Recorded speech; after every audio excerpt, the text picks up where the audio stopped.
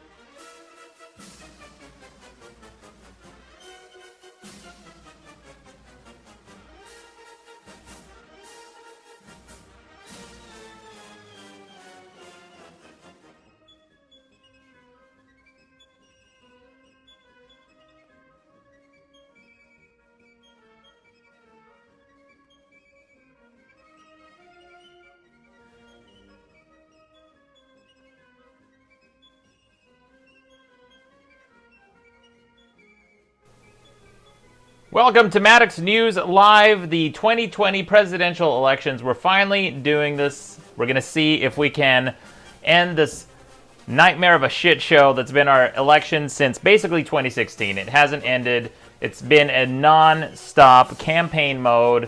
I feel like it never ended. The 2016 elections never ended. It's been campaigning ever since. Non-stop campaigning, non-stop rallies, non-stop bullshit. With me today is Stan Morris from NEA Report in Arkansas. Stan the Man Morris, welcome to the stream. Hey, thank you for letting me join you. It's going to be historic this night, no matter what happens. We don't know what's going to happen yet. A lot of polls are still going to close, but also we're seeing a lot of results come in too. And my cat's over here, he just started making a ton of noise right as we started the stream. So if you notice me laughing at the beginning, that's why. All right, thank you for the update, and we're gonna check in with your cat. Maybe we'll see what your how your cat is voting. Stan, it says Stan is echoing. Okay, we're gonna see how the audio sounds. We're still troubleshooting some last-minute things. We got 4 minutes until the next poll closes. I believe that is. Let me pull that up. Do you know what that is, Stan? At let's see, that is 8:30. No, 9 p.m. Eastern, which is it looks like 9 p.m. Eastern is 156 electoral college votes. That is Texas, Louisiana, Arizona, New Mexico, Kansas, Colorado, Nebraska. Okay, audio sounds clear. My audio sounds clear. Okay, Stan, give us an audio test again. Let's see if the audio sounds good. Yeah, man, here we are. How do I sound? Horrible? All right, how does that sound, guys? One more time, Stan? Hopefully I sound fantastic, but if I sound horrible, everybody, definitely let me know and be nice about it. All right, how does that audio sound? They still say there's an echo. Let me see. It might be something I can do on my end here. I think I know what the problem is. 1 second here. I like how Morris said I sounded sexy.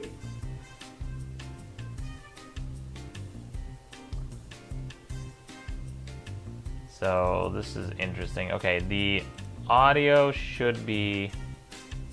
Well, this is strange. So I might be able to do one thing here. Hang on a sec. Now, how echoey is it? Can you give us another sound test, Stan? Sure, man. Yeah, just I hope it doesn't sound too echoey. Hopefully, we find out some more stuff on the election tonight. I made chili. Yeah, they're saying, okay, the audio sounds good. Okay, cool. Okay. So here we are, guys. Looks like currently it's 44 to 42 electoral votes for Biden at the moment. Hunu says the reverb is because the mic's picking up. No, I don't think so. Hunu, I have a lav mic and it's very local, so it's probably isn't. Oh, it is super echoey? Olo, is it super echoey for me or for Stan or for both? Let us know. Dirty McCordy says, oh joy, tears from DNC Muppets. Not a Trump fan, but I have far more common sense than any Biden Muppets. P.S. I once schooled Maddox live on air. No, you didn't, Dirty. Dirty McCordy, that is fake news. That is fake news. I wish there was a way to tie in you guys. Oh, yeah, they're saying just Stan has an echo. They say it's tolerable. I think it may be... Thank you, Michael Eli, for the 2. I think it may be the way that it's set up. Like, right now, it's scraping your audio from the stream, and it may be, like, duplicating. I'll try one more thing. We could try headphones in a sec. Yeah, the Geoster says, hey... Give it a shot. Hey, the Geoster says, hey friend, I'm enjoying the show. Thank you, the Geoster. Appreciate that. By the way, I have changed the default Streamlab animations. This like bullshit little zombie thing running. I know it's embarrassing to have the default Streamlabs animations going, but I changed it a long time ago. It hasn't updated for some reason. That is terribly embarrassing, but that's okay. Yeah. It sounds like I'm in a stadium right now, so you know, I can work with it. Pointless Failure says, Stan has an echo, but Maddox has an ugly face. Can we fix that? That's funny, Pointless Failure. Real funny. It's not what your mom said last night. Somebody asked you, are you guys gay? Yes. Oh, Stan is speaking for himself. Pertilio says, Pertilio, thank you for subscribing. Oh, hang on. I needed to update one last thing here. Make sure that we got everything good. All right, cool. Pertilio, thank you very much. And the Geoster, thank you for the $4.99. And Michael Eli, thank you for the 2. And who else? I think we got it. And Jaden McCaskill, thank you for subscribing. Yeah, guys, if you guys haven't followed this stream, I did an election coverage last time, and it was, boy, it was like a 9-hour-long stream. It was insane. But, thank you at the left there. Thanks for the 1. Says, fuck Donald Trump. Thank you at the left there. Appreciate it. So I'm also doing voting again, guys. If you go to madcastmedia.com, if you vote on madcastmedia.com, the link is in the description. It's the top link in the description. Also, I can post it in the chat, I believe. Let me post this in the chat so you guys have it there as well. You can vote on madcastmedia.com. You can also watch the stream there and comment and do all that other fun stuff as well. That is real-time voting that we'll be seeing all throughout. So you guys can vote even if you're outside the country. Okay, the polls have just closed. That is the polls for the next location, the next region, which is New York, Michigan, Wisconsin, Minnesota, North Dakota, South Dakota, Nebraska, Kansas, New Mexico, Colorado, Wyoming, Arizona, Texas, and Louisiana. So it says here, according to New York Times, that Arizona, Colorado, Minnesota, all those states that I just mentioned, the Democrats are hoping to flip a Senate seat in Arizona and Colorado. So we'll see how that happens. Stan, do you have like the Senate race up anywhere? Yeah, I do have some of them pulled up, but that Senate race is most likely going to be in John McCain's district. John McCain, not exactly Donald Trump's best friend, and of course, a lot of tensions there that have unfolded really over the last, several years. I think, in fact, the last couple of days, Cindy McCain endorsed Joe Biden, so it'd be interesting to see what happens in Arizona. That's right. That's a good point. Yeah, that will be interesting because McCain was popular in Arizona, I believe. Let's see. Not all these super chats are showing up for some reason. Thank you, Arrogant Media, Super Arrogant Bros. Check them out on madcastmedia.com. It says, I want to get off of Mr. Bones' Wild Ride. Thanks for the $1.99. And then we got 110 for Good Child Music. It says the audio is good. Thank you, Good Child Music. And let's see who else we got here. Ian Terry, thanks for the 5. Says the stream is worse than Garfield. Well, thanks for the 5 then. I'm gonna spend that. I'm gonna really enjoy spending that. The Geoster says, I know it doesn't matter much, but it's pronounced Jester. Well, I mean, it's not spelled Jester. I'm not good with spelling words. I appreciate your time in this matter. Okay, thank you, Jester. Noted. Let's see. Someone said there's nothing worse than Garfield. Okay, cool. So Matt Rayeth says, if you were to write in a name part of your own, who would it be? Write in a name apart from your own.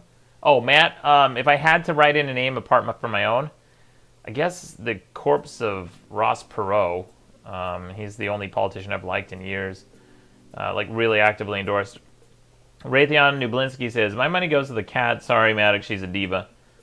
All right, good to know. Skate Ever 515 says, your friend's a little echoey, but you sound fine. Love your books. Thank you, Skate Forever 515. All right. So, I don't see... Let's see, if you guys have voted on madcastmedia.com... Oh, shit. You know what? I have the wrong link up on this Madcast voting. That's why it's not updating. Yeah, it is. Hang on a second. I'll get this this updated. I'll get my own link right. You know, while we've been sitting here, just in the last maybe 10, 15 minutes, the New York Times has shifted North Carolina from being a likely Biden state to leaning Trump. They're saying now 79% leaning Trump, so it's a pretty significant change. May end up being a Trump state there as well. In other words, the path to victory for the president is widening as time moves forward. So we'll see what happens. That is interesting because the same shit is happening as last time, it seems, with 538. Man, I was so disappointed with 538 last time. I know a lot of people were saying that 538 had the best margins for Trump at the last election, like at 30%. But yeah, it's looking like a repeat of last election. Let's see, we got a super chat. Ian Terry, thank you for subscribing. At the left there, thanks for the 1. Ian Terry for 5. Wait, where did it just go? This says, really, the audio is fine. Oh, I'm sorry, that's Good Child Music. It says, really, the audio is fine, 6 dB less, and idle. Okay, great. So it's not clipping. Thank you very much. Good Child, yeah, thank you for the 5 there. It just came through. Maddox, my favorite comment I've ever read. Who is that hairy toe with Maddox? Michael Eli, thanks for the 5. Says, great content. Appreciate that. There it is. At the left there, thanks for the 1. Says, I literally want to die. Please kill me. Take $1, Maddox. Well, don't do that. That would that'd be kind of a bummer jam for this election. Let's just hang out. Let's just see what happens. Why the hell not? Michael Eli says, great content. Thanks for the 5, Michael Eli. And let's see. Okay, so we're still looking at the ABC News map. I also have the New York Times map on the screen. I'm going to post that here. And by the way, thank you so much for Stan the Man Morris for helping me out with these setups before the stream. Because I couldn't, for the life of me, figure out why the New York Times map wasn't showing. There it is. Okay, so whoops. What did I just hide? Okay, there it is. Stan is back. And this is what we want to hide here. We've got ABC News and New York Times. This is... Okay, now on the screen is the New York Times news. The New York Times source. They're pretty much identical, it looks like. Right? Yeah. So New York Times is showing us... Oh, boy, I wish it showed... Let me see if I can get this New York Times to show the overlays. Like, for some reason, it's not showing the overlays. Let's see if this works. Yeah, okay, there we go. Now it's showing the overlays. Sweet. So we have, what were you saying, Stan? Like North Dakota was favored Trump and now it just changed? Yeah, no, so North Carolina, it was actually leaning toward Biden, at least in the projections according to the New York Times, and probably within the last 30 minutes, it's shifted more toward leaning Trump.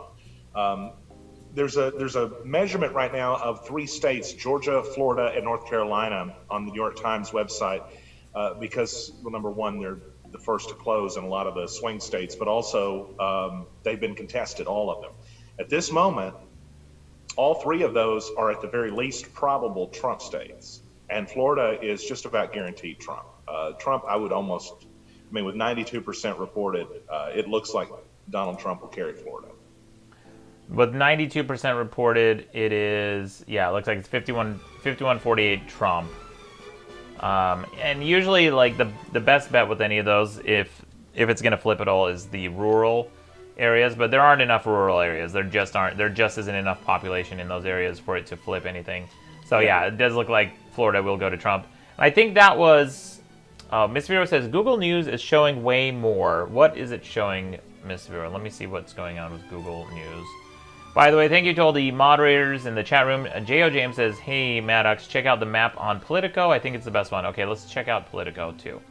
Well, great. I just realized something. We have, if I set this to be in, oh, this is exclusive screen mode. This is dumb as hell. Hang on a sec.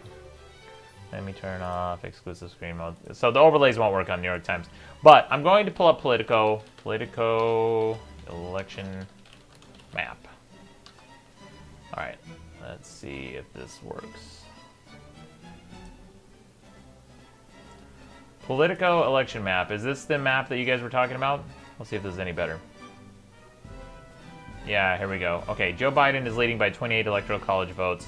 122 to 94 Biden, according to Politico. This is the Politico map now, and oh yeah, this is much better. This overlay and everything works much better. Nice. Colorado is leaning Biden 65. New Mexico is, they're projecting Biden.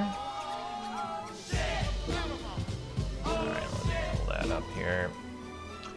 Randall the homie, thanks for the 5, says, donating to show my gratitude because I'm a human and not a dipshit octopus. Thank you, Randall. Fuck octopuses. Median says, holy shit, anyone else notice that Maddox is using Winamp? OG nerds. Yeah, really whips the llama's ass. Alright.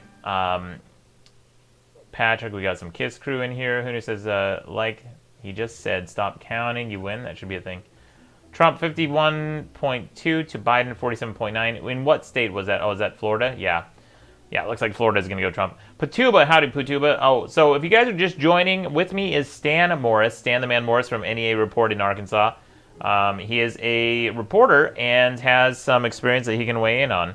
Stan, you want to give us a little bit more on that background? Yeah, sure, man. Of course, I look like a hairy thumb, according to somebody in chat, which is my favorite comment so far. But no, I've worked on a congressional campaign, and obviously I've reported on politics for a very long time. More than anything else, I just love history. I love politics. And so tonight is all about the historic moment for me. I'm not invested in it in the sense of, going to be made or broke by a winner or a loser. But I do think that, man, what an interesting time it is. What an interesting election with all the stuff that's happening with people early voting.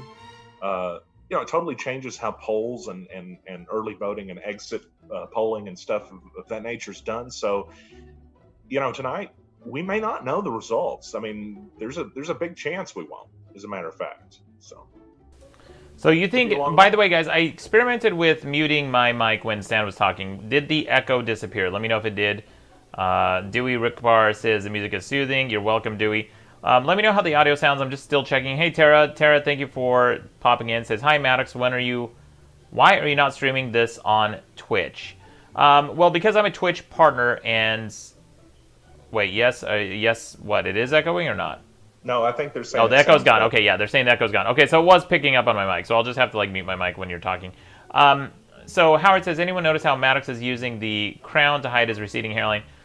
You fucking idiot.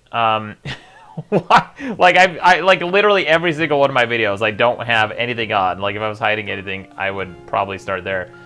Sierra says, sounds better, good. Tara, so to answer your question, why am I not streaming this on Twitch in addition to YouTube, is because I'm a Twitch partner. Twitch partners cannot do multi-streams, unfortunately.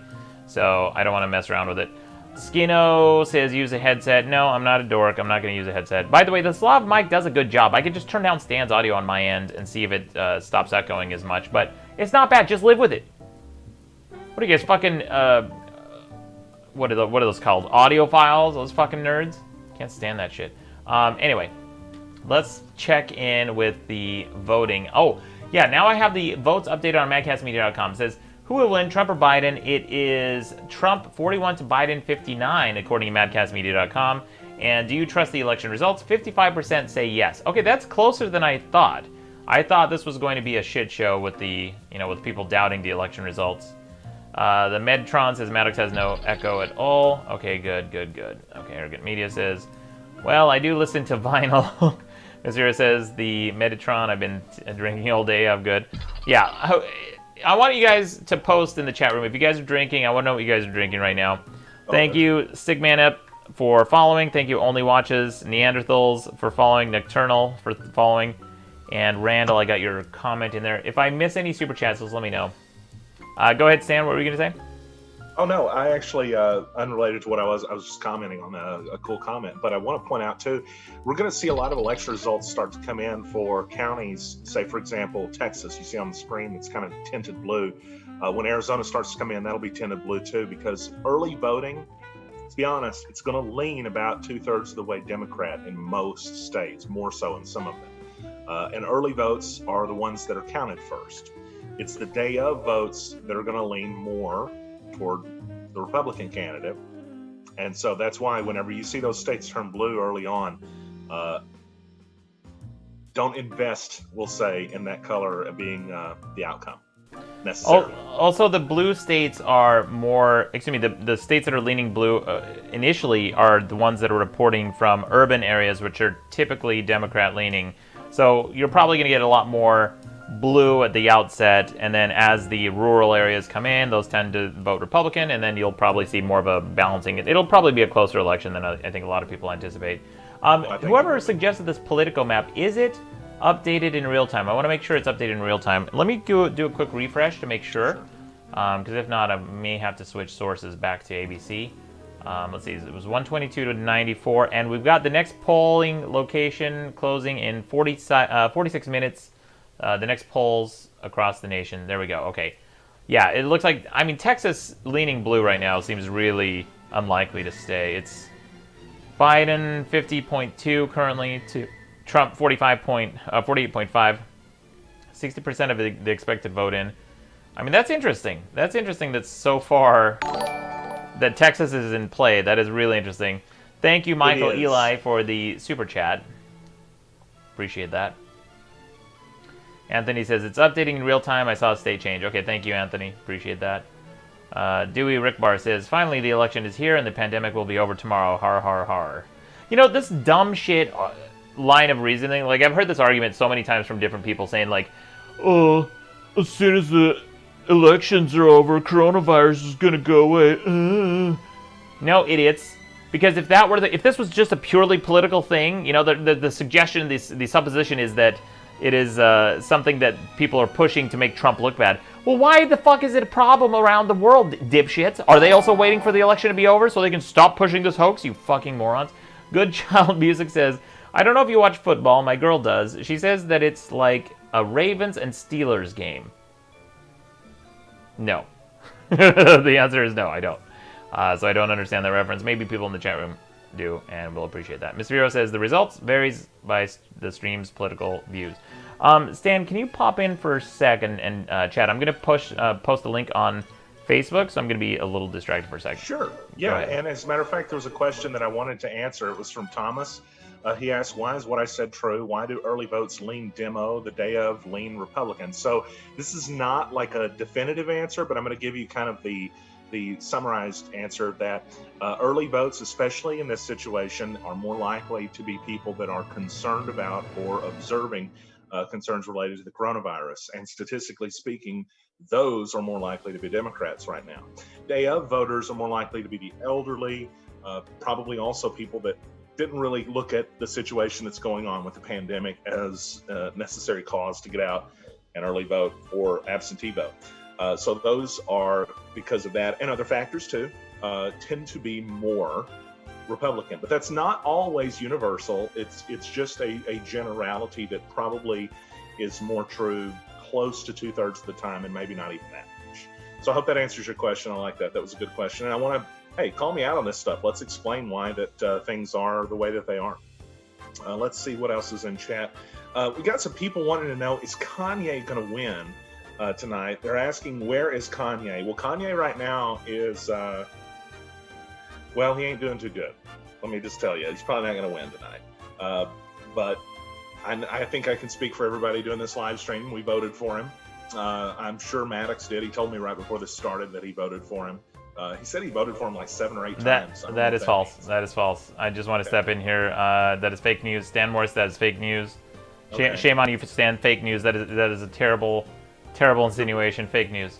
You're breaking up. Couldn't hear much of what you said, except that everything I said was true. That's what I heard. But anyway, Yeah, no, like Kanye is probably not going to. I mean, if he even could walk away with 1% of the popular vote, that would be surprising to me.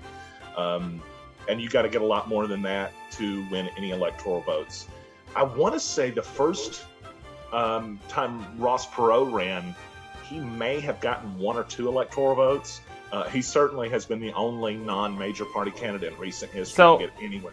So I'll tell you what happened with Ross Perot. The first time he ran, he was polling around 30% in the highest polls, I think, like 24 to 30% in the highest polls during the election, and before he dropped out. He didn't get any electoral college votes because he dropped out before the actual election. However, they were predicting that he could have taken, like a third of the electoral college votes, and that's when I think both Democrats and Republicans, conservatives and liberals, kind of panicked. They shit their pants because they saw the writing in the walls. If this becomes a 3-party system, or if there's more than these 2 alternatives, they have to spend a lot more money combating not 1 political candidate, but 2, and the third one is going to be a wild card. They're not going to have the usual playbook of smearing the other side as like all Democrats are socialists and all Republicans are racists. They're not going to have those same playbooks because you're going to have like some wild card candidate, and conservatives will probably try to lump them in with Democrats, and Democrats will try to lump them in with conservatives.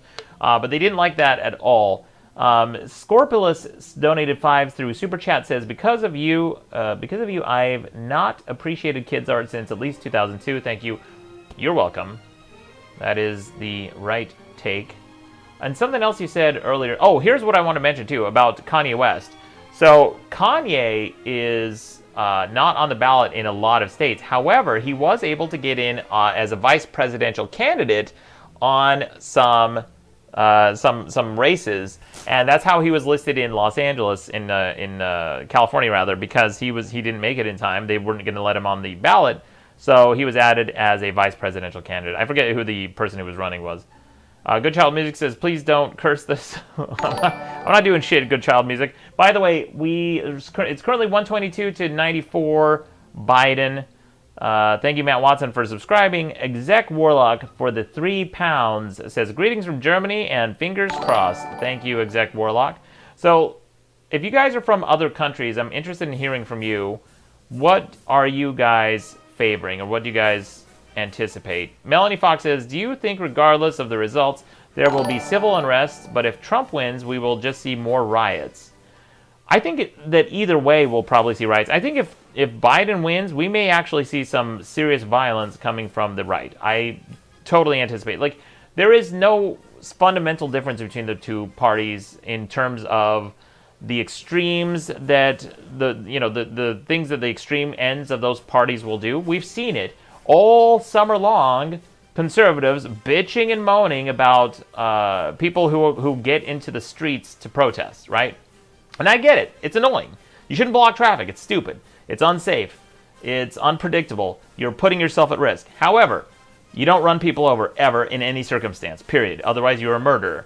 Now, we've seen in the last few days on the run-up to this election that you've seen conservatives actually blocking traffic. And I know that one of those instances was a police officer preventing a caravan getting onto the freeway. Well, part of the reason they're doing that is because everybody had a giant, like those giant Trump flags that become obstacles and obstructions for view and driving. And of course, the cops aren't going to let you get on as this giant protest caravan on the freeway. It's going to block traffic just like anything else. But also in a bridge, I believe in New York, there were protesters on their feet in the streets, waving Trump flags. So, I mean, you're not immune to it. You're not immune to this shit. Good Child Music for 5. Thank you for the super chat. Says, I want Biden to win in absolute chaos. Okay, let me see if I understand you correctly. You want Biden to win and you want absolute chaos? Or you want Biden to win and there will be absolute chaos? Wasn't very clear. Stan, anything you want to weigh in on that? Yeah, so that's some interesting and great insight, too. You're very much right about both parties. Both sides of the parties have their extremes. So either or, really any side or any ideology, if you get extreme with it, becomes dangerous. Right now, especially amongst the liberal community, the last 4 years have been difficult. And every situation from police shootings to political treaty withdrawals and other things, it has chipped away at that resolve. So, in my opinion, my estimation, a Biden loss tonight, we're much more likely to see public unrest. Is that the right way to put it? I guess. But I agree with you that either way it goes, it could be a situation where there is some localized craziness, we'll say. But hopefully not. Hopefully people are calm and normal about this. I mean, it's an election, yeah. Certain sides win, certain sides lose. Ask Hillary Clinton. It just doesn't always go your way. But yeah, I would agree with you that there is always that possibility from both sides. That being the case, and I'm just sitting here watching results. If you see me looking off screen, wondering what I'm doing, I think the powder keg is pretty loaded for either way, but especially if this doesn't go Democrats' way, it'll be interesting to see. Well, what's interesting is I think, thank you, Good Child, for the 5 says True Dad. I think what you're going to see is a lot of people were anticipating there would be riots, especially in Los Angeles. All the shops, everything has been completely boarded up everywhere you go. And I think in a lot of bigger cities like Chicago, New York, they've started to board up everything. I don't think that the threat comes necessarily from people rioting because of these election results. And, I may come to eat those words, so we'll see. But I think that those extreme emotions tend to flare up with civil rights abuse type issues. Like, this is not a George Floyd type situation. This is something where people may be upset with the election results and want to protest. I don't anticipate them becoming overly violent because they're not, they don't pull the same type of emotional punch as like the George Floyd thing was. The George Floyd thing was like a very emotional thing. A lot of people, it was a powder keg from the get-go. Raytheon Nublinski says, come to Texas and try that logic. Everyone loves guns here. Well, Raytheon, the problem with like this gun logic, like you guys think you're tough guys because you have guns, is the people protesting can also have guns, and a lot of times do. You've seen how that turns out. It doesn't work out well. Like, it's kind of a toss-up. Like, sometimes your side gets killed, and sometimes your side gets the kill. If you're going to try to push this narrative that you're going to be safe because of guns, it's just a matter of time before the people who are protesting wise up and start carrying guns too. And then you're on the verge of an all-out civil war. I don't think that guns are going to prevent anyone from doing anything. In fact, it's just going to become more deadly. It's going to cause the riots to become more violent. I don't think that that's the answer. I think the answer is to have some moderation and to have somebody, if only we had a leader who would come in and step in and try to quell some of the anger and outrage and violence, and rather than sowing seeds of division, castigating entire, tens of millions of people. I mean, remember when Hillary Clinton, this phrase that she said that kind of stuck with her, and it was the rallying cry of the right, which is she called conservatives a basket of deplorables, or specifically Trump supporters, a basket of deplorables. Well, Trump supporters then took that label and wore it like a badge of honor. They called them, in fact, there was a Facebook group. It's called the Basket of Deplorables. There's the Deplorables, the Deplorable bands and musicians who come out and have worn that label like a badge of honor. And it was not politically popular to do so, because when you dismiss 50% of the U.S. population as being dumb or evil or bad or wrong, that is not a winning formula that sows division. Hillary Clinton made that mistake once. Trump makes that mistake every single day, and I think that's why we haven't seen divisiveness on this level in this country. I don't think, well, as far as I've been alive, I've never seen it like this. And Stan, maybe you can speak to that. I don't know. I just haven't seen a nation this divided in a long, long time. In our lifetimes, no. I mean, especially, the last 30 years, 35 years, 40 years or so, we really haven't. The civil rights movement was probably the closest thing you could get to this in modern history, but that's before both of our times. Maybe not you, you're old, but I'm young. No, but so you're right. It's especially, it seems like it started during the Obama presidency, and I'm certainly not placing blame on him, but I think that having an African-American president, I think that brought a lot of people's tensions or maybe even bad beliefs in the back of their mind to the forefront. and perhaps that's what led to what we're dealing with today with more of a tense situation. But it has reached a different level, I think, than it has at least in my lifetime. Certainly, it wasn't like this when Bill Clinton was running against Bob Dole, was it? Right, or even during Bush. I mean, the most contentious election I'd seen up to that point at that time was Bush versus Kerry, because Bush was immensely unpopular during his second run for presidency because it was very contentious. He ran into Iraq. People didn't like that war because the weapons of mass destruction weren't found. People were very upset at George W. Bush, and why I don't have high hopes for Biden, and again, I can't stand Trump personally. My personal politics is I don't like him, but I also don't have high hopes for Biden because they're running Biden as the anti-Trump candidate, and you cannot run a candidate as the alternative, as at least he's not this guy, right? You don't want somebody to vote against the other person. You want them to vote for you. What is Biden bringing to the table? What does he offer? Well, it doesn't seem like he has the passion. He doesn't have the enthusiasm. He's not a bad person. He's not an evil person. And I'm not crazy about some of the ideas he has, but at the same time, he just doesn't, in my opinion, have the enthusiasm that, say, just like Kerry. Kerry didn't have that enthusiasm either. Let me read some of these super chats real quick, and I want to hear your thoughts too, Stan. Simon Massey donated $5 for super chat. Says, I was sitting there the other day watching my girlfriend change the oil in my car, and I was getting pissed because she kept struggling with it when she tried. Oh, that's funny. That's an old school article of mine. Why change your oil when your girlfriend can do it? Very funny stuff. I highly recommend you guys read everything I've ever written. It's great. Good Child, thanks for the 5, says, can we program a system nation to nation to keep a tab on guns owned? I don't think so. I don't think that'll ever happen, Good Child, because basically what you're asking people to do is to create a gun registry. I mean, you kind of have it with background checks and stuff. The FBI could create a database relatively easily anytime a background check was done for a gun purchase, and then put that into a database as of gun owners approximately. But that'll be immensely unpopular. You'll find a lot of resistance for that. And frankly, I don't know where you'll find the political willpower to fund something like that. Because imagine if you bought a gun and you hung on to it for a number of years, you use it for target practice or hunting or whatever it was, then you wanted to sell that gun. Well, you would have to pay for some kind of administrative oversight to then update that record so that that gun you purchased is no longer in your name and is now in the new name of the new purchaser. Well, to have something like that enforced, A, and B, upkept so that it's in any way reliable is an expensive task at the very least. I mean, if you wanted to fund something like that, you'd have to find some political capital to do so, and I just don't know that you're gonna find much of it, especially in this climate.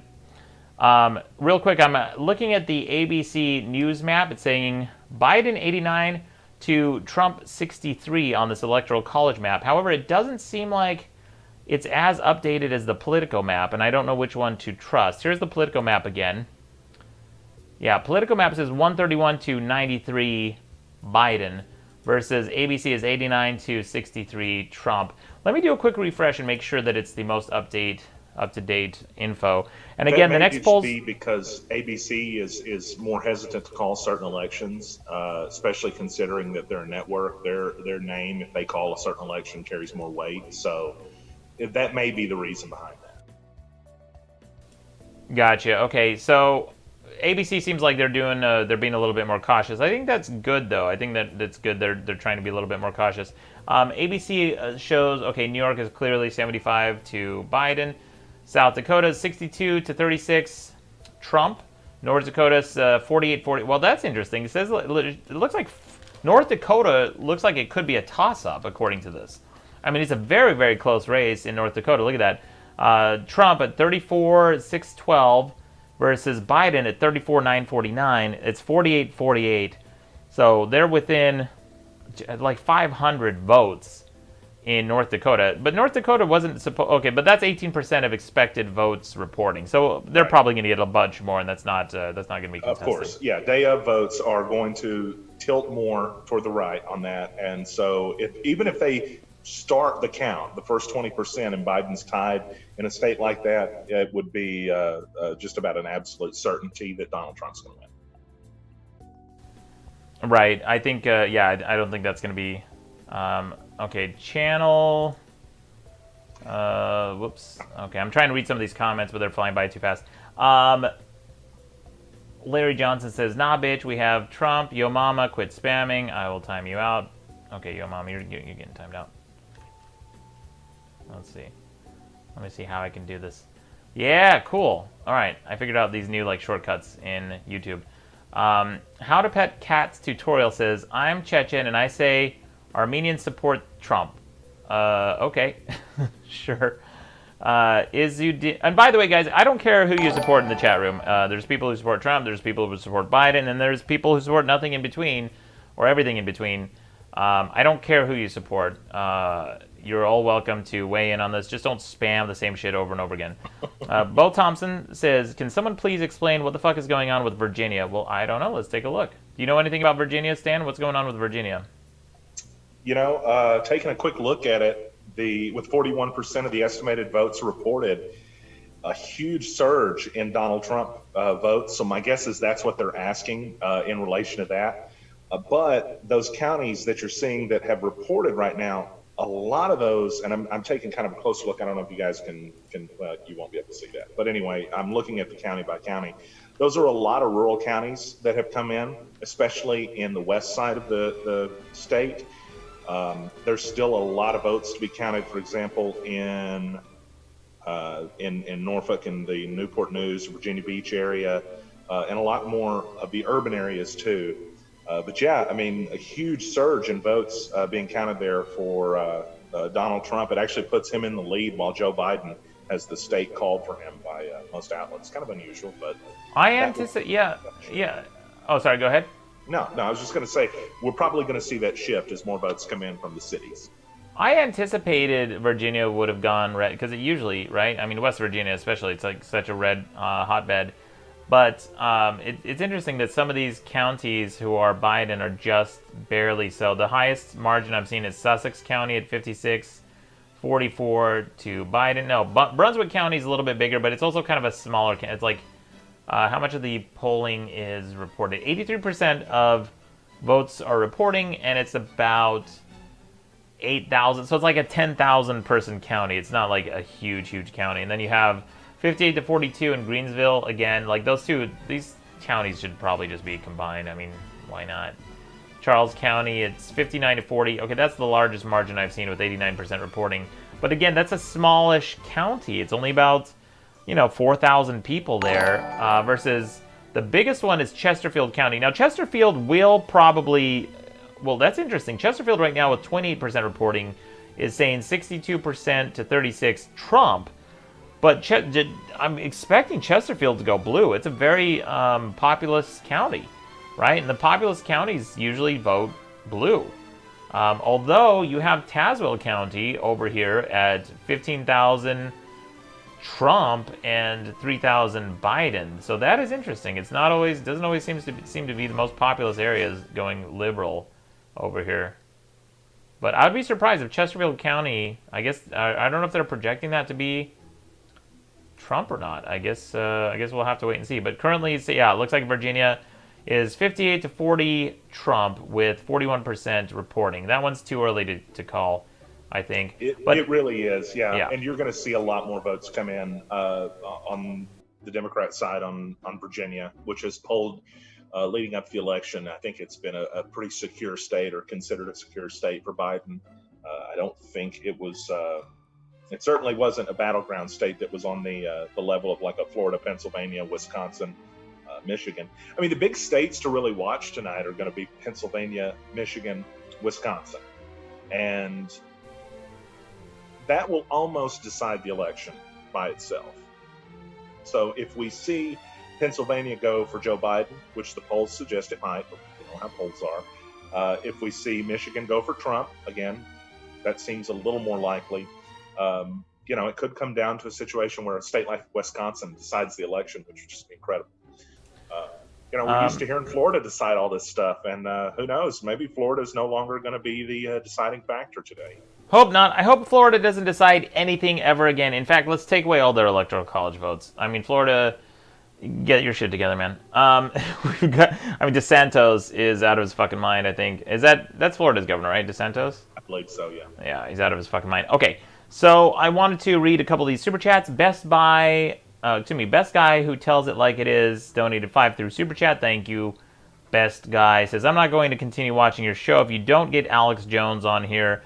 Well then, time to sign out because I'm never bring that fucker on. Good Child Music says, I just want the Cheetos and Chief to leave. That's funny.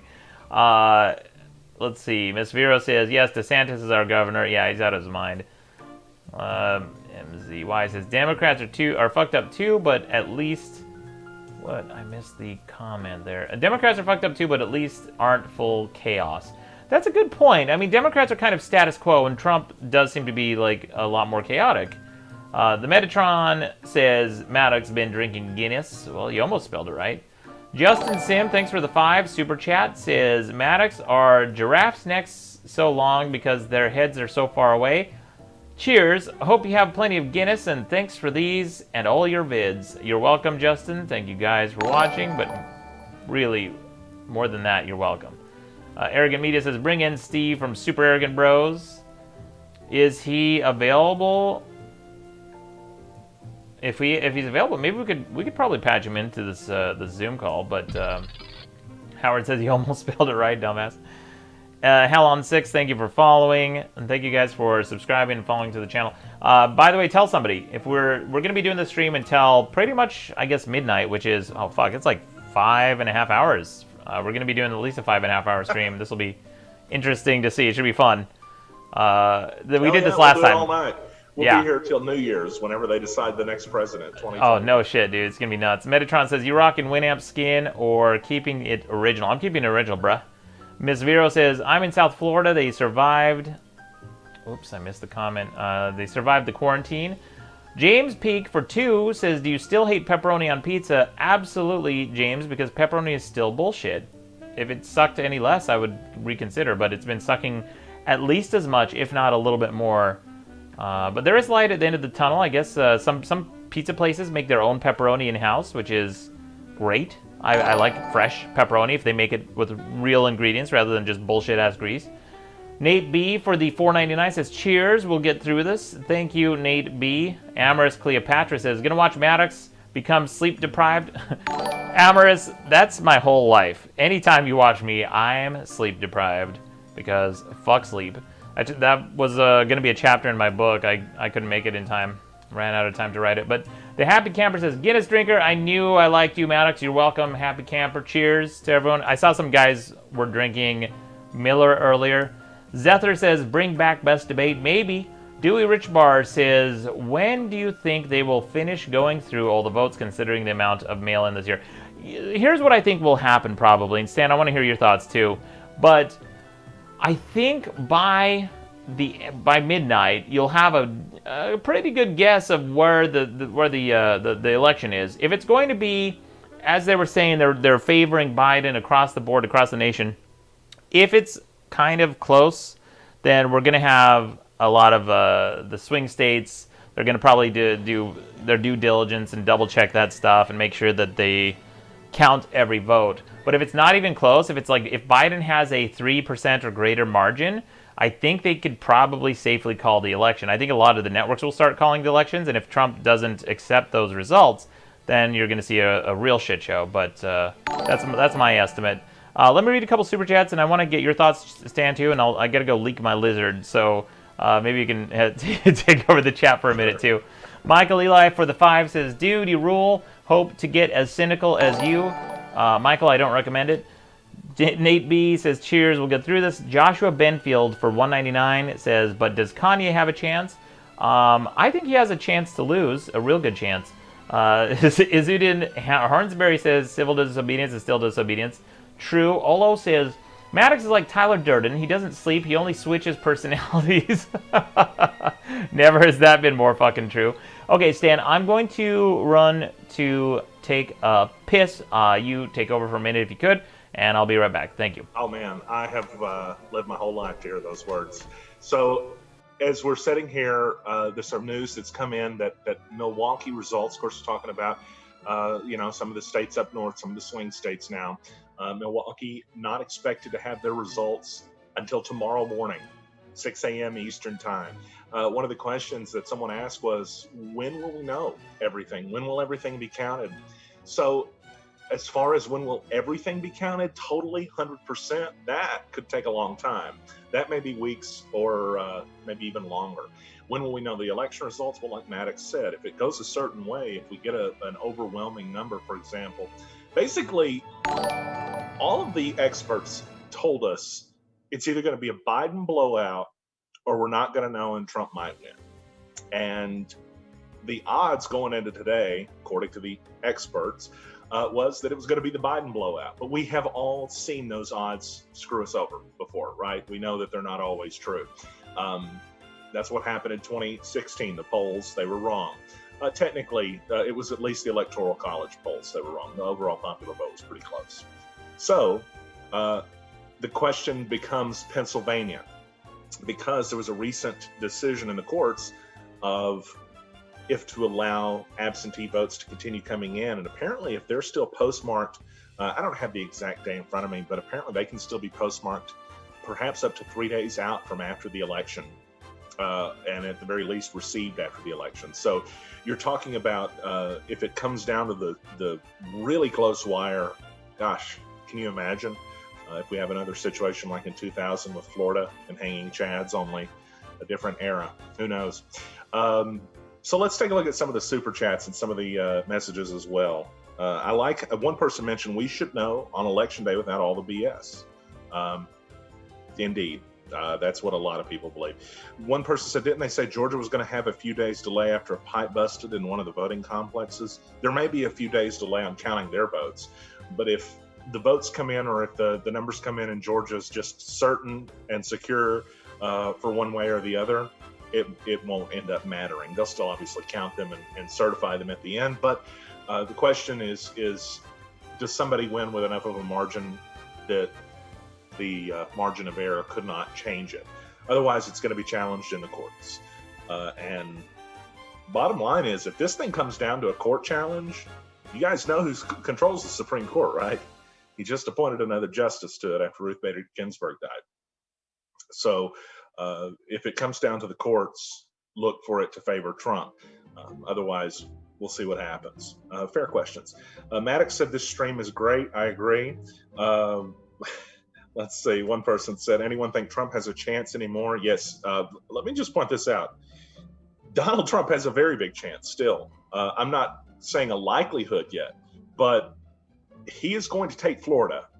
He's probably taking Georgia. There's a fair enough chance. I mean, he's in contention right now for Ohio. North Carolina's been a little bit wacky, so we don't know what's going to happen there. The latest vote totals show Joe Biden in the lead in North Carolina, so Biden may actually take that. Let's look at Ohio, which is always a swing state. They're super close. Biden 49.5% to Trump's 49.2%, but remember, we talked about this earlier. Those votes that get counted at the end, those traditionally can end up being Republican votes more so. Not always, but more so. Just looking at some of the results here, looks like Joe Biden won Colorado. I don't guess that's a big surprise. I wonder if their voter turnout was high. I'm not as funny as Maddox. Sorry, that's the best I've got. Yeah, Maddox had to go to the bathroom, so you've got me. That's what one person said. Would Judge Judy be presiding? Yes. Yes, we are in the reality era of America now. The death throes of democracy. One person said the Supreme Court scares me. Another person said, oh, okay, I love these kind of questions. Can you explain how Electoral College votes determine the outcome regardless of how the popular vote? So basically, each state is like its own contained election, and whoever wins, generally in almost all the states, wins all the electoral votes, but there's some that they don't. There's some that they win a percentage or a portion of it, and so that's the quickest explanation to that question I can give. Appreciate it. Good question, by the way. Thanks. Donald Trump is now the 260 favorite on Bovada to win the 2020 presidential election, 72.22% implied odds. Indeed. I appreciate you for pointing that out. I don't have that pulled up in front of me. But, there you go. One person said hexagons are the bestagons. And how do you disagree with that? Yeah, a bunch of hexagon propagandists in the chat room. We will not be tolerating hexagon propaganda. I'm sorry. I had no idea that was okay. So somebody in the chat, thank you, Stan. By the way, if you're just joining, that is Stan Morris from NEA Report. And Stan, how can people follow you on social or Twitch or whatever you'd like? 200. But also there's on Facebook we've got like 43,000 or something like that. So. Cool. So I wanted to answer one of the questions in the chat room. Somebody asked what the Electoral College was. So for those of you who are outside of the United States, or even in the United States, because it's a very confusing, bullshit-ass system that we have, basically, yeah, like Stan said, each state is like its own mini-election, but they assign Electoral College votes based on certain states, and the way that the math works is kind of wishy-washy because it's not based on the proportion of your population according to the national average or according to the size of your state. So California gets, I believe, let me check. You can kind of see when you hover the mouse on some of these maps how many Electoral College votes there are. Yeah, so 55 for California. But California has a population of about 30 million people, versus Utah has 6 for a population of 2. So you do the math. Look at that ratio there, 6 to 2. All right, that's basically like 3 Electoral College votes for every million population. And I believe I'm remembering that correctly. Let me double check. Stan, can you check the population of Utah and the population of California and check those ratios? 55 to 30. And I think Dean told me I misunderstood your question. He said you asked how can people follow me, not how many people follow. In which case it's NEA Report on Facebook or Stan Morris. Just look for a face that's this bad attached to it. You asked me a question, Maddox. What'd you say? Yeah, so I was going to see if you could check the ratios. So Utah looks like the population is 3 million people, and it gets 6 Electoral College votes. So that's basically 2 Electoral College votes for every million. You get 3 Electoral College votes for every 2 million people in Utah, approximately. So, and then California, you have 55 Electoral College votes for. Let me see what this is. Let's see, we got. I'm going to Google it, Electoral College votes per population. Maybe there's a website. But yeah, I mean, and the point that you're going to bring up here is that states like California, if you live in California, you have less of a vote as an individual than you do if you live in, say, Nebraska, for example. Right. So California has 40 million people who live in California, okay? And they only get 55 Electoral College votes. So 55 divided by 40 gives you a ratio of 1.3 Electoral College votes per person, all right, for the entire state. 1.3 for the entire state versus Utah gets 2.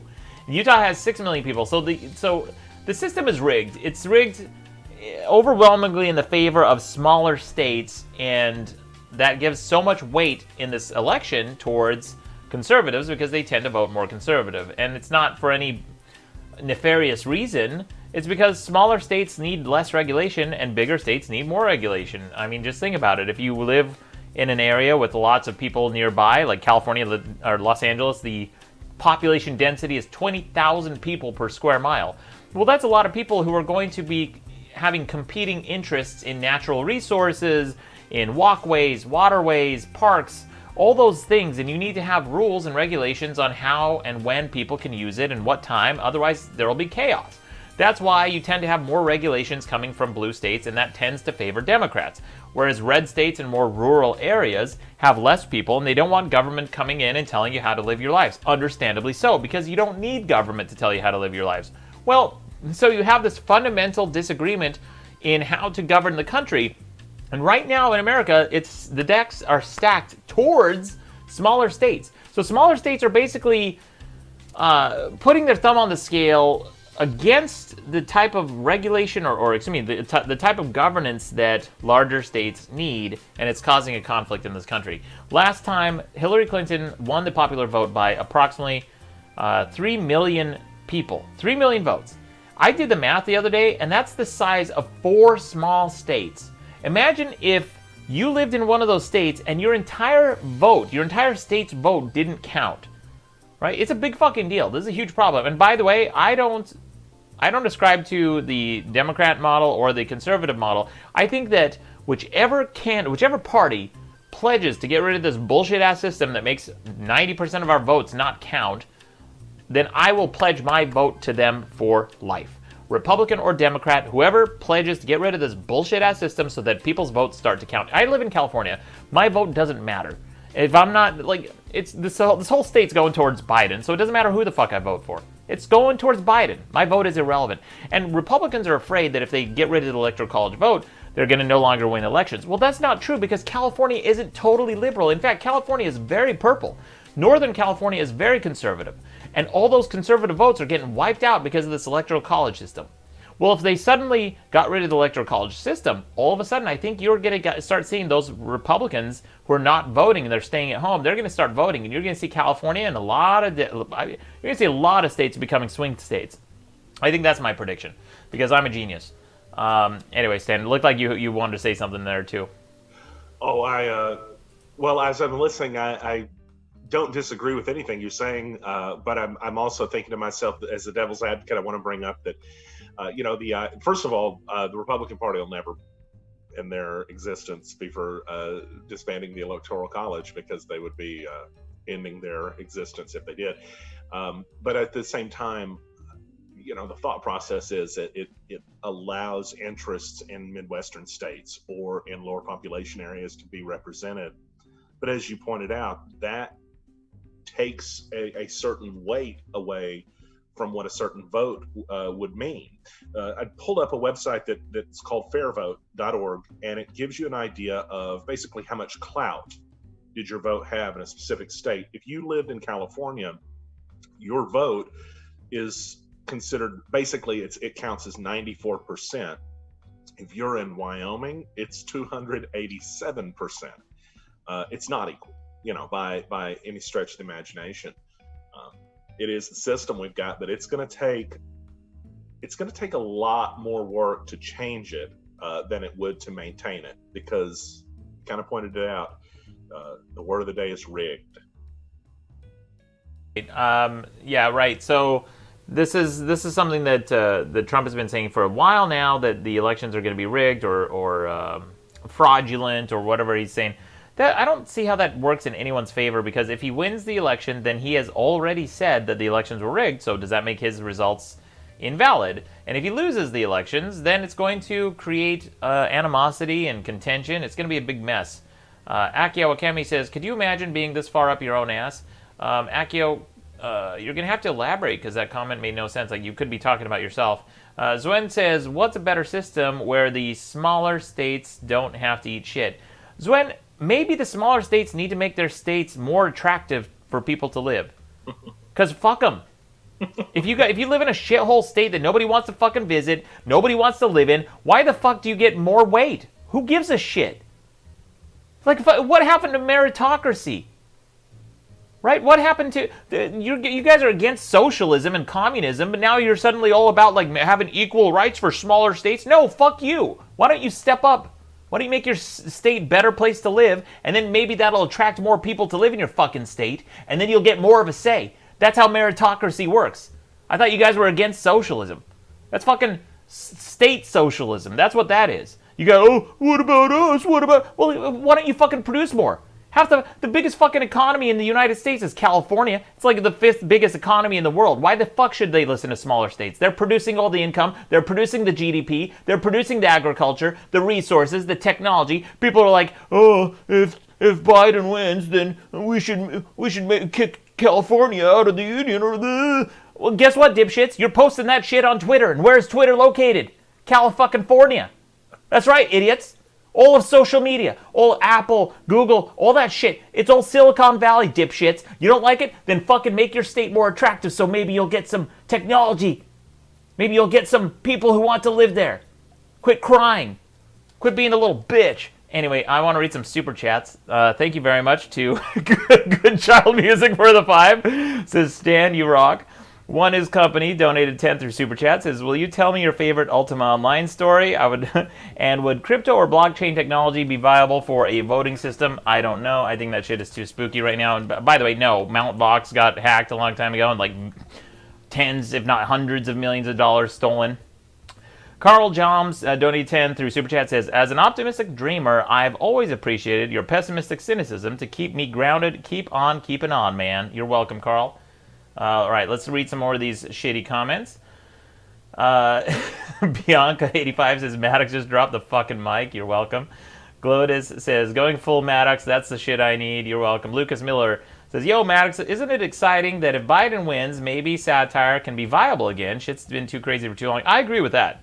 I mean, that's kind of what Matt Stone and Trey Parker said at the end of the last election. They said, we weren't anticipating a Trump victory. They had an entire season prepared with Hillary as like one of the main characters. And they said that they stopped poking fun of Trump because how can you satirize the man? Like, he's so ridiculous as is. Mikkel says, Maddox dropped a handful of babies before dropping the mic. Hit Monkey says, Maddox, how you doing? Pretty great. Thanks for the small chat. That wasn't a super chat. That was a small chat. Melanie Fox says, if states like Iowa were more like California, say goodbye to large food source for this country. Well, I mean, yeah, there's a lot of food that comes from Iowa and the middle of the country, but California produces a lot of food too. It's like something like 50% of all the food in the United States or something like that comes from California. Look up where next time you buy an almond, just look up where that almond came from. I guarantee it came from California. 80% of the nation's almonds. That's all of United States. Every fucking almond you eat comes from the state. Oranges, like you guys always hear about Florida being the sunshine state with oranges and shit. Yeah, they produce a shit ton of oranges, but California produces a lot of oranges and apples and grapes and all the fruit and produce. Fucking cows. You eat a fucking McDonald's burger, chances are if you live west of fucking, what's that, North Dakota, if you live west of Kansas, you're eating a fucking California burger, bitch. So I don't know, man. Sorry, make your fucking state better to live. It's a meritocracy. If you believe in capitalism, then fucking, the best rises to the top. And if your state sucks, you don't get a say. Sorry, bitch. It's like, let's look at this. The United States is a big family, right? And a big family that's contributing towards dinner. All right, everybody comes home, the mom comes home, the dad comes home, brother and sister come home, and everybody empties their pockets and say, here's what I earned this week, all right? And the mom throws down, I don't know, $35. The dad throws down $30. Sister throws down 10, and the boy throws down 5. Well, what you're saying with the electoral college vote is, well, just because you earned less money, but just because you're bringing less to the table doesn't mean you should have less of a say for what you have for dinner. Yes, you fucking should. If you're contributing less, you get less of a say. If you're only contributing $5 to the pot for the entire family budget, then guess what, fuckface? You don't get your say for when it comes to what we eat for dinner. You eat what the big boys want to eat. Anyway, that's my thought on the electoral college. I hope you guys appreciated it. Michael Malloy donated 5. Says, meritocracy is a myth unless you think McConnell has provided economic value outside of rigging the judiciary. I mean, that's not, but it's not a meritocracy, Michael. I mean, that's a whole fucking nepotistic hierarchy, and he's been in there forever. Michael St. Amond for 5 says, haha, that rant was worth $5. Great stream so far. You're welcome. Michael Malloy, I already read that one. Good Child, thanks for the 5, says, Fall Guys doesn't work in Linux. It did at one point without EAC. Want to be a hero. Good Child, I mean, you don't need it to run on Linux. You can just play it on your phone. And you can run an emulator. You can run like BlueStacks or something and play it on like the Android version. I believe that should connect to the same servers. Oro Chikyoda says, Maddox probably losing some conservative subs tonight. I don't give a fuck. Here's the thing. I criticize liberals. I criticize conservatives. The only people who fucking bitch and moan about it and fucking, oh, I'm no longer subscribed, I'm gonna block you, is the fucking conservatives. Dude, I haven't unsubscribed or I haven't blocked or unfollowed any of my conservative friends or liberal friends. I don't care what your politics are. As long as you have a reasoned opinion and a reasoned point of view and you're rational about it. Because look, I live in California now. And I get it. When I first moved out here, they fucking hit you with tax after tax after tax after tax. It never fucking ends with the state. You got state tax, you got city tax, you got to file for this fucking fee, you got that fucking tax added to your gas, you got fucking grass tax, you got water tax, you got no water tax. It just never fucking ends in this state with the taxes. That's when I kind of understood the conservative point of view. And then that tax money just go to some fucking, fat cat who's like throwing, special favors to some no-bid contract to his buddy. I get it. It's corrupt as hell. That's why I'm not like, oh, Democrats are going to solve our problems, because they're fucking not. They're just as corrupt, but in a different way. They're like a different kind of like ineptitude, right? But just because I have a problem with like, liberal philosophy towards governance and conservative philosophy towards governance doesn't mean I automatically disrespect or unfollow or mute or ignore any of these people who hold those beliefs or opinions. I have conservative friends and I have liberal friends, and I don't give a fuck. Like, believe what you want. I get it. Like, there's reason. There's an argument to be made for either ideology, and I believe at the end of the day, fundamentally, both parties want the same thing, which is a thriving country, healthy kids, job opportunities, security, safe borders. They want the same shit. They just disagree on how to get there. And now we're having this like bullshit ass election. You guys are watching me wearing a crown on YouTube. Fucking 10 o'clock at night. All right, Stan, it looks like you had something to say. Go for it.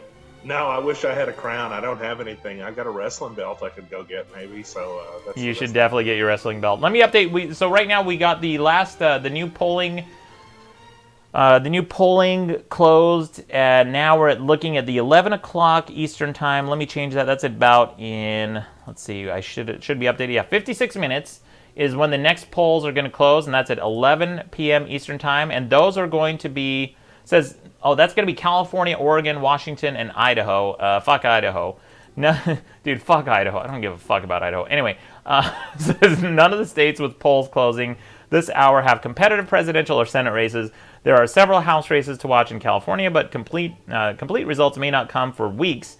Even before the pandemic, many Californians voted by mail, and the state took a long time to process the ballots. Okay, so basically, we have the election results. Okay, we know how these states are going to vote. Idaho's going red.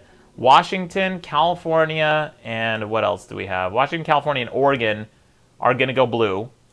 So basically, this is when you're going to start seeing some people calling the election. If we get some of these swing states, so the swing states are really all we're going to be looking at from here on out, I think, Stan, right? Am I truthfully, unless there's any big surprises in a state, well, and if there are surprises at this point, they probably would be a swing state. So yeah, I mean, at this point, we almost are exclusively looking at 10 or less states to see who the president's going to be. Yeah. Well, right now it's leaning 131 Biden to 99 Trump. Which ones are the swing states? Which ones are there? Which ones are, let's see, electoral votes. Let's see, let's switch to electoral votes. Okay, here it is. This is the electoral votes. This gives me no additional information. It's absolutely worthless. Let's go back to states. And let's see, most likely to win, 131 to Trump. Let's go back to the ABC map, because I think this is favoring Biden clearly, but let's look at the ABC map real quick and see what they say on ABC, because they're a little bit more conservative with their estimates. Not necessarily for the party, but I mean like with the results, if that makes sense. All right, let's see here if we can find this here. By the way, I have a list of the swing states if you'd like me to run. Yes, through. Please. That'd be great. So it's different every time. This year, the states that are, I guess, up for grabs are, and it's weird saying this, Texas, Florida, Pennsylvania, Ohio, Georgia, Michigan, North Carolina, Arizona, Minnesota, Wisconsin, Iowa, Nevada, New Hampshire somehow, which we know that's going to go Democrat, Maine, and Nebraska. Forget those last three, because we already know what they're going to do. Okay. And you can knock off a handful of the others too. So I mean, primarily at this point, there's probably 8 or so states, I would say, that are going to decide it all. Thank you, Stan. Let me read some of these super chats. Tinfoil Tom TV donated 5 says, "Yo, Maddox Tom here from Beat Tom with Nathan Barnett. This is the coverage to watch Maddox 2020. Take care, dude." Thank you, Tom. Guys, everyone check out Tom's channel. Give Tom a subscribe. He's a real cool dude. Good to hear from you, Tom. Nate B for 5 says that crown looks damn good, man. Thank you very much, Nate B. Arrogant Media says 1776 will commence again. Thank you, Arrogant Media. That is a Alex Jones quote. Justin, I believe he was like in an interview with what's his name, Morgan Peterson, James Pearson. I don't know if I forget the guy. Seamus Rusamount says, "If Texas turns blue, I will buy a hat and eat it." Texas right now is. I think Politico said it was like 48, 51-48 to Trump. It's looking unlikely. I mean, at this point, looking at it, especially with only about 23% of the vote to come in, that last bit of the vote's going to probably push Trump up to 52% at least. So I would say Texas is Donald Trump, but that's not a big surprise. One person mentioned that I had listed half of the states, and it almost felt like I did list a third of them. A lot of those states were leaning one way or the other, but they were considered in play, like Georgia. We know that's going to go probably Republican because it always goes that direction. And Texas, not a big surprise either. I would even say Florida's in the tank for Donald Trump at this point. Just looking at the last numbers that had come through on there, it looked like with not a lot to go, he had a pretty substantial lead. And again, those late votes coming in. It's hard to imagine the last votes being counted being a huge surge for Joe Biden compared to, say, for example, the early votes. Thank you, Stan. I have some comments. KH1129 says, "Yo, Maddox, why is your guest in space?" It's always surprising to me when people learn the concept of green screens. Channel Nick Green says, "I'm masturbating and sopping wet diapers." Okay. Thanks for the update. Rockstar says, "I told you Trump 2020, Maddox, Durr." Ekimi says, "Echo." Yeah, I forgot to hit that mute. Thanks for the heads up. Pimp Baelish, what up, dude? Oh, man, you guys are talking about vaginas or something in the chat room. This is real good. I'm glad that we're having this conversation. Evil Grilled Cheese says, "Just tuning in. Who the hell is that guy?" Oh, so Evil Grilled Cheese, if you guys are just tuning in, this is Stan the Man Morris. Stan Morris from NEA Report in Arkansas. He's a great dude, good reporter. And he's helping weigh in on these elections and doing a great job. Thank you, Stan. Appreciate that. And Stan, once again, where can people find you online? So yeah, it really just follow me on Twitter at Stan Morris. That's the best way. If you're on Facebook, you want to look up NEA Report, you can find it. It's a news outlet in Arkansas. It's probably not going to be interesting to most people out there, except for people in Arkansas. But Stan Morris on Twitter. I forgot my name on Pornhub. One more time, Stan. I forgot to hit the mute on my end, so it was echoing. One more time. Oh, the whole thing? Follow me at Stan Morris on Twitter. There it is, guys. Thank you so much. And his company says, "Has Trump saved you money, Maddox?" No, he hasn't saved me shit.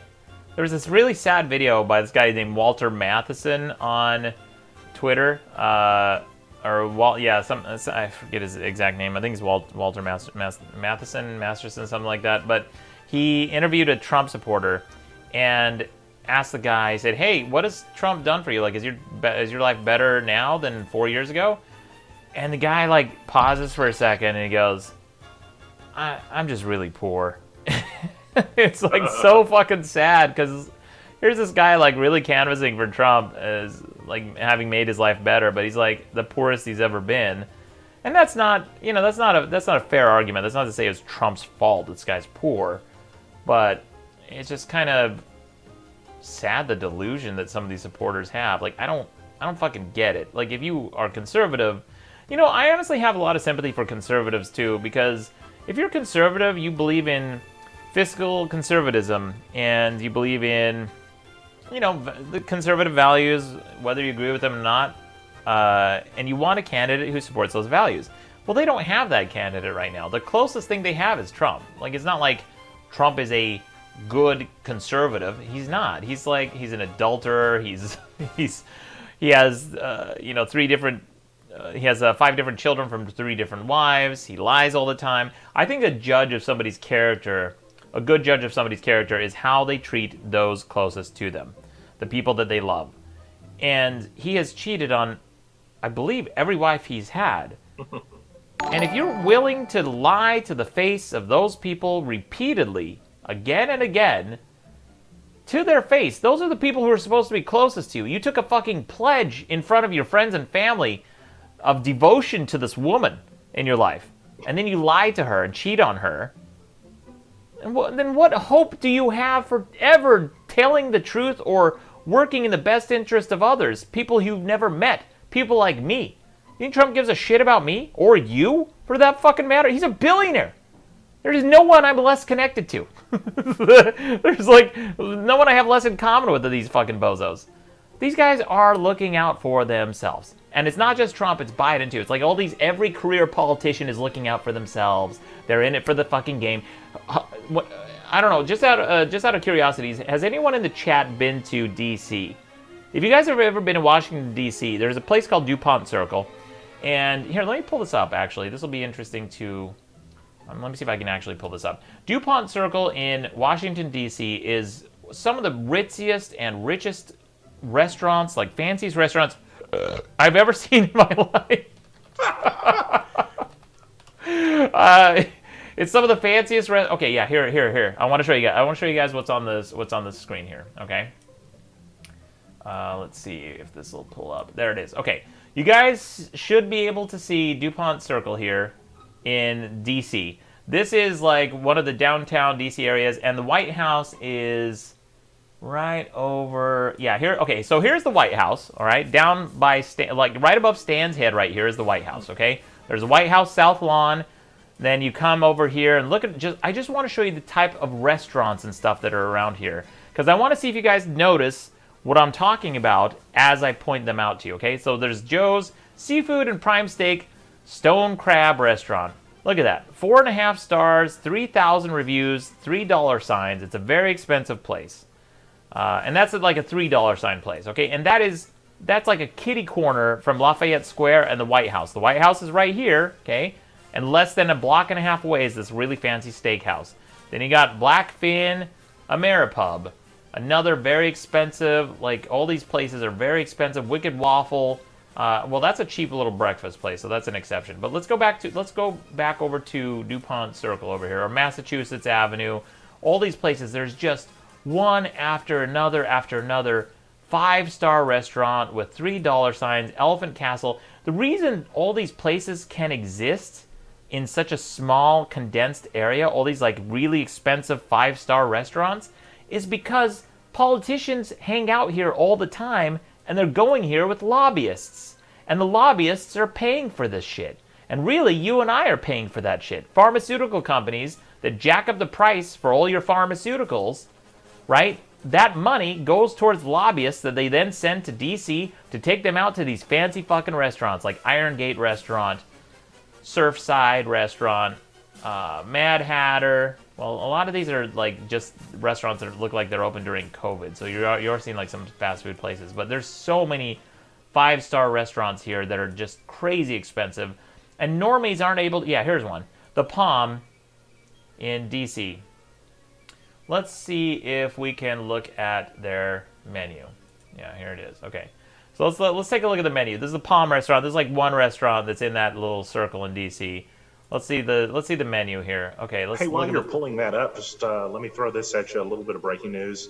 Yeah. In Alabama, the Senate seat that went to Doug Jones. You'll remember in the special election, he beat the guy that I think he was a creep or something like that. Anyway, he's lost that seat to the Republican challenger, Tommy Tuberville, who is. So that's going to be a seat in the Senate that's going to be picked up for Republicans.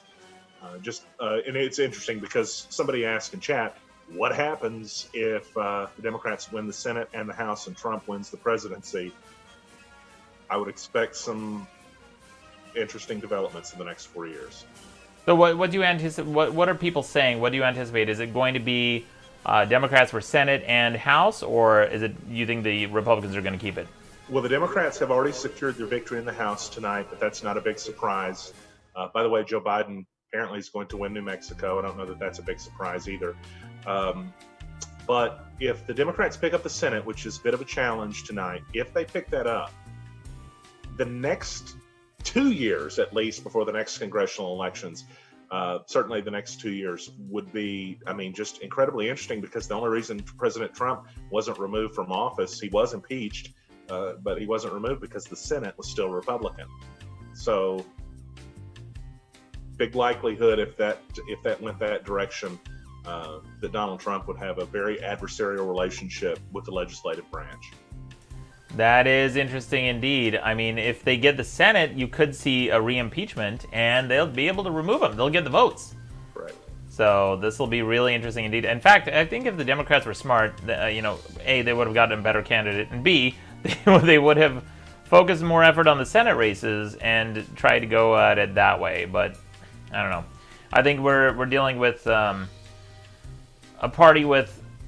I heard this a long time ago. There were a party with no ideas versus a party of bad ideas, and I think we're still seeing a lot of that to an extent. Amorous Cleopatra says, "All I know is I want to continue to pay for these politicians' expensive lobster dinners on cruise ships." Okay, so back to what I was talking about too, real quick. Thank you for that breaking news, Stan. This is like one of those restaurants, like one of those expensive, like 5-star restaurants. You got a ribeye for $111. I mean, I guess that's like pretty standard for steakhouses, isn't it? Prime Porterhouse, 40 ounce steak, $129. Ooh. Italian seafood, $50 for shrimp, chicken, and veal parmesan.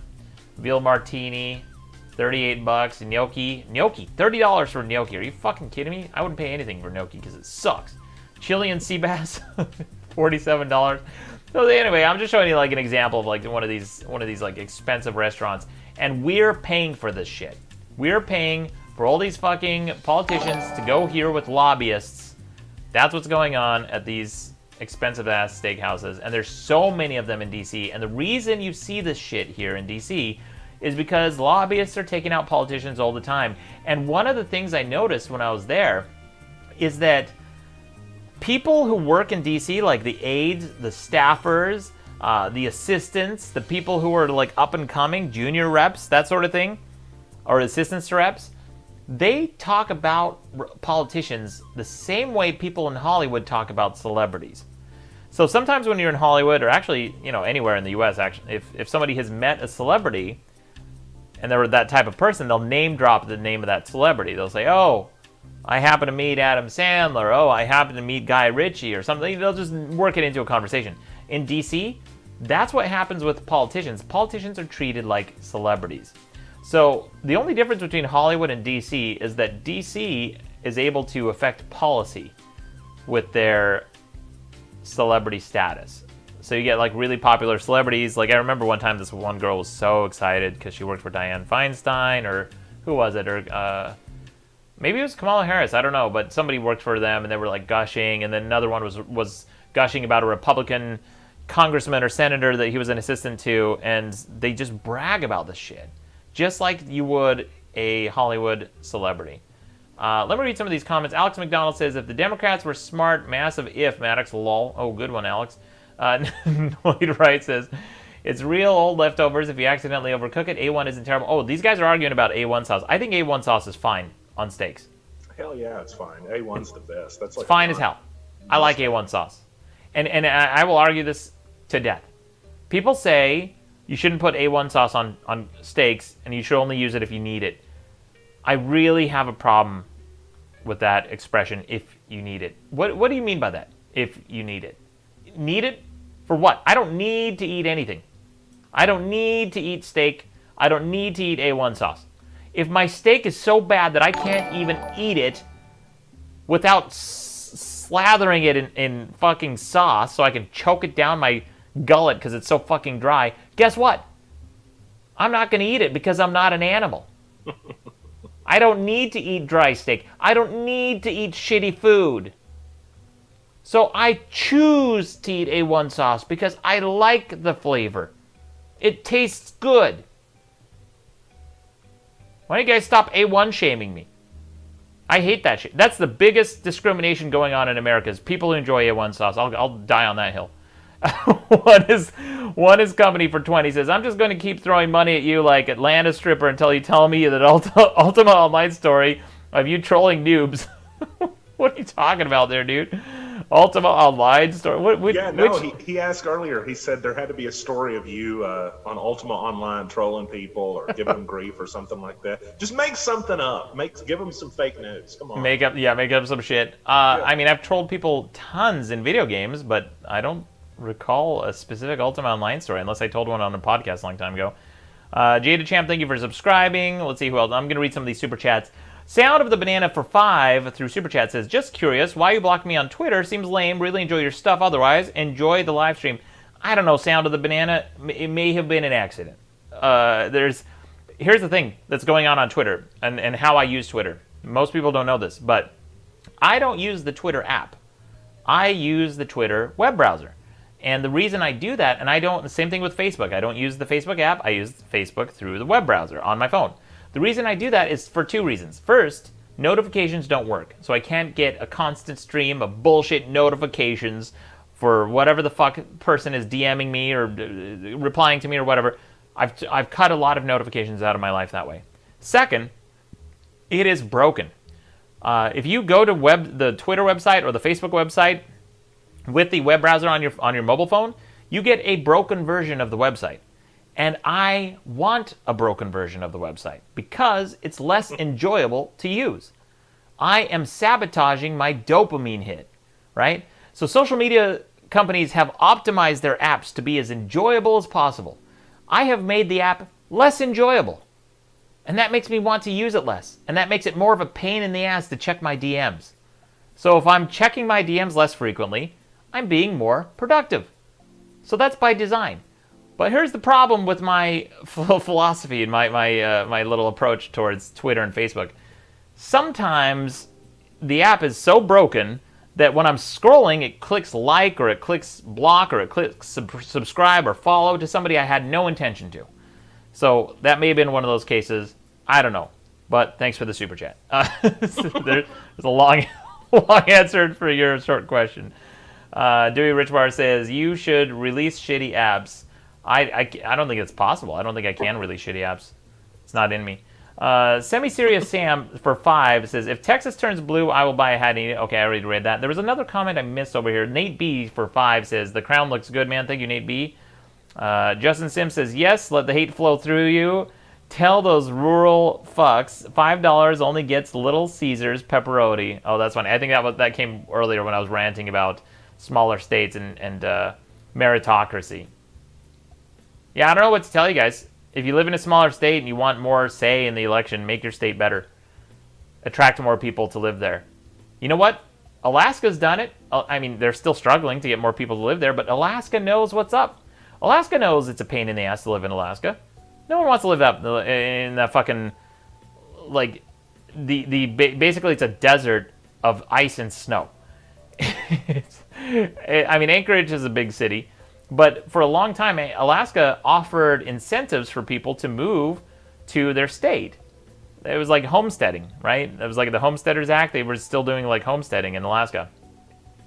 But that's one approach. If you know your state sucks dick, then give incentives for people to live there. Otherwise, quit your bitching. If you, it's like you want your cake and you want to eat it too. Like, oh, I want to live out in the fucking desert. Well, great, go live there. But I also want to have a majority say in national elections. Well, too bad, fuckface. You don't get both. You can live in the desert, or you can contribute and be a part of civilization.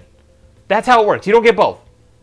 And right now, the electoral college system is set up so that the fucking weirdos who want to live in the desert get their say. It's garbage.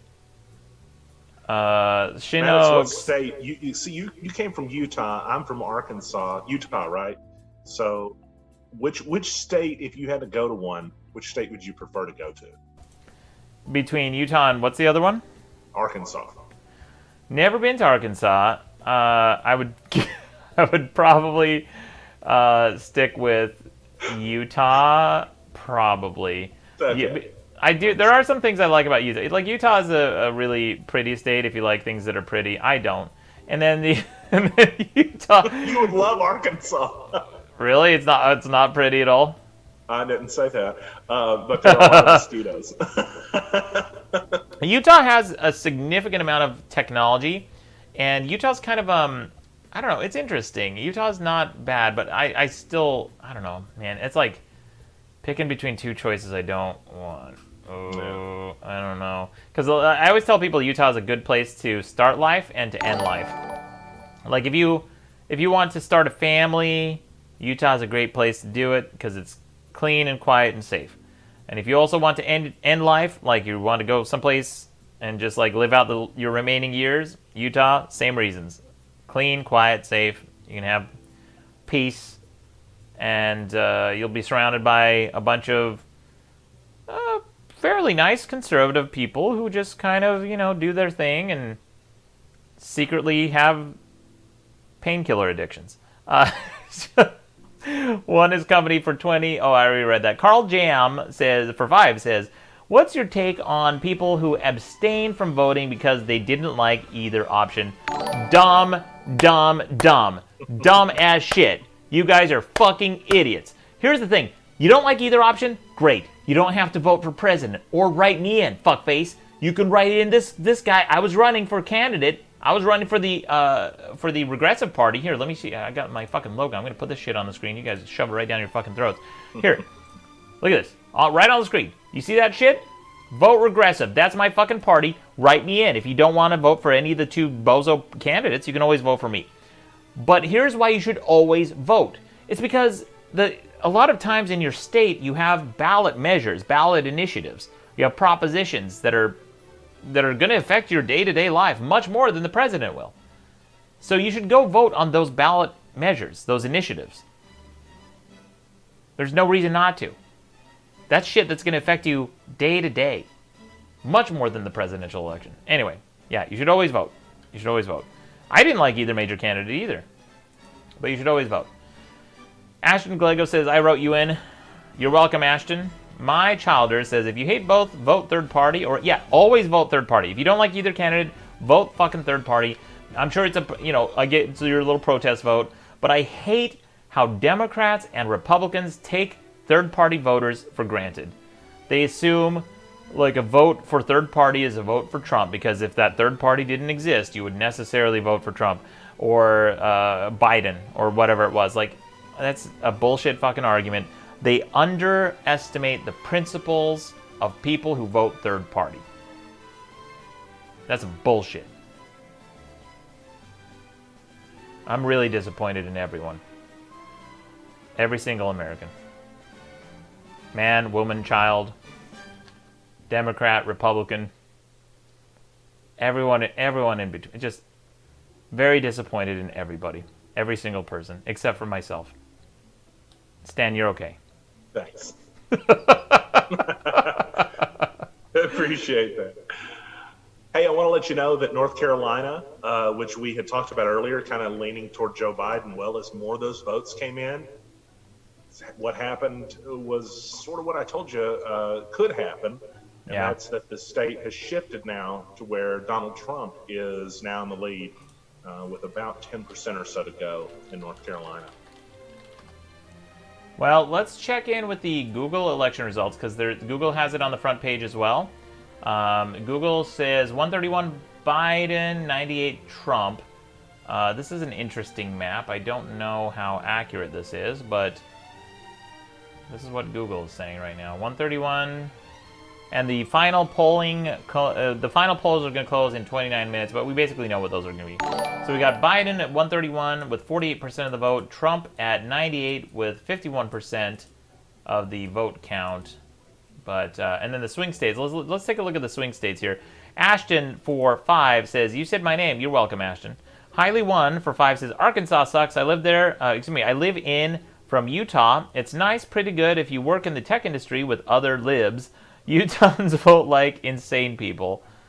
All right, thanks for the note. And what else? Okay, I think I read all the comments. There we go. Let's read some of these swing states here. So this is from the Associated Press. The swing states we've got. Okay, so Arizona, 53% projected towards Biden with 73% reporting. So that's a pretty strong margin for Biden. I think Biden's going to take Arizona. Florida is Trump at 51 to 40, 47, 48. Georgia is 43 to 55, Trump. Iowa is 59 to 39, Biden. Why was that even a swing? Oh, but that's only 20% reporting. So where's the early votes? Yeah, I was going to be one of those we're going to have to watch. Let's see, we got Michigan with 36% reporting, 55 for Trump. Nevada, first results expected soon. So wait, haven't the polls closed in Nevada? One county, Clark County, was extended for an hour. A judge ordered a 1 hour extension, and that includes Las Vegas, so it's the biggest portion. Okay. 1 second. Did you like how I instantly knew that? Like, that made me so proud of myself that now I'm talking about it, which killed all coolness from it. No, I was actually impressed. I was like, oh, right on, Stan. Right, Stan. Stan, bring the facts.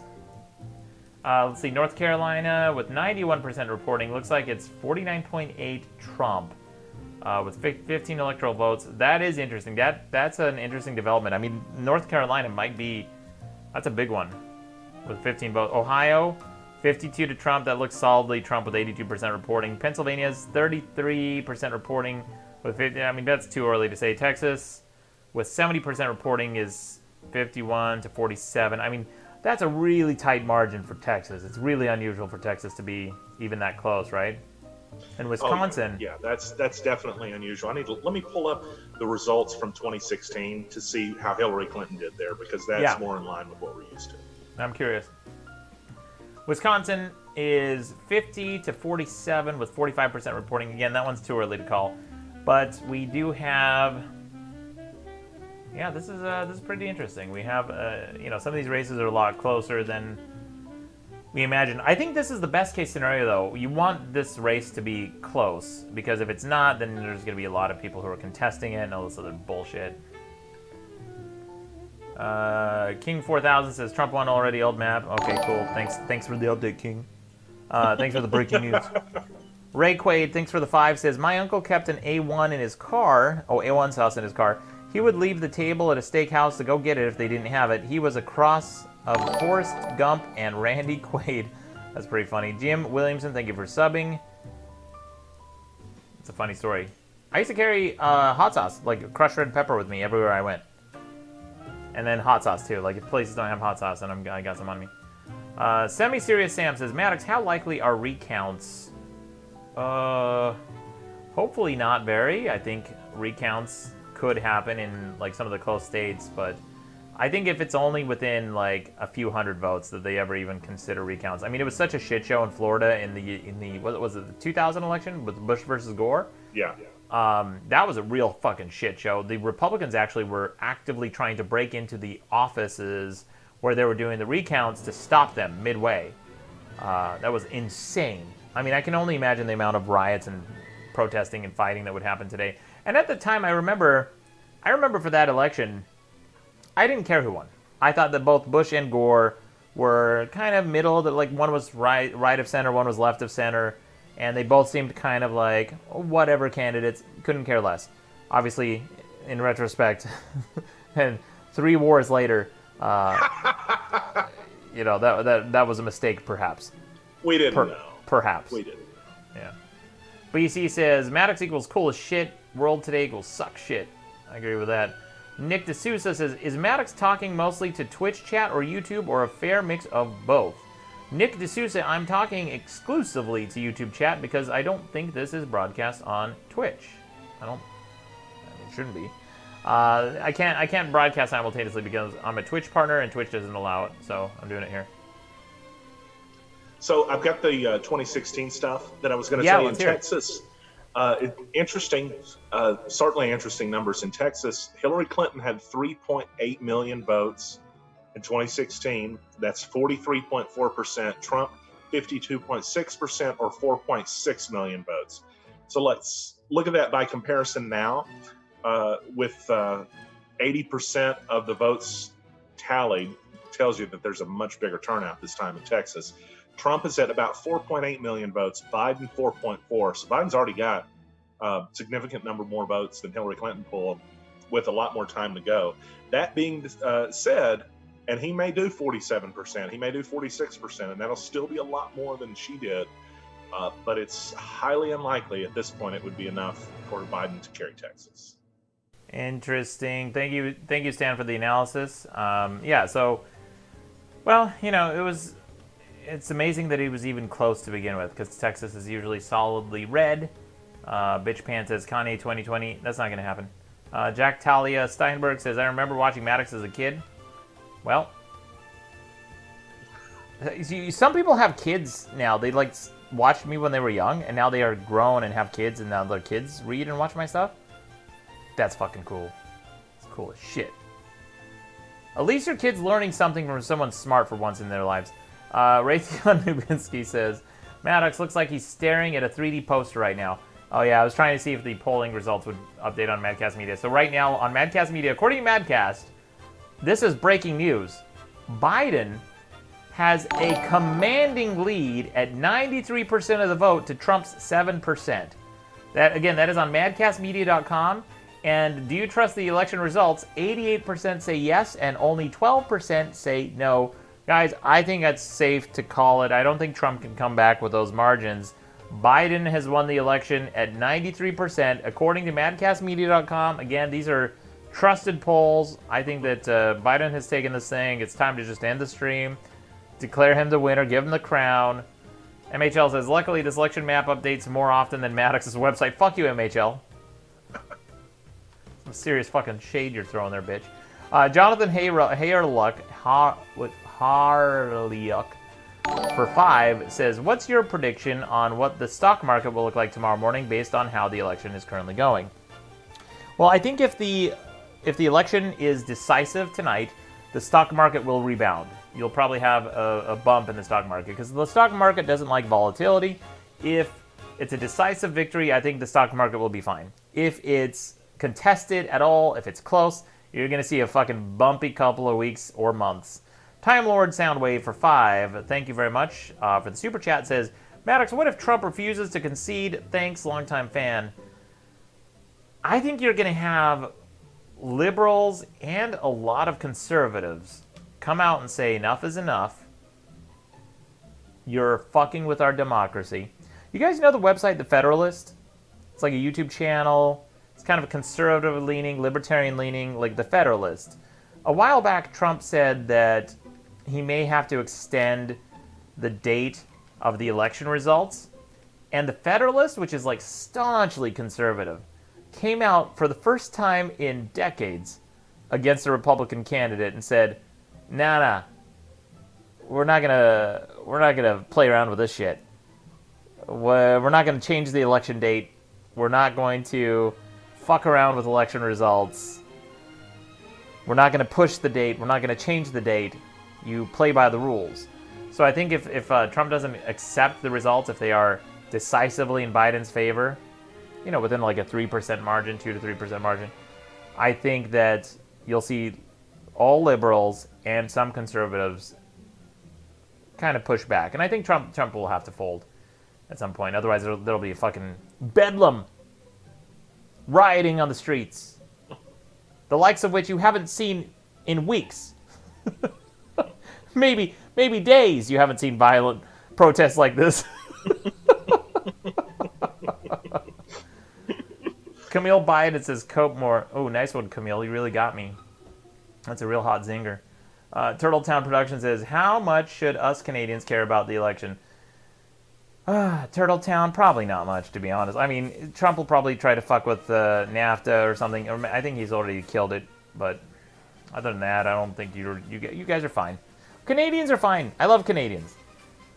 Canada is one of the most delightful countries. They're so, like, docile. And everyone there is so polite. Canada is kind of like a utopian version of America. It's like America light. Like, when I went to Canada, I had, like, garbage in my hand. And I was going to the street corner to throw it away. And I was looking for a garbage bin, which they call a rubbish bin. I was just looking for a garbage can, right?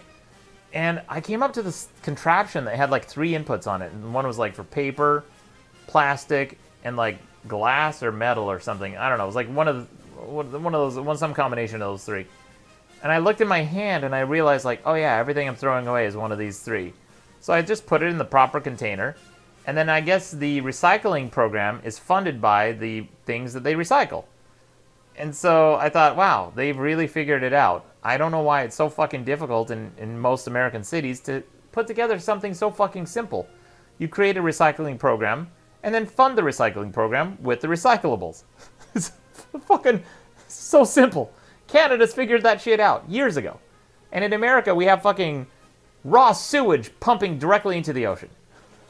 Just down to Los Angeles, raw sewage just right into the fucking pier where people are playing, kids swimming around in fucking diarrhea.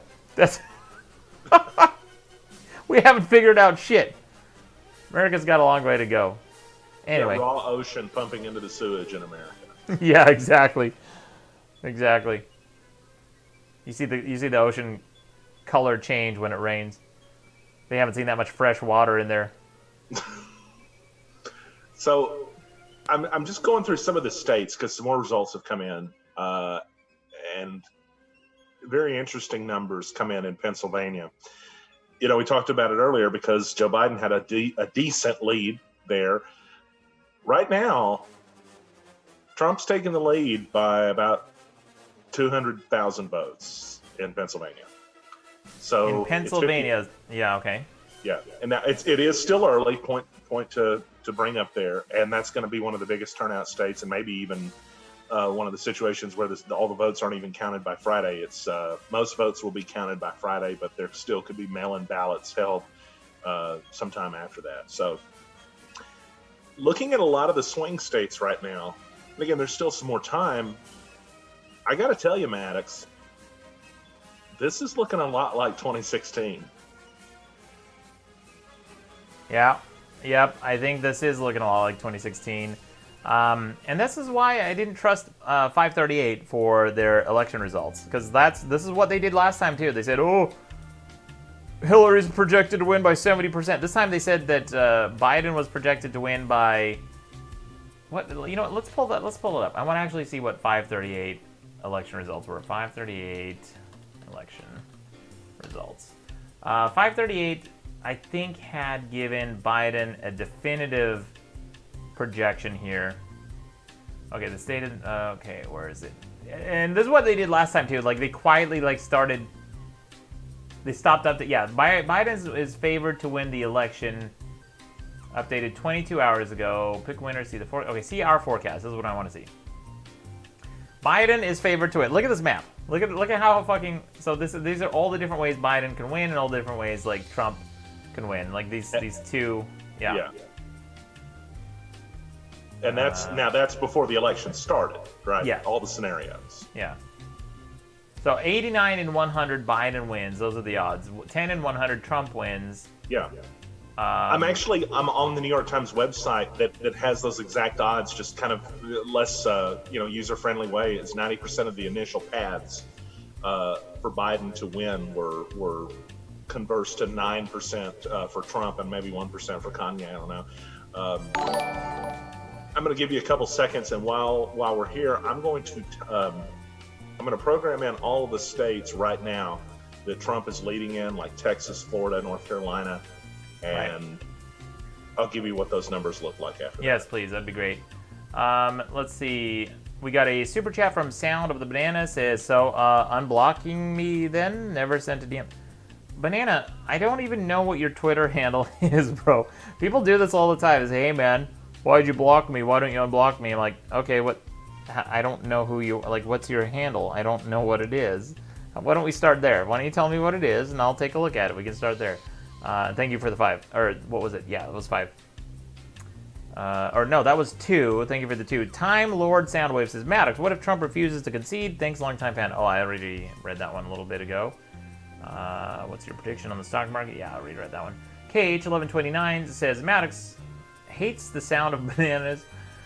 Joel says, hello again, Maddox. We did this shit back in 2016. Trump will win. Democrats will control both the House and the Senate. Impeachment as soon as Trump farts. Yeah, I reckon that's what will happen if the Democrats take the Senate. I think you will see an impeachment, and it will, man, it'll be such a fucking shit show. Then you're going to have actually the conservatives' dream. I don't know why conservatives haven't just leaned into this impeachment shit and impeached Trump, because then you get the candidate of your fucking dreams, which is Mike Pence. He's solidly conservative. He has your values.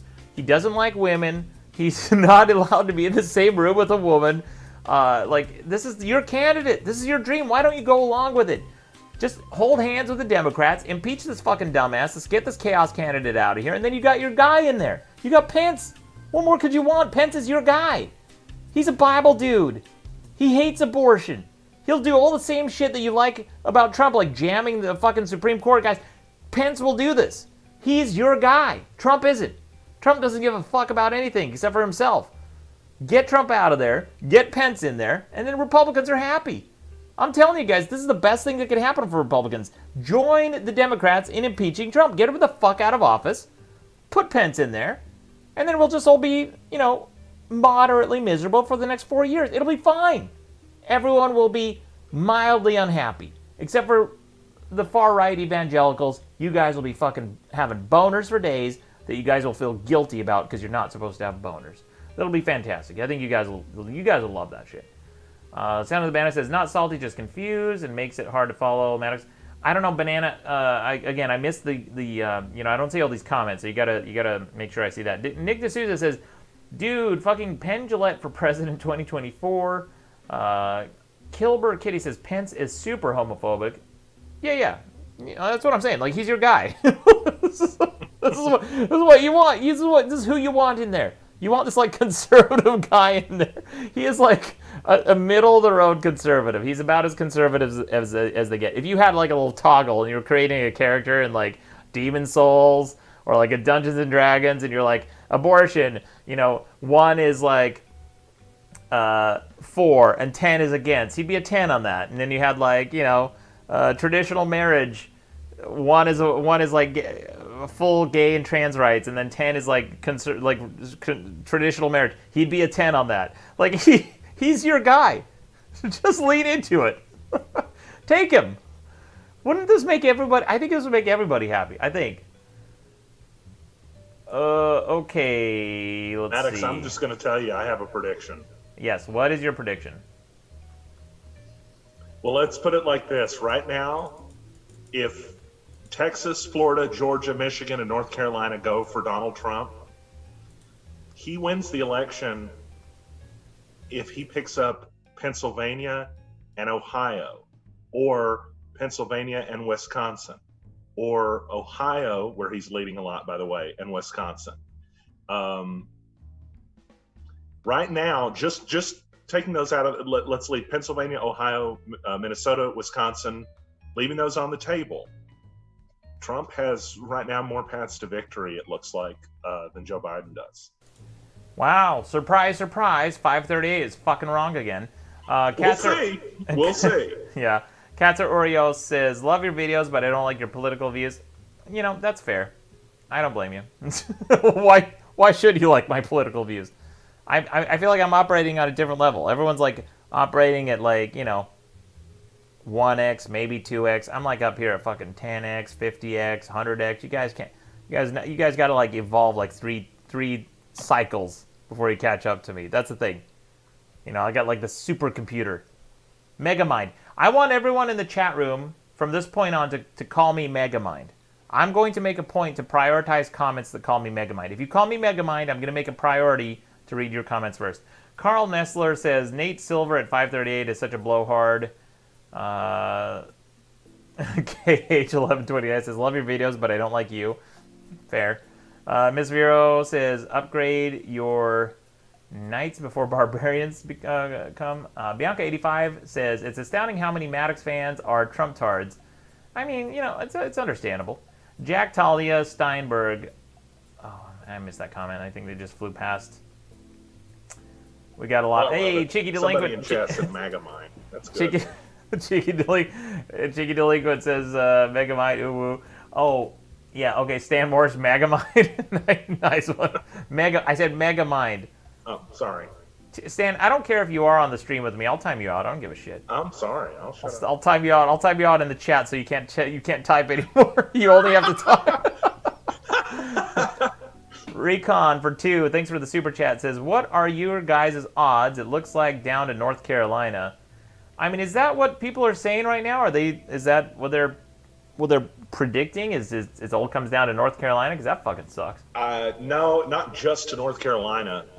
By the way, North Carolina is looking really good for Donald Trump right now. But okay, how much is reporting?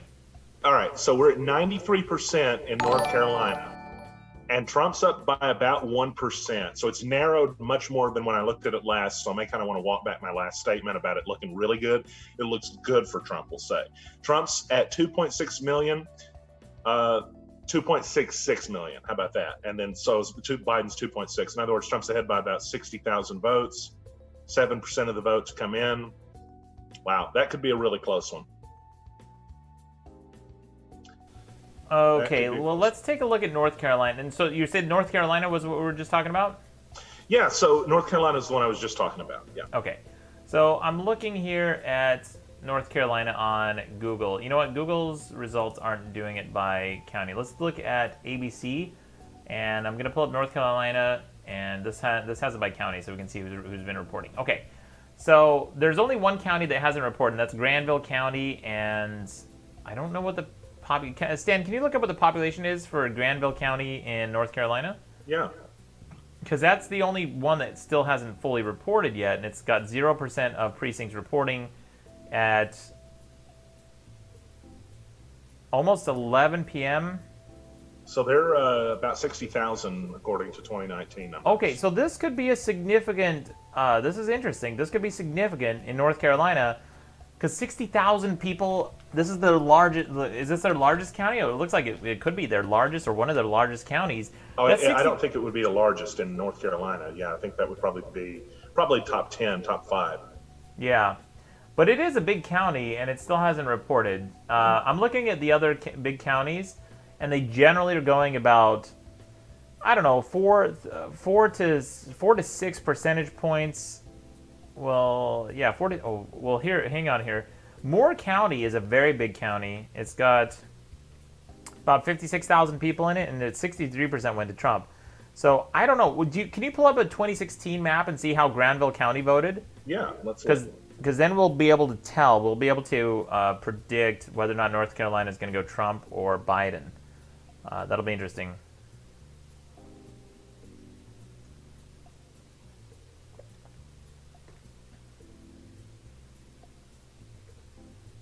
Because it's unlikely that the populations have changed that much since then.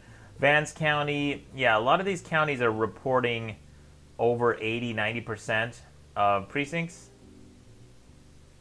have been reported. So somebody said in chat, and I need to verify this, that some of the states would stop counting votes pretty soon for the evening and continue tomorrow. I need to look at that to verify that, but... Okay. Sanka Kujumi says, Megamind Maddox, please repeat your political stance so I can hear it, so I can hate you, lol. Let's see. I'm trying to read all these Megamind comments here. Megamind.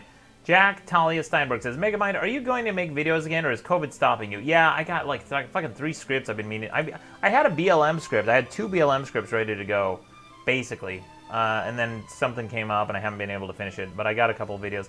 I've been meaning to make a BLM video for a long time. That's a big topic to talk about. I generally stay away from those topics because they're so fucking big, and they take some time to really delve into. I do a ton of research on this shit, and I think this will be a powerful video, and it's one that needs to be done. There's actually 3 videos I want to make about it, but man, it's been a while. I gotta make it like my primary gig. If I could just focus on videos, I could get this shit done. But I've been doing like streaming and all this other shit, and some other projects and stuff have come up. Okay, so I've got the numbers for you for Granville County. Yeah, what did Granville say? For 2016. Yeah. Donald Trump picked it up by 50.1%. Hillary, 47.6%. Pretty close. Okay, that is pretty close. But so this will be interesting. Voter turnout was only about 25,000 in 2016.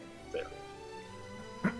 Okay, so the path to victory for North Carolina, for it to possibly go to Biden. What were those ratios again? It was 50.1% to 47.6%. 50 to with 47. About 25,000 voting. And North Carolina is currently 2.67 million for Trump, 2.61 million for Biden. So that's a difference of about 60,000. What's the population of Granville? It's about 65,000, but you won't have 100% voter. You won't have turnout. 100%, no. Yeah. So the only way that Biden could win North Carolina is if some of these precincts that are Biden leaning haven't reported fully, and they continue that trend. A lot of them though are like 80-90% reporting, so it seems unlikely at this point. Pitt County, I mean, it's going to get a little closer. Hero donated $5 through Super Chat, says, I hope the mail-in ballots turn this election around. I mean, maybe, but I don't know that there's going to be that many late mail-in ballots. I anticipate those have already been counted. Right? Not in every case. Some Okay. states, they don't allow you to open them until Election Day, so they may not have gotten through all of them. I think North Carolina may be a recount state because I'm looking at these numbers. Like the ones that have gone to Biden have been reporting anywhere from 75 to 99% of these precincts.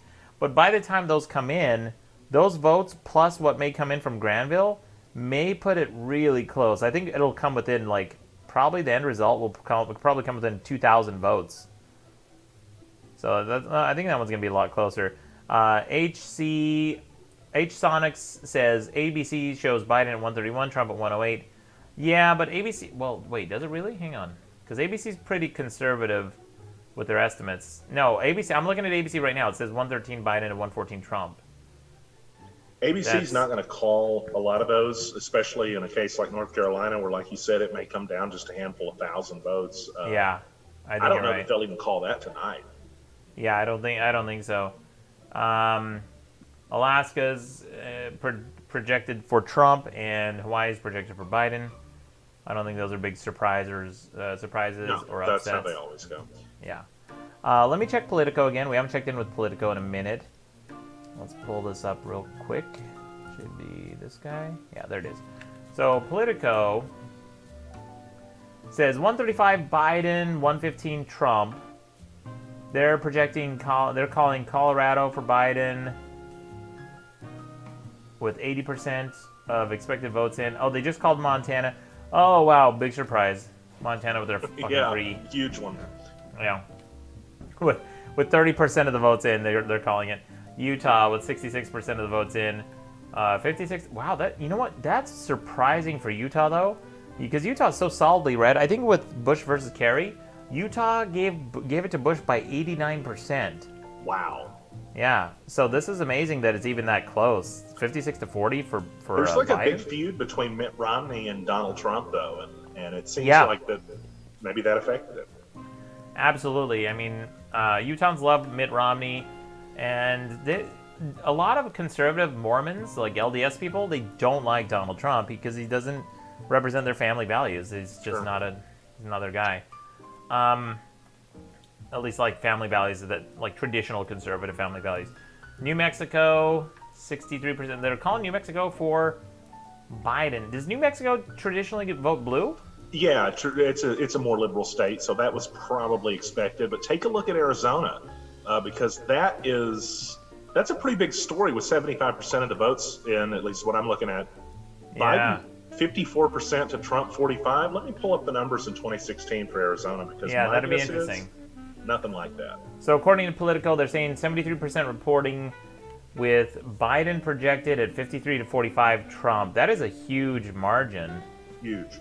Okay, they just called Idaho for Politico with 1% reporting. I mean, it's not called. They're saying it's projected. That's who has the lead. That's what they're saying.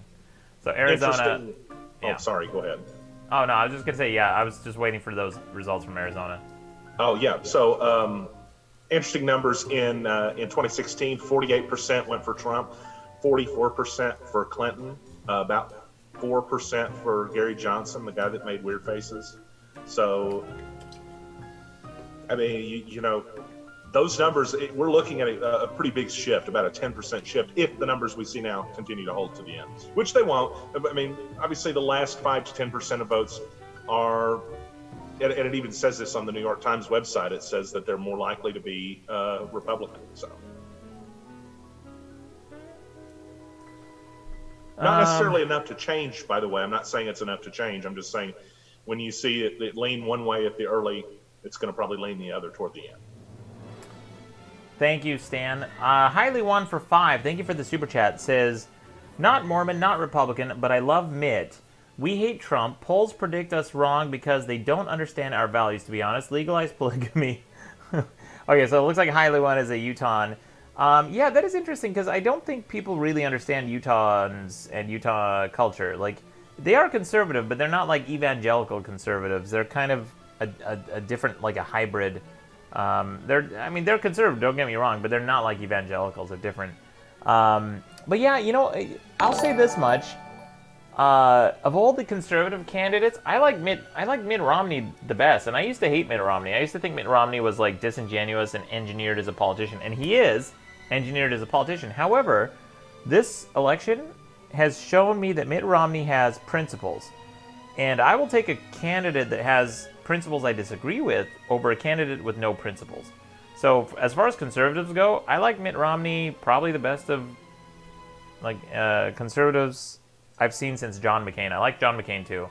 As for liberals, I was never a Bernie bro and was never on board with that train. However, if he was the Democratic candidate, I probably would have voted for Bernie because he has principles.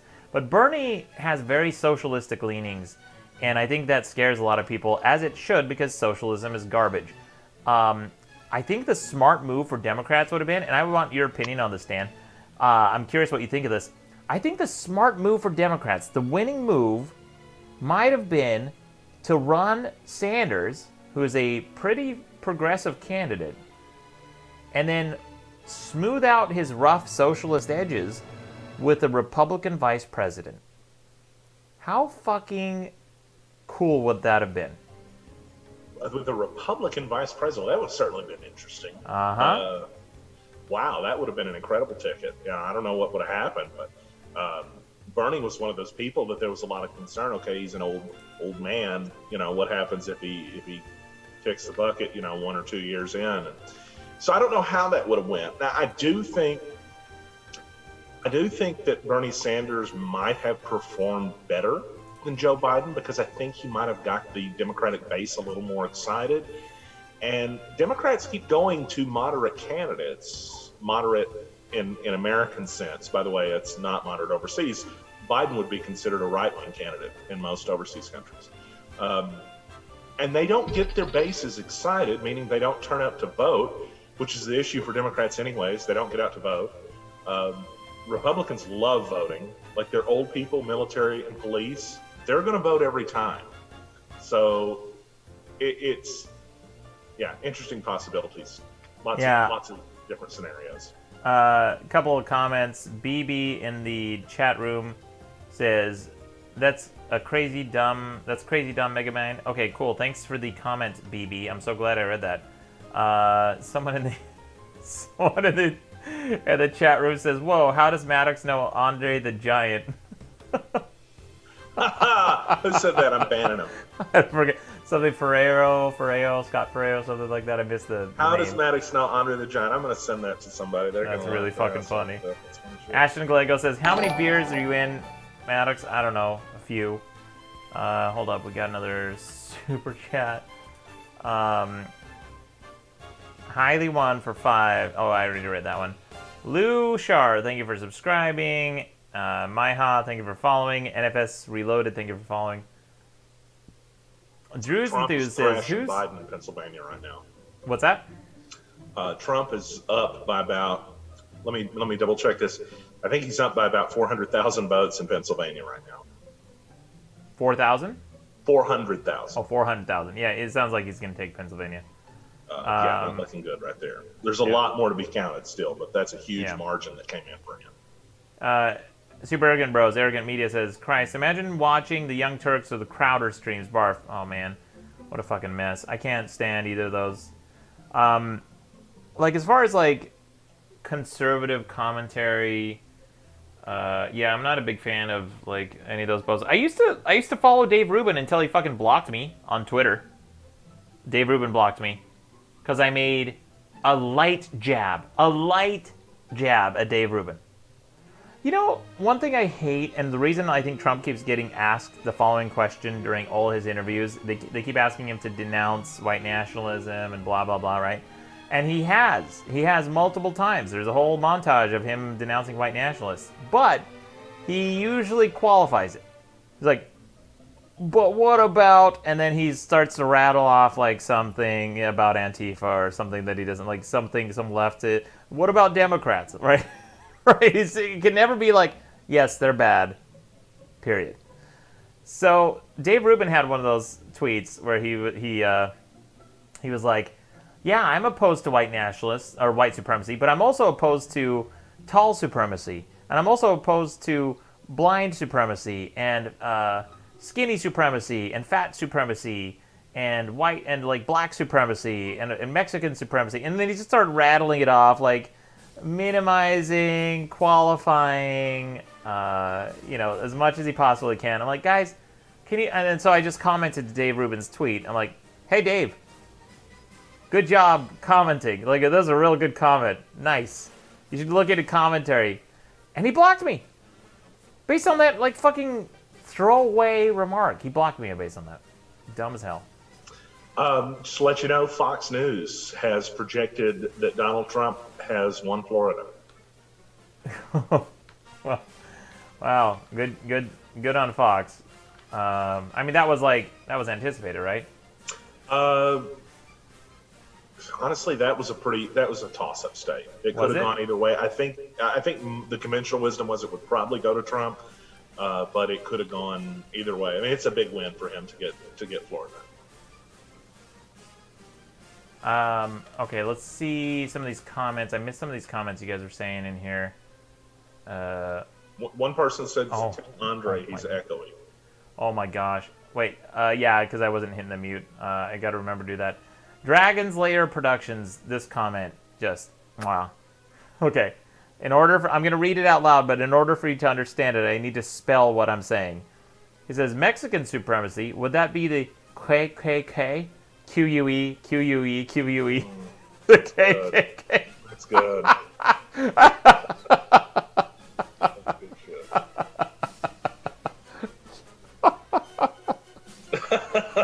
You like that, don't you? That was too good.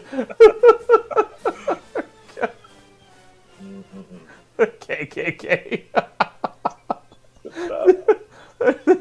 I just can't hear that well. What? All right, I like it. I like that joke. That was a good joke. Snack says, just got in. Who is this not Maddox guy? Snack, this is Stan the Man Morris. Stan Morris from NEA Report in Arkansas. Stan, where can people find you online? Stan's a reporter. He does a great job. He's an amazing dude. Stan, give us the deets. Yeah, check it out. Go to Twitter, Stan Morris. It's pretty easy to find. Follow me there. You don't have to follow me. It's not that interesting, to be honest with you. I mean, if I was you, I probably wouldn't. To be totally honest, it's just some random guy that, is friends with this dude. So, no, but I appreciate it. Stan Morris on Twitter and NEA Report if you want to follow news from a corner of Arkansas that you'll never visit in your life. So, Biden has won New Hampshire. Okay. Not that big of a surprise, I don't think, but there it is. So Politico is saying 209 Biden, 119 Trump. But what we have still contested is... Okay, so Texas is 51 to 47 Trump. That's likely going to Trump. And then we've got Arizona is definitely Biden looking like with 73%. I mean, Biden's got a huge lead in Arizona. It's unlikely to go to Trump. Nevada has not reported yet. Montana, we got Montana. Okay, Minnesota looks like is Biden. Iowa looks like is Biden. Biden has a commanding, but that's with 61% reporting. Wisconsin with 59%. That's going to be a close one, I think. Wisconsin. Yeah, Wisconsin could end up being the deciding vote. I mean, we've said that a few times. Could be, yeah, could be. Ohio looks like pretty commanding for Trump in Ohio. Pennsylvania is... Well, Pennsylvania's a tough one, too, because it's only 46% reporting. that one's gonna be a mess, Yeah. man. You know, the polls were. I'm just taking a look at some of the polls that got run in the states because I think we're about to have. I mean, we're already seeing some of the cases where these polls they're not getting it right. They're not counting or accounting for the turnout for Trump. I don't know what the issue is behind that.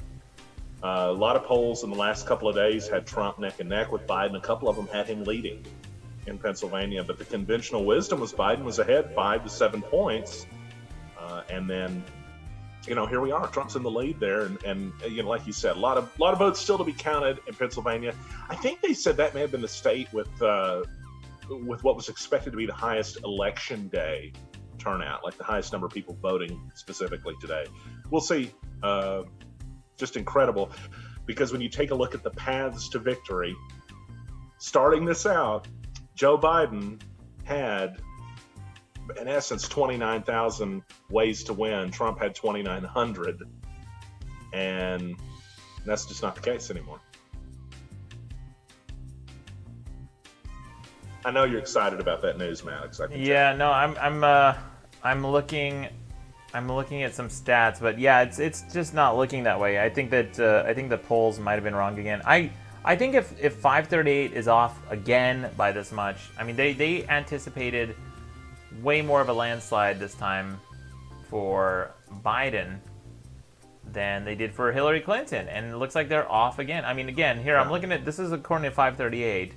Whoops, you guys can't see that on the screen. Let me pull this up real quick. Yeah, I would like to see that.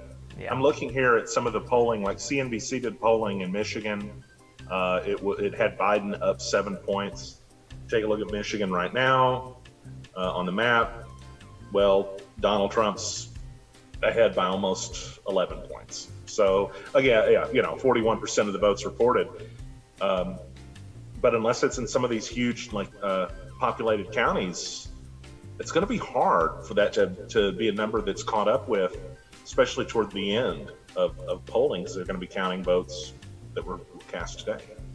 So, according to 538, I looked at Pennsylvania because Pennsylvania is one of the contested, or one of the states, you know, it's kind of a toss-up here.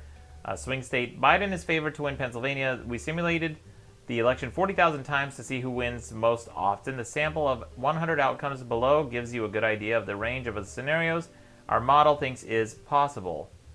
I mean, this is interesting. It has a lot of data behind 538. How the forecast has changed. It says the chance of winning 84 in 100. So 84% chance of winning to Biden is what they predicted. And the popular vote, 52 to 47 Biden.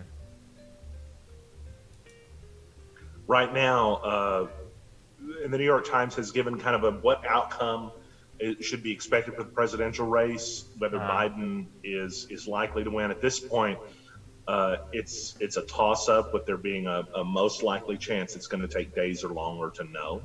Yeah. Yeah, that's not what was predicted. And so, you know, I mean, here we are again with, God, you know, the polls, if they're twice wrong in two different presidential elections, are they ever going to be trusted again, do you think? No, I doubt it. It's going to take a long time to recover from this type of, like, severe poll, I guess, miscalculation, misinterpretation. I don't even know what to call it. Well, I Google, don't either. Yeah. Google, according to the Associated Press, says 209 Biden to 118 Trump, and ABC News is 187 Biden. 187 Biden to 114 Trump. So different sources are reporting it differently here. I think ABC News has been the most conservative so far, so we should probably stick with ABC News. They're reporting 43% of votes reported, or polling reported in Pennsylvania, with 55 to 43 Biden. That's still tough. That's too early to say. Wisconsin wasn't expected to be a swing state. Was it expected to be a swing state? Yes, Wisconsin definitely was. I'm reloading this page just to make sure I have the most up to date, because they're not. Yeah, they're only saying 43% is reported from Pennsylvania. And by the way, the last polling in America is going to close in 44 minutes, and that is Alaska and Hawaii. So I guess we pretty much know how those are going to vote. I mean, do you even want to go vote if you live in one of those states? Or do you just say, screw it, and let's stay home? I mean, I feel that way. I feel that way in any solidly blue or solidly red state. Like, there's no real point in voting. Yeah, no doubt. Yeah. Let's see. Penn did not even start counting early shit until this morning. Your average people embarrassed to tell surveys they will vote for Trump, says YM160. I mean, why would you feel embarrassed to tell a poll you're going to vote for Trump? Because it's an anonymous poll. It's not like they report your fucking name to the front page of the New York Times. I think the polling isn't incorrect. Let's talk about the polls for a second. Let's talk about the facts here. Because they did this last time with Hillary Clinton. They projected her the winner. Well, the polls are polling people individually. They're not polling like an electoral map. They're polling individuals. Hillary won by 3 million people. 3 million people voted for her. More than Trump. So maybe the polls were... The overall polls were correct in the overall election. But it was when it came down to the specific states that they were expected to go for Hillary that just did not, like over and over and over again. That's, I think, where there was a big disparity in what was predicted and what happened. Yeah. Oh, real quick, somebody said, Loser Hands in the chat room says, you guys hear about Kanye getting paired with Rocky unbeknownst to both of them? Yes. So that's what I was talking about. When I voted in California today, I saw that Kanye West was the vice presidential candidate for another guy named Rocky or something, which was really interesting. But because I think he was on the ballots way too late, so they just put him on as a vice presidential candidate. I don't know. Fuck him. One is company says, Maddox, but the AI systems are way better now than 2016. No, I think the polling is probably correct, and we may be seeing a repeat of what happened in 2016, which is Biden is winning the popular vote, and Trump, despite losing the popular vote again, may still win this election because he may have the electoral votes. I think that's all it may be. Might be just as simple as that. Yeah, but state by state, I think that's where we're going to see, when it's over with, we'll really be able to measure how off that they were with the poll results, or maybe not,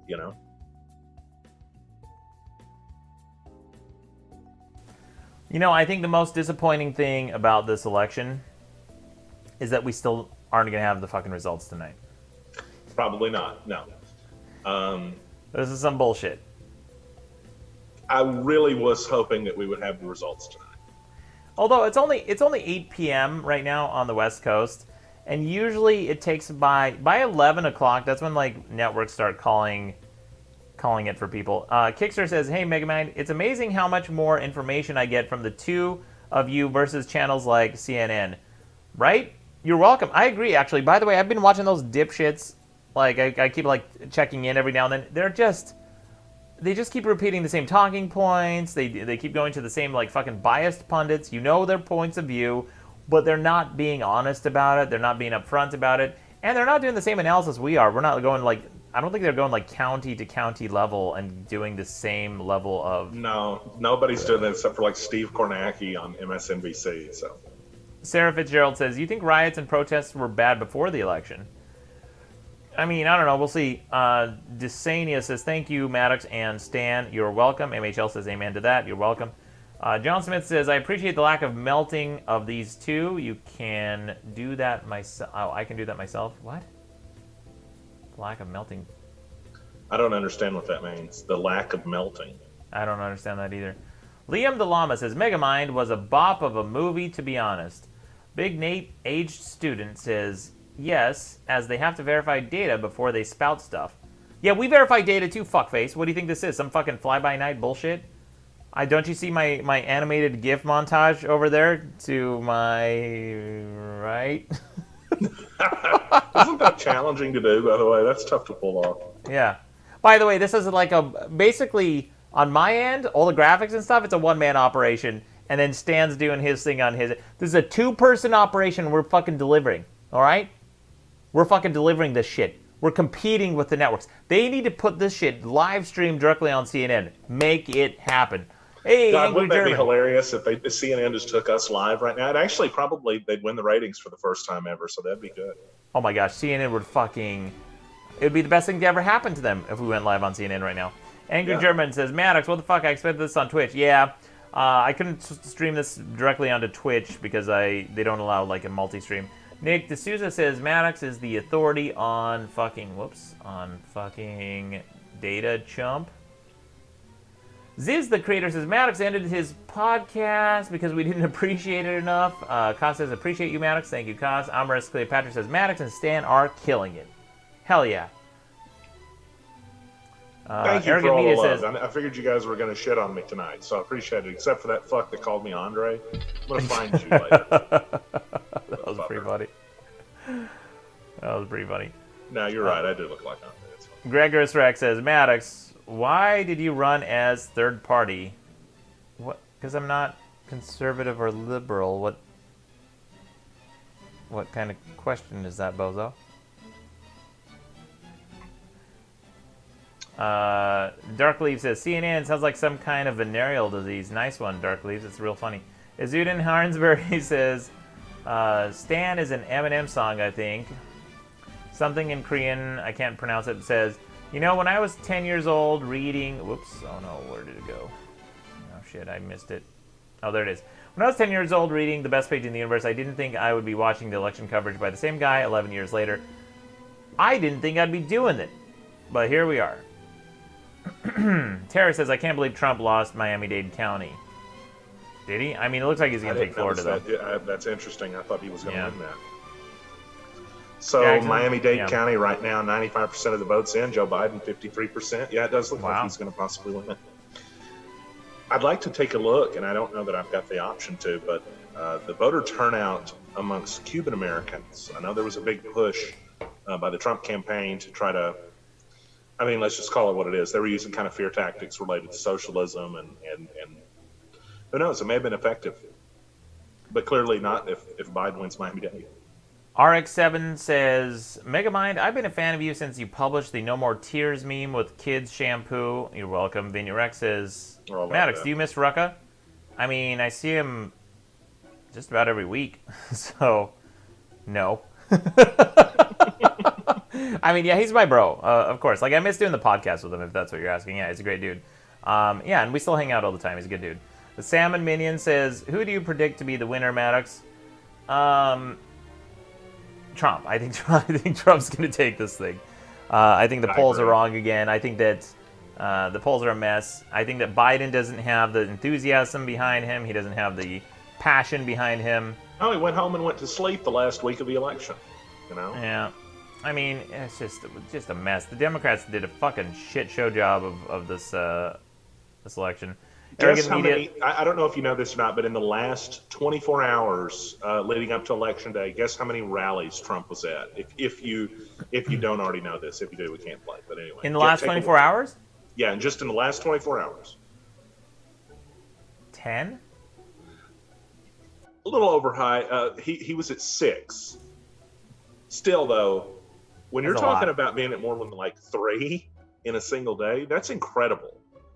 So... say what you want about him. The dude worked. Donald Trump, he works at the end of his, he worked as hard as he could on this campaign. Yeah, I mean, I think the Democrat argument is that it's reckless to have those events because they turn into super spreader events. But I don't think he cares, and I don't think his base cares at this point. Like, he's politicized it so much. No. Jesse, thank you for the 2, says, go insert your candidate. Miss Vero says, I really hope you know how weighted that word is. I don't know what you're referring to. Drew's Enthused says, don't forget to like the stream, idiots. Wild Controller says, insert your candidate. IAB says, Justin Amash on Twitter is saying that Michigan's counts were primarily in-person voting, and mail-in votes are changing numbers substantially. Well, that's interesting. Why the fuck haven't they counted mail-in votes yet? I guess they don't, huh? Marco Santa says, hi, I'm from Italy. Where is social distancing? Yeah, you guys didn't really get on top of that. Beer, all right? We don't do that crap here. We don't believe in diseases. We can't see it. It ain't real. Yeah, right. Someone is saying that Google is saying that Trump is winning the popular vote. Okay, let me refresh. This is Google right now. Well, Google is Yeah, just he actually reporting. is. Oh, wow. Is he? Yeah, he's 49 million. Biden's 48. I mean, that won't 49.2. hold. That's not going to hold. So.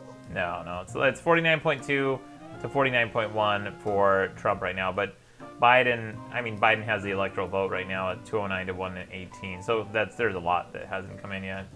Yeah, there's still a lot that hasn't come in, and I mean, we're also looking at like states where you're getting giant influxes from concentrations that could shift it one way or the other. But North Carolina, 95%. Trump is at 2.72 million. I mean, let's just say 272,000. 2,723,000. Easy for me to say. And Biden's at 2,648,000. So I don't know how that Donald Trump loses North Carolina. I think it's his. Times says 85% chance it's his. I'm going to mark it as his on my little insignificant map, and we'll see what that does. Interesting. Okay, we're going to check in with the poll on Madcast Media. Currently on madcastmedia.com. Guys, this is breaking news. Donald Trump has lost to Joe Biden 91% in favor of Biden. That's incredible. According to madcastmedia.com, this is amazing. And then we have do you trust the election results? 87% say yes. So I'm going to call it right now, guys. That is insurmountable. You're not going to see Trump overtake Biden, according to Madcast Media's polls. Again, if you go to madcastmedia.com and vote. Jesse, thanks for the 2, says, I miss the best podcasts in the universe. Thank you, Jesse. All right, let's pop back over to... How many electoral votes comes from Madcast voting? 0. 0 is the answer on that one. That's bullshit. Yeah, it is bullshit. I've been pushing that for a while now. Let's see here. Nick D'Souza says, wait, guys, I haven't submitted my vote yet, and every vote counts. Caffeinated Jedi says, Biden was such a weak candidate. Basic ass Dems. He sure was, Caffeinated Jedi. Or Caffeine Jedi, sorry. Caffeine Jedi. Nicology says, fuck my state of North Carolina. Amorous Cleopatra says, they're too close to the one other Kappa. Alex Curto says, I'm legit shocked that Biden has a foothold in Arizona. Yeah, I am too. Arizona's usually pretty solidly red, isn't it? Arizona's usually red. I think it was last election, or in 2016 at least. But since then, of course, John McCain, everything that happened between he and Donald Trump could cause a big shift there. I think we're going to see Arizona. I mean, in my column right now, I'm marking it as Democrat. I think it's going to go Democrat. Hang on just a second. I'm going to check something real quick. I'm going to try to get this phone number up here. Yeah, okay, here. Let me get the Patriot prayer line. I almost forgot to do this, but I have the Patriot prayer line set up, and I can play some of your guys' voicemails live while we're doing this. Oh, we've got to have that. That's awesome. Yeah, so we'll do the Patriot prayer line as well. Here, let me put the Patriot prayer line right there. We'll move the polls up here. There we go. Okay. Don't forget to click like on the stream, by the way. That one like equals one prayer. Well, yeah, one like, one prayer. If you guys think that Donald Trump is going to win, go ahead and click like. And if you think that Joe Biden is going to win, go ahead and click like. And don't forget to subscribe. Okay, the phone number is now on the screen. It's down below. It's the Patriot prayer line. If you guys want to call in and leave a voicemail, I'll play some of those on the stream. Let's see if I can get that going real quick. Let me double check if I can make this happen here. I may be able to. Yeah, I think I should be able to. So this should be fun. I did this last time, a few times ago. Let's see. Yeah, let's do this. 1 second. Let me get this going. And Iowa's a dead heat right now. Is it really? Less than 2,000 votes separates Biden and Trump in Iowa. Was it supposed to be a swing state too, Iowa? Yeah, well, it was, but the Iowa caucuses are usually they're a Republican event, and it always seemed to me like with the farm land and with it just being kind of in the Midwest, that Iowa would probably be Republican. But no, in this instance, it is a toss-up state. So. Interesting. Well, I have here some voicemail I may be able to play. Let me see if this fucking... Why is Google suck so much dick here? Christopher Spirit, thank you for subscribing. Who else we got? Keith Tremorn says, I guess Maddox dislikes this stream. I liked it. Wait, did I not click like? Yeah, there. I clicked like. This is going to be good, says Nick D'Souza. Okay, we got some voicemail, says. Here's a voicemail. This is from... Try to leave what state you're calling in from if you can. Just out of curiosity. I'm just so sad because no matter what happens, I know that you won't be my next president. I love you, Maddox. Okay. I'm so glad I'm doing this. All right, let's check out some more of these voicemails. Paige, Cardiel, and One is Company, thank you guys for subscribing. Don't forget to subscribe. Really appreciate that. Thank you, One is Company, and let's hear some of these voicemails. Okay. Fox, by the way, is going to give Arizona to Biden. Fox is giving Arizona Biden? Yeah. Well, that's a first. Here we go. Here's a voicemail. Hi, I'm here to leave a prayer for all the Patriots. My name is Alex. I'm fully aware of the issues the Patriots are undergoing right now, so I will be personally donating 100 copies of the movie Cuties to them. I haven't seen it. I don't know what it's about, but I think it looks pretty patriotic. God bless. All right, thank you, Alex. Here is another voicemail to the Patriot prayer line. Hey, Maddox. Quick question. Is your crown made of real cheese? Yeah, it's not made of cheese, idiot. But thanks for the thanks for the call. This is like a raunchy C-SPAN, isn't it? Remember that show on C-SPAN? I love that show, yeah. Yeah. Thank you for subscribing, Satan Skrilla, One is Company, and Paige Cardiel. Thank you, guys. Keep those Patriot voicemails coming in. I'm going to play some of these as soon as I can get them. As soon as I get to them. Wow, there's a whole bunch coming in, so hold up. It may take a second for these to process. Ben says, I'm drunk and fuck it. Tara says, lol. Ziz, the creator, says, why is preferring one candidate seem to be treated as some red herring that kills all credibility? Yeah, I don't know. Drehov says, oops, I missed it. Oh, well, it just popped off the screen. Okay, let's pop over and see some of these voicemails here. Okay, here's another voicemail to the Patriot prayer line. Just wanted to remind everyone that my thoughts and prayers are going out to everyone. Not that it matters, because the reptilian overlords have already decided who's going to be in charge. In charge. On stream. Doing nothing. Good voicemail. I'm glad I played that. Here is... Well, I can't play that one. It's not coming through yet. All right, here's another one. Hi, I'm from Washington. I just want to know if you even like California. Yes, I like California a lot. I think California is probably the best state currently for me to live in, I guess. I don't know. I like it. I like the sun. I like the weather. I like the food here. I like the vibe. It's a cool state. I like it a lot. There's a lot I don't like about it, but it's pretty cool. Here is another voicemail. I think this is from Highly One. Let's hear this. Yeah, this one is company. Just remember, 1997 was the best year ever. Ultima Online for life. Okay, an Ultima Online comment. Let's see. Here is a call from Oregon. Hey, I'm from Oregon. I was just curious if maybe... shit, I fucked it up.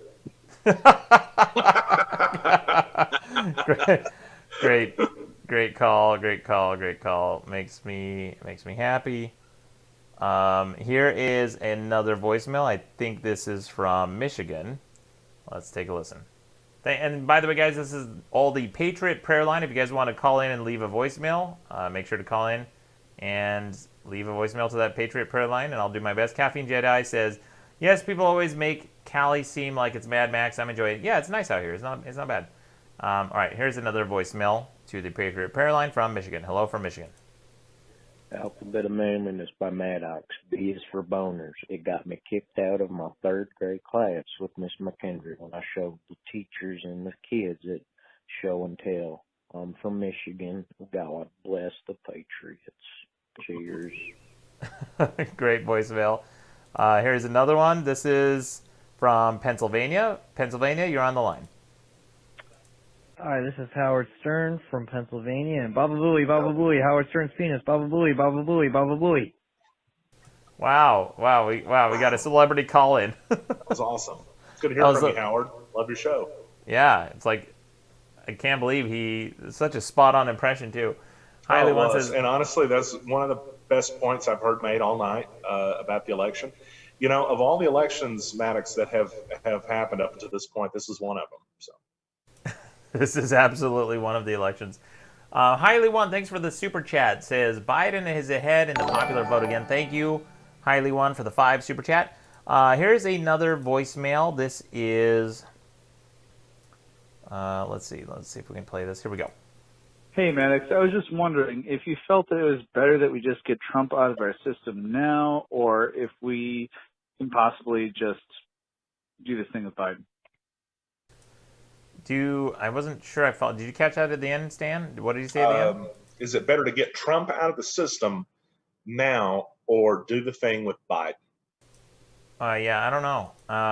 You mean the impeachment? I don't know. I didn't quite follow what the maybe was. He means if we get 4 more years of Donald Trump, which is looking more likely, maybe he means we'll get it out of our system instead of electing Biden. I don't know. Yeah, I'm not sure. Here's another voicemail. Let's see. Hey, I'm from Oregon and longtime fan. I was curious if maybe Dick Masterson had given his opinion on the election, and maybe if you had that to report. Thanks. I couldn't hear any of that. Didn't know what he said. Didn't know what he said.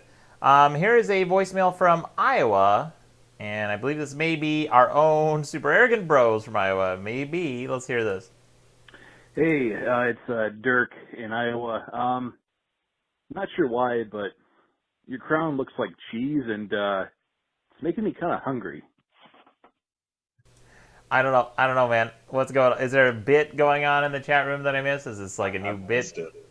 Yeah, I don't know. I missed it. Mr. Friday says, Maddox, I used to read your articles 20 years ago. Glad to see you're still around, brother. You got it, homie. MZ 100511 says, yeah, this is basically to see if America will financially collapse or not. KH1129 says, put some A1 on that cheese crown. I don't think so, bruh. Let's hear some more of these voicemails of the Patriot Prayer Line. This is Sam from New York. And let's go ahead and play this. Here's the Patriot Prayer Line. Hello, Sam from New York. You're on the air. Hi there. This is Sam from New York. And I just want to say I think it's really beautiful what you guys are doing because, I don't follow sports, but I imagine the Patriots from fucking New England, I imagine they aren't doing too good right now. So I appreciate what you're doing. And, prayers going out to the Patriots. Love. Yeah, I was just waiting for one of those voicemails. Thank you, Sam from New York. Let's see. Here is another one. Yeah, you guys haven't gone over the statistical variance. This prayer is for you guys to run over the probabilities again of the win. You said you called it for Trump. Just want to see the math.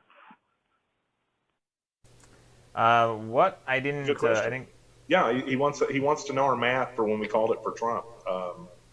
No, I haven't called it for Trump. I think what I said earlier was I think that Trump is probably going to win this thing.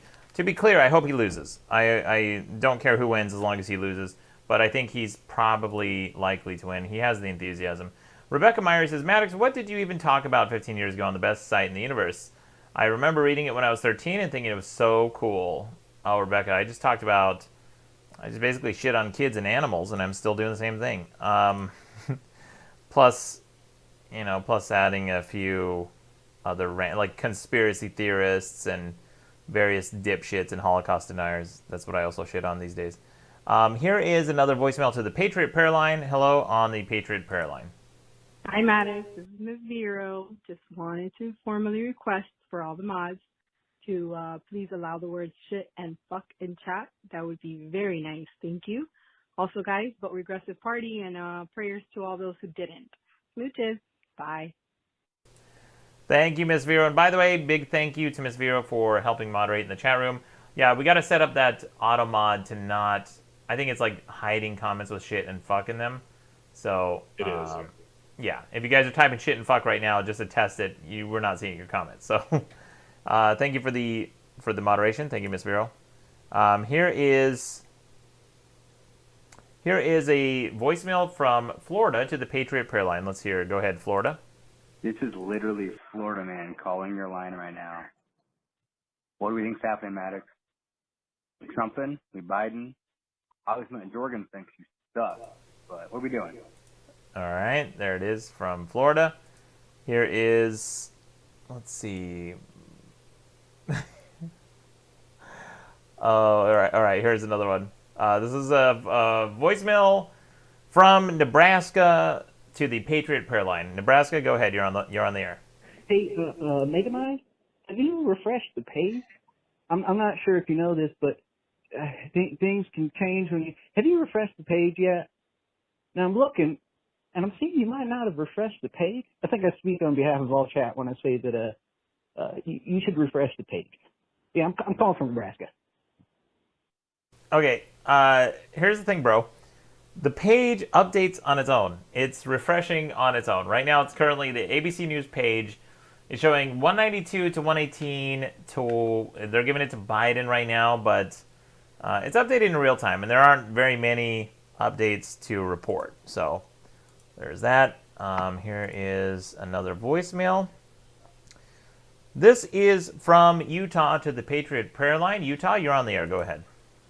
So I really hope that Trump wins because I'm from the state of Utah where they have raised the taxes on the rich, which caused every single apartment in the area to skyrocket to the point where you can't even find a two-bedroom for less than $900.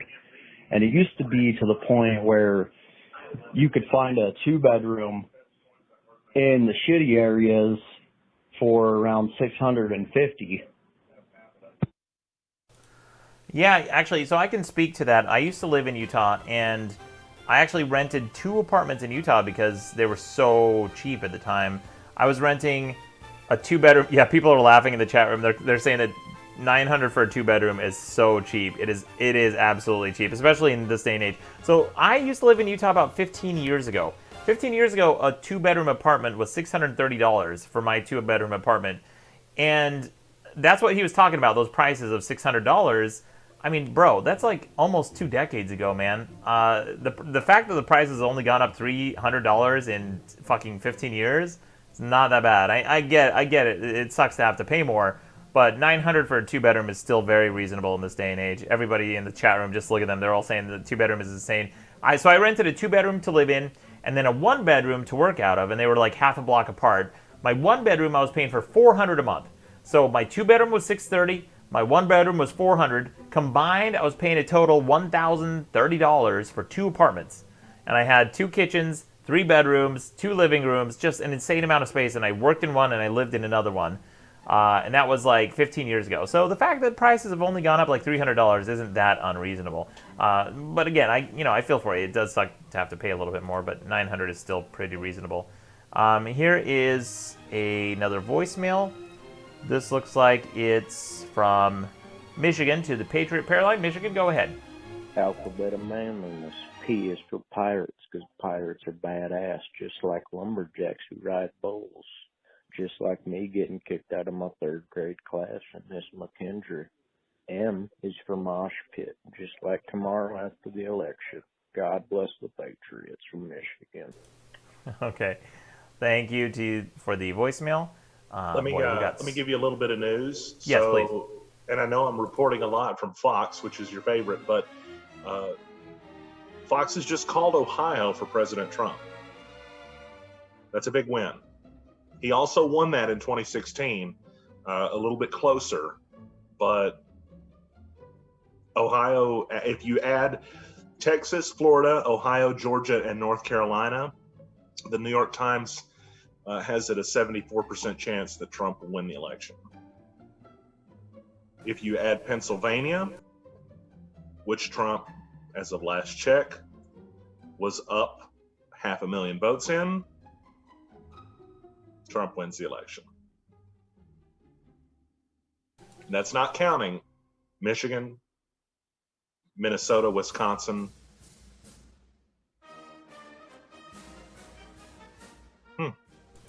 So let's go ahead and take a look. So Michigan is 54-43 Trump with 50% reporting. That's still too early. Wisconsin is 51-46 with 70% reporting. Looks like Trump's going to take Wisconsin.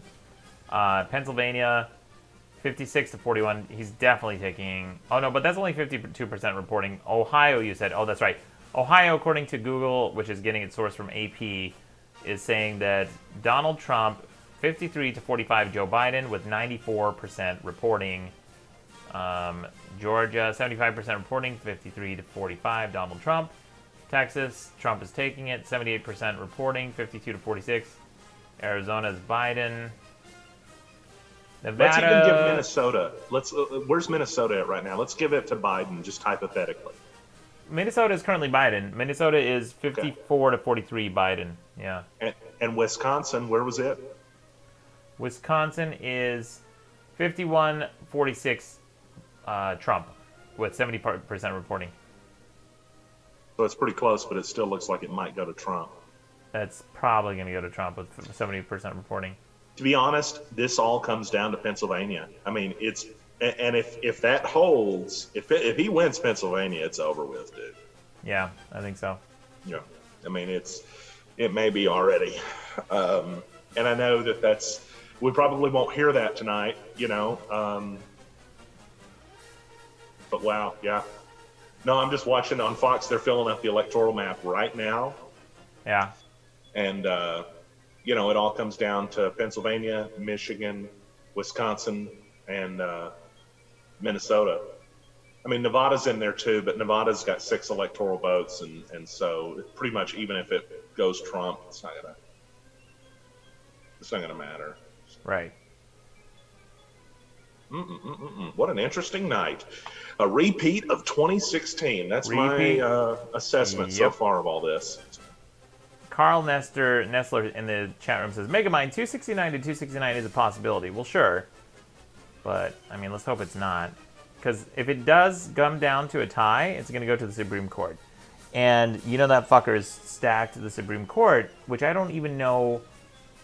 I think as a rule, both parties should abide by what the Republicans allegedly promised in 2016, which was they would not seat a Supreme Court nominee in an election year.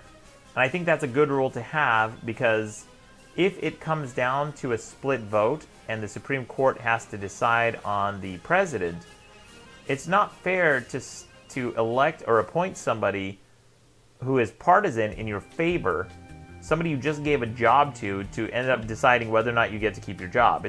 That just seems corrupt as hell. She even said in her confirmation hearing that she wouldn't recuse or promise to recuse if an election case came before the Supreme Court related to Trump. So, yeah. Yeah, that's some bullshit. All right, let's go ahead and see what more voicemails we have to the Patriot Prayer line. Looks like... Okay, here is a voicemail. We're going to keep playing a few of these. Here we go. Hi, Maddox. This is Tara, aka Not the First Tara on Twitch, and Tara in this chat. If you want to see a really interesting live election map, looking at this website called 270towin.com. It's spelled the numbers 270 and then TOWIN.com. They just have like a really interesting model there, and they also have like a projection map. You can look at either one. So check it out. Let me know what you think. All right, Tara, thank you very much for calling in. 270towin.com. I'm checking this out now. This is interesting. So 271 says 2020 presidential election interactive map says it will take 270 electoral votes to win 2020. Create a specific matchup. Okay, so here is what they are predicting, but what they're saying Pennsylvania is blue, but currently it's not. I don't know if this is accurate. Map updated November 3rd, 2020 at 13:29 UTC, 8:29 a.m. Eastern. See, that's 8:29. That's East. That's a.m. We got to see something in real time. I wonder if this is. So those are poll numbers, perhaps? Yeah, it's got to be. Live election results, president. Okay, let's see what this is. All right, let's see what they say there. Here we go. Okay, yeah, Pennsylvania, they are saying... What are they saying about Pennsylvania? Donald J. Trump. Yeah, 51%. It's basically like 52 to 47 Trump currently, with Jorgensen got 1.2 of the vote, and 62% of the polls reporting in Pennsylvania. So that's interesting. Currently they're saying Biden 206 to Trump 162. The map will populate as a winner is projected in each state, starting with the final forecast of the model powered in 2020 election simulator. Okay, cool. So they were predicting Biden 206 to Trump 162. Looks like. Yeah, the winning percentage, they were saying that Biden by 69 to Trump to 29 and a 1%. Yeah, but I don't know, man. Oh, final forecast. Here they're saying 85% Biden. They're all saying Biden, but it's not looking that way now. I mean, it'll be interesting to see as the night keeps going, but it's just not looking that way. I mean, the Times said that 90% of the paths. I don't know that meant that they thought it was a 90% likelihood, but for Donald Trump to come out of this with only 10% of the paths to victory that Joe Biden had, in essence, that just means if you're playing, if you were playing dice, for example, you're rolling the dice 10 times more than the other guy, and you somehow still beat him. It's kind of incredible, honestly. It's if Donald Trump does win this, and again, I mean, I'm not saying he has. It becomes more likely with every single little bit of news it seems like we're getting. But if he comes out ahead of this, I'll have to study history, but that's got to be one of the only times somebody has won the presidency when they were expected to lose, and then won it again when they were expected to lose. And also, he would be the first president in history to have won an election after being impeached. But let's go ahead. We got a voicemail to the Patriot Prayer Line. This is from Wisconsin. Wisconsin, go ahead. You're on the air. Hey, this is Stan Dances calling in from the swing state of Wisconsin. By the way, Trump's going to win, but more importantly, I'm calling from the CAN organization. That's the Citizens Against Naughty Numbers.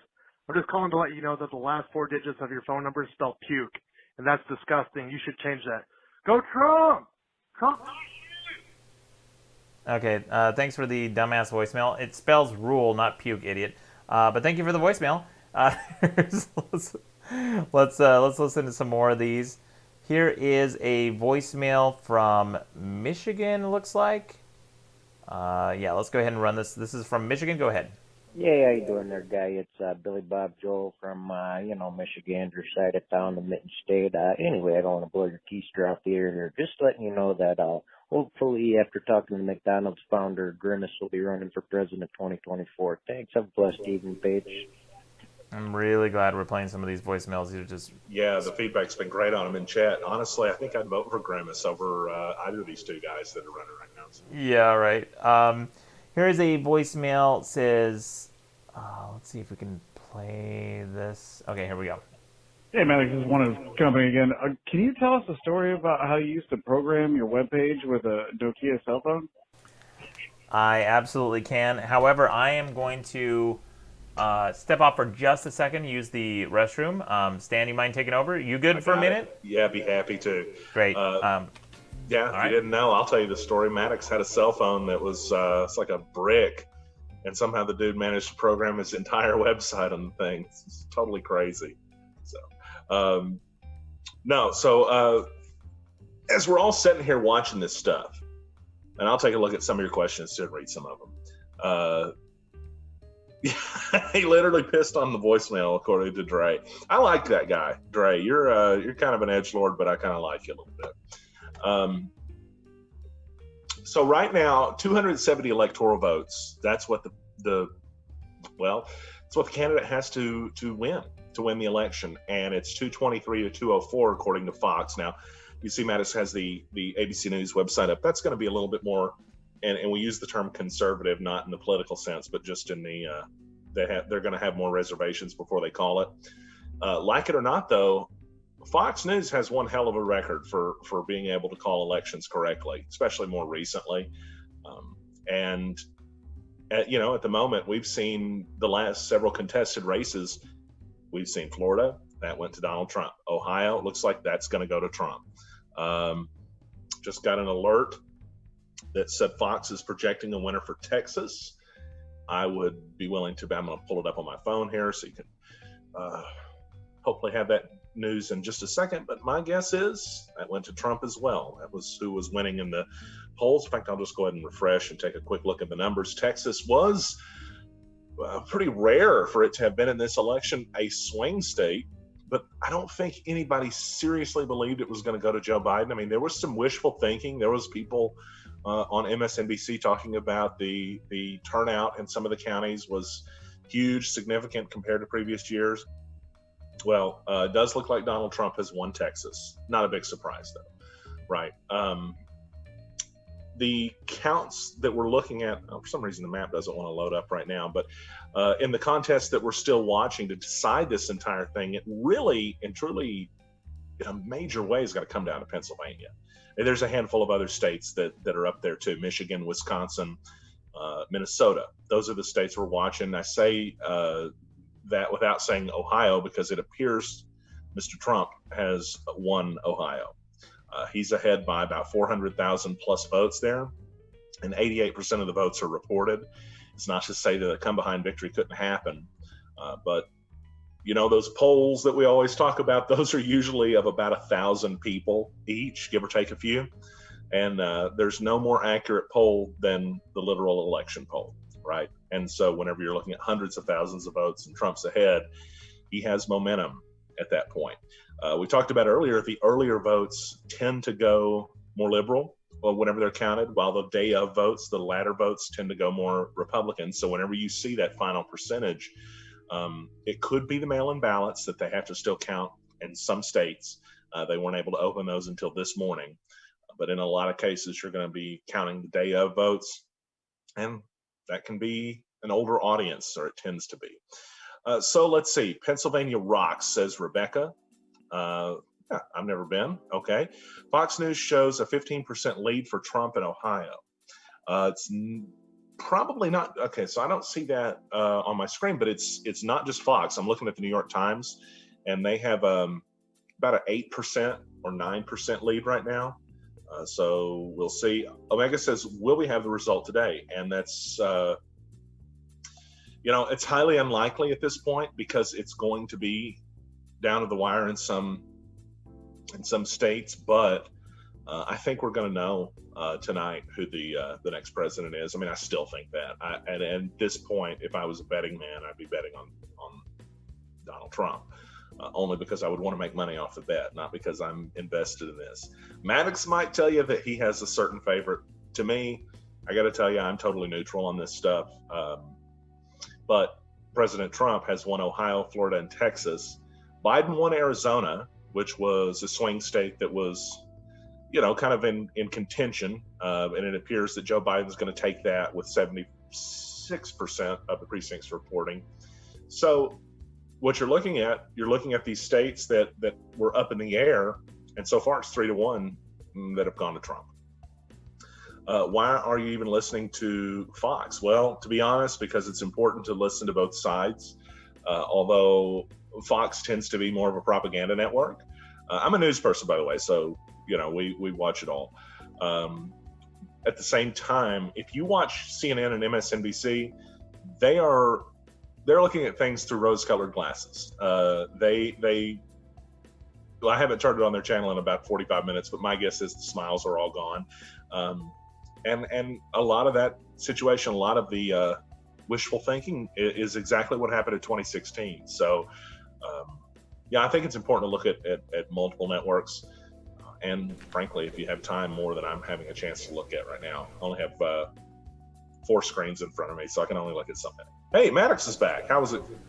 How did it go? Hey, good. All the pee came out just fine. So Excellent. Excellent. there's the update, guys. The results are the pee is gone from my bladder. Joe Hop says Maddox is screaming Beatty says Maddox dropped a deuce, violently reappears, says Glottis.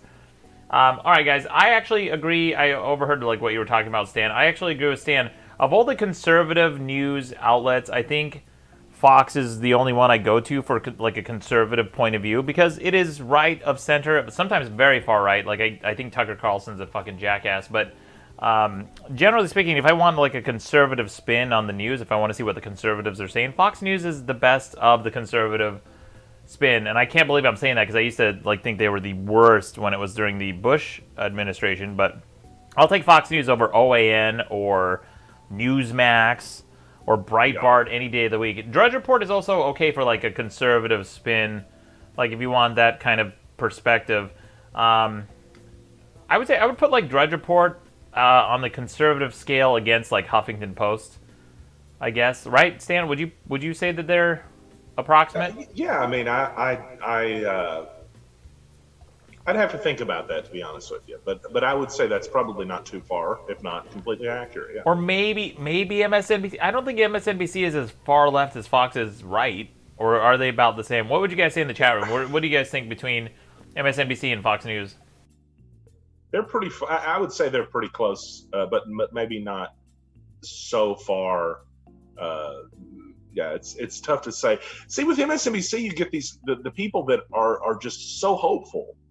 And they're so personally invested in the Democrats winning that sometimes they don't look at the writing on the wall, you know? And I kind of feel like that's now happened in 2 presidential elections. I know it happened. You go back and watch the videos of MSNBC election night coverage for 2016. They look like they were going to be crying on set. I get it, but you have to kind of disconnect yourself from that when you're doing news because it's not about what you want. It's about what's happening. And, you know, that's not always what you want. Quite a few times it isn't. So. That's a really good point, Stan. I think that that is very accurate. That's a good way of putting it. Is the reason you shouldn't get your news from a conservative or liberal biased website or news organization is because they're going to tell you what they want to happen sometimes rather than what really is happening, what the reality of the situation is. So I think that's why Stan is going to Fox News a lot, is because Fox News obviously has a conservative bias, and they're obviously going to report in favor of Trump. Liberal websites are also going to be reporting, generally speaking, in favor of like a result that they would want in their favor. So if you look at the two and kind of balance them out and say, okay, the Fox News is obviously going to try to be generous towards giving states to Trump. So if Fox News says, okay, we're going to call Ohio for Trump, and then you check MSNBC and MSNBC is saying the same thing, that bolsters the fact that Fox News isn't just being conservative and being biased. That's actually probably what the reality of the situation is. So I would agree with Stan. I think it's important to check in with both conservative and liberal websites. But personally, my favorite websites for news that are unbiased or kind of just like a neutral or a clean take is the AP. AP is pretty neutral, just down the line. They don't have like an editorial point of view. It's pretty much straight facts, as close as you can get. And then NPR does a pretty good job. I know people have accused NPR of liberal bias, but it's very, very light, if it is at all. And BBC does a really good job of their news too, except for UK-related news. Like when it comes to the BBC, like reporting on the Crown, the royal family and stuff like that, BBC kind of drops the ball. But generally speaking, BBC does some really great news. Some people are saying Al Jazeera, France 24. I don't know too much about those. Al Jazeera used to do some good journalism. It's gotten kind of propagandistic lately. Jack Burton says NPR is super liberal. You're wrong, Jack. I don't think so. I don't think NPR is super liberal. They may have a few liberal commentators, but their news is pretty clean cut. Like, I like their news a lot. I think they do a pretty good job of it. Even when they do cover, like, at most, I've seen the bias on NPR is that they will cover stories that may benefit like a liberal ideology in favor of something that may benefit a conservative ideology, but they never outrightly like put a negative spin on a conservative story just because they don't like conservatives. I've never seen that from NPR. King 4000 says NPR is dog shit. Strange Online Man says Maddox News Network is the only news I listen to. Fair. Good Demon choice. Lord, what's that? Good choice. Yeah. We may be biased towards ourselves. Time Lord says, just watch the count. Fuck their calls. It's propaganda to the core. Lakeisha Agrawal says, USA sucks. The creator says, I like Hannity's take. US is a relatively new experiment in human history. Let's keep it going.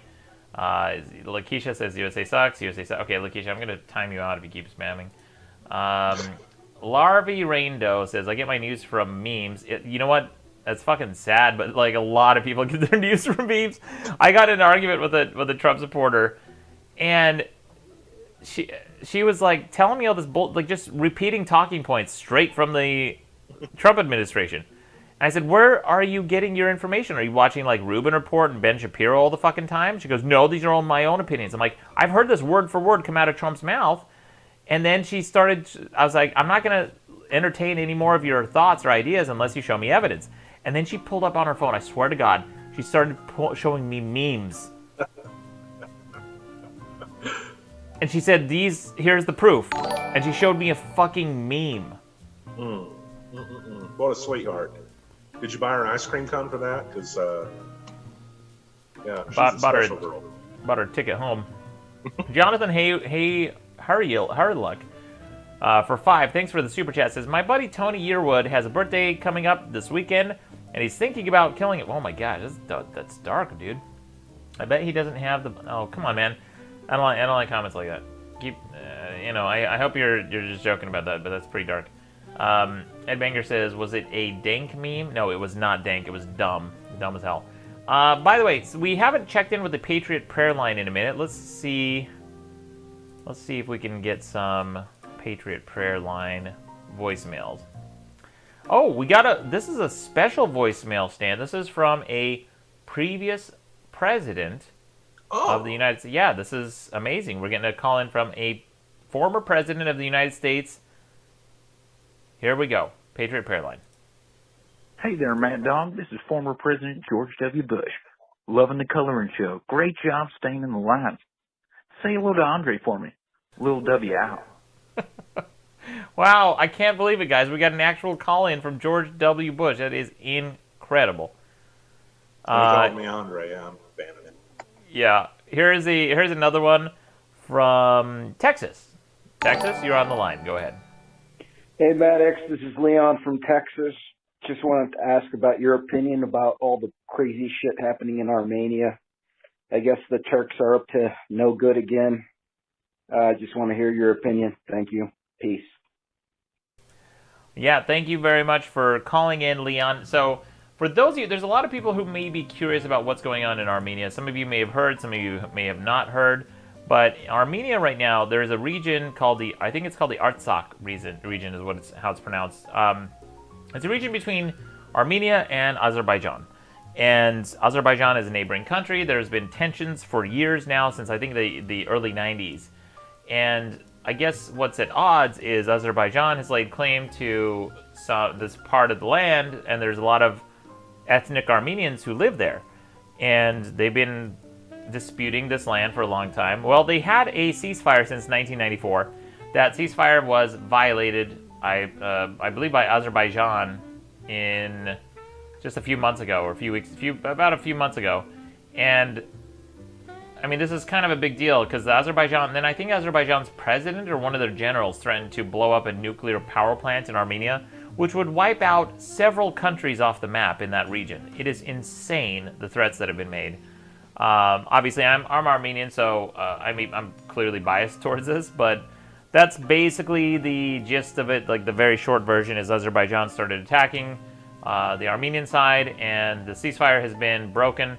I think they're taking advantage right now because America's busy with the elections, and Turkey is backing Azerbaijan, which is interesting because Turkey's a U.S. ally, and there have been reports of them hiring Syrian mercenaries, like terrorists from Syria, they've been recruiting them on the Azerbaijan side to attack Armenians. So it's kind of a mess right now.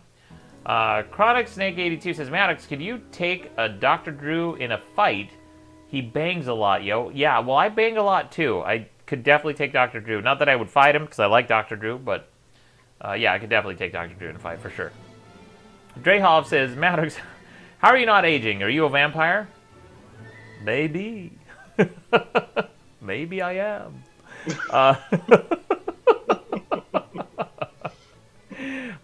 Brody Griffiths for 5 Super Chat says, what is the benefit of the Electoral College? Do you think that using popular vote like Canada or most other countries would be better? Yes.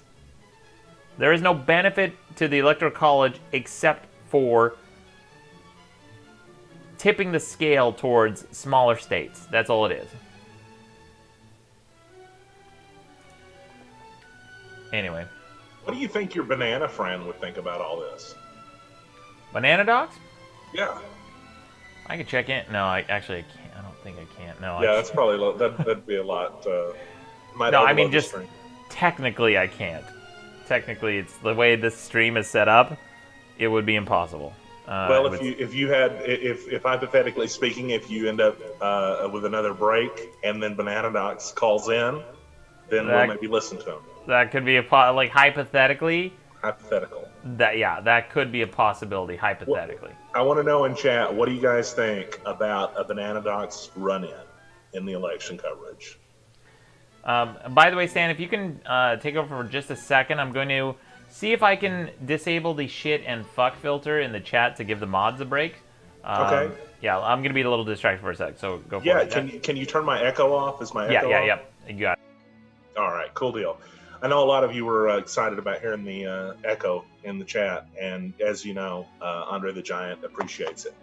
Let's talk about the election for a second. Let's talk about some of the numbers here, and just see kind of where they're at, see if there's any changes, because a couple of these states we've looked at over the night have shifted in a big way.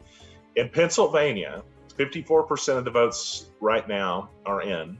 And Donald Trump is up 600,000 votes. It's 2.2 million to 1.6 million. That's 56% to 42%. Of course, a lot more can still come in, though, so we'll see what happens. But we talked about it earlier. If Donald Trump wins Pennsylvania, it's already been called in Ohio for him, which they've actually now taken off of this map. It's weird.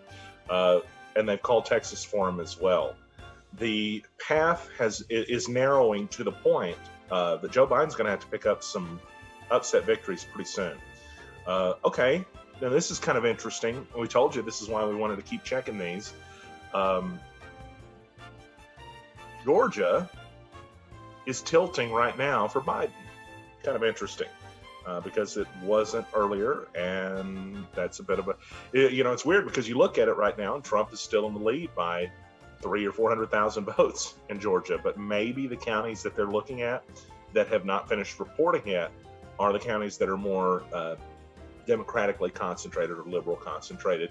And that's what a lot of the election results, the forecasting, that's the kind of stuff that folks like us are never going to be able to, break down accurately, but it's the areas that have a higher concentration for Democrat voters. And when those are the ones that have not come in yet, it could end up influencing that. So we've seen Florida go for Donald Trump. We've seen Texas go for Trump. Arizona, bit of a surprise, maybe, with Joe Biden. It looks like picking that up. Ohio is now officially for Trump. I think just about everybody's called it. The New York Times has called it for Donald Trump. He's up by 500,000 votes there. It comes down to Pennsylvania, Michigan, Wisconsin, maybe Minnesota, but probably not because it looks like that's going to go for Joe Biden. And I only say that in the sense that if it went for Trump at this point, it would be significant in his path to victory. But at this point in time, wow, you're looking at a different situation than when we started the night. It going into this night, the conventional wisdom was Joe Biden's night. It's Joe Biden's election to lose. Well, here we are. It's 2016 all over again. He stayed in his house and basement for the last 2 weeks of the election. Donald Trump went to 6 places in the last 24 hours. Okay, Donald J. Morris. Just saying.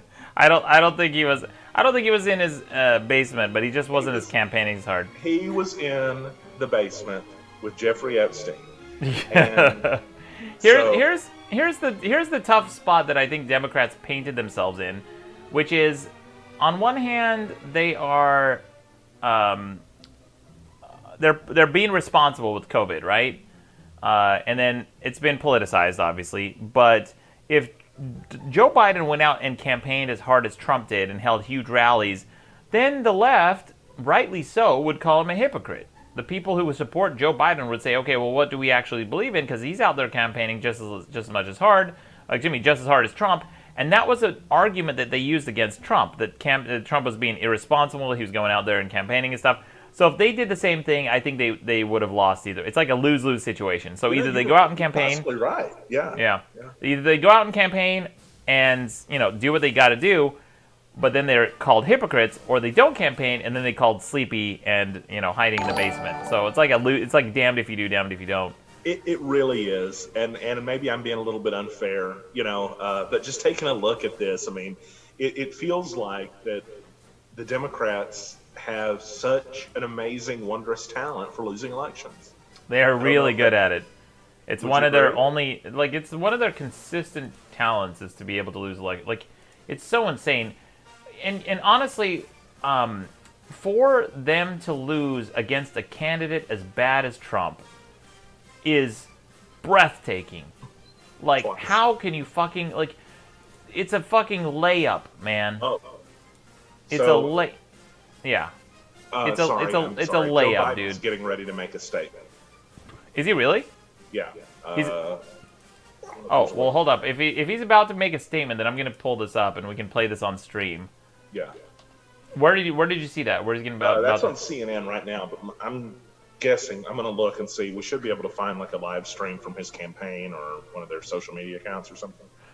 Yeah, there's Yahoo News is covering it, and we can do USA Today.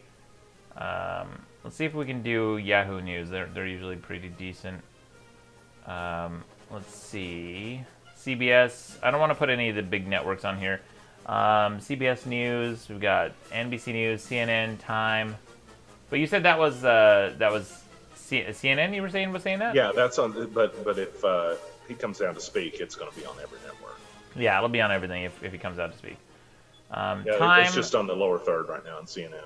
Oh, gotcha. Okay. So yeah, CBS News. They're all just kind of doing their talking head pundit thing right now.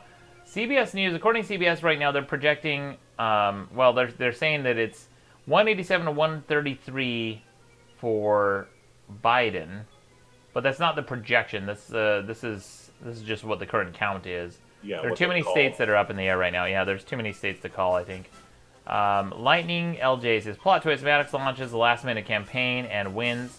I mean, it's not last minute. I mean, I'm running for president. I'm going to be disappointed if you guys didn't vote for me. Brody... I absolutely would vote for you. Yeah.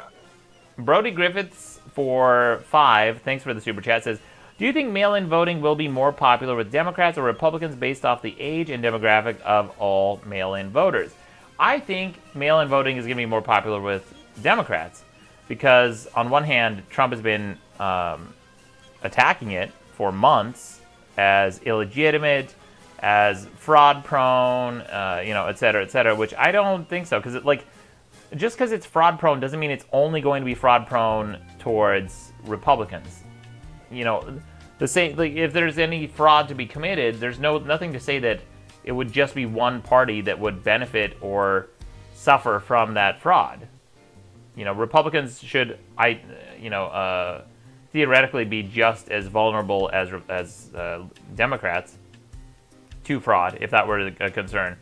But I think that all the claims of fraud have been overblown, including the James O'Keefe bullshit that came out, the Project Veritas thing. Just nonsense.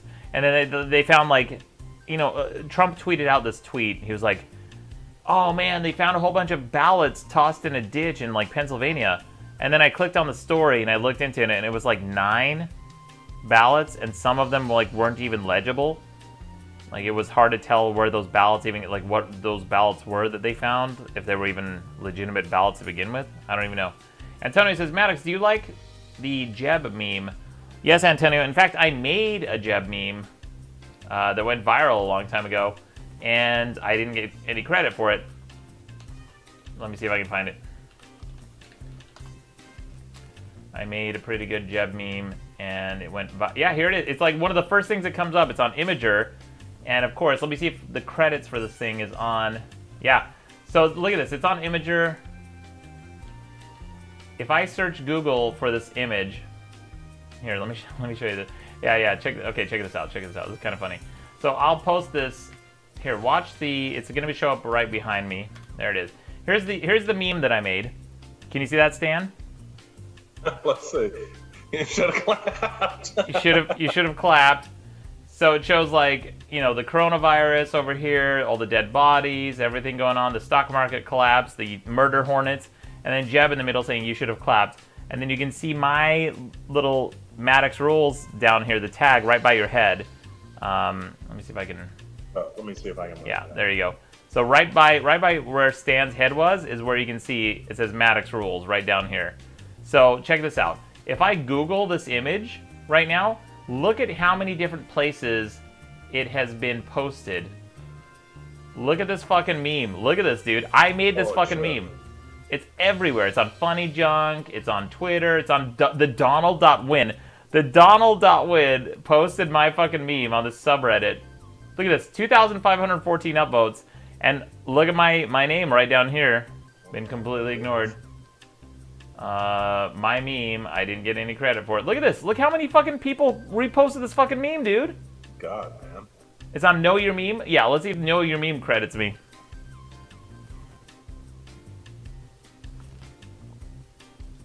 Where is it? Yeah, I don't know if I can even find it on here. Know Your Meme, Twitter, a bunch of people on Twitter. TigerDroppings.com, Funny Junk, Know Your Meme, Reddit, the Donald, iFunny, Something Awful. Wow, surprise, surprise, Something Awful ripping me off again. Those fuckers. Let's see if I can find it on something. It's always funny when Something Awful rips me off because they shit on me so much a long time ago. There it is, Something Awful. There it is. You can see my credit right there, on Something Awful. That's hilarious. This is so fucking funny. Here it is, Funny Junk. Yep, all these people ripping off my fucking meme. Anyway, that was my Jeb meme. Anyway, to answer your question in the chat room, yeah, I like that meme. You know, I made it. It's funny because you talk about people stealing your content. I've taken so many different original photos, you know, while out doing news reporting, and you'll post them online, and then 6 months later you'll see somebody else, you know, using a photo that's identical to it because they've just stolen your stuff without crediting you. I started putting almost impossible to see watermarks on all of the photos. Right.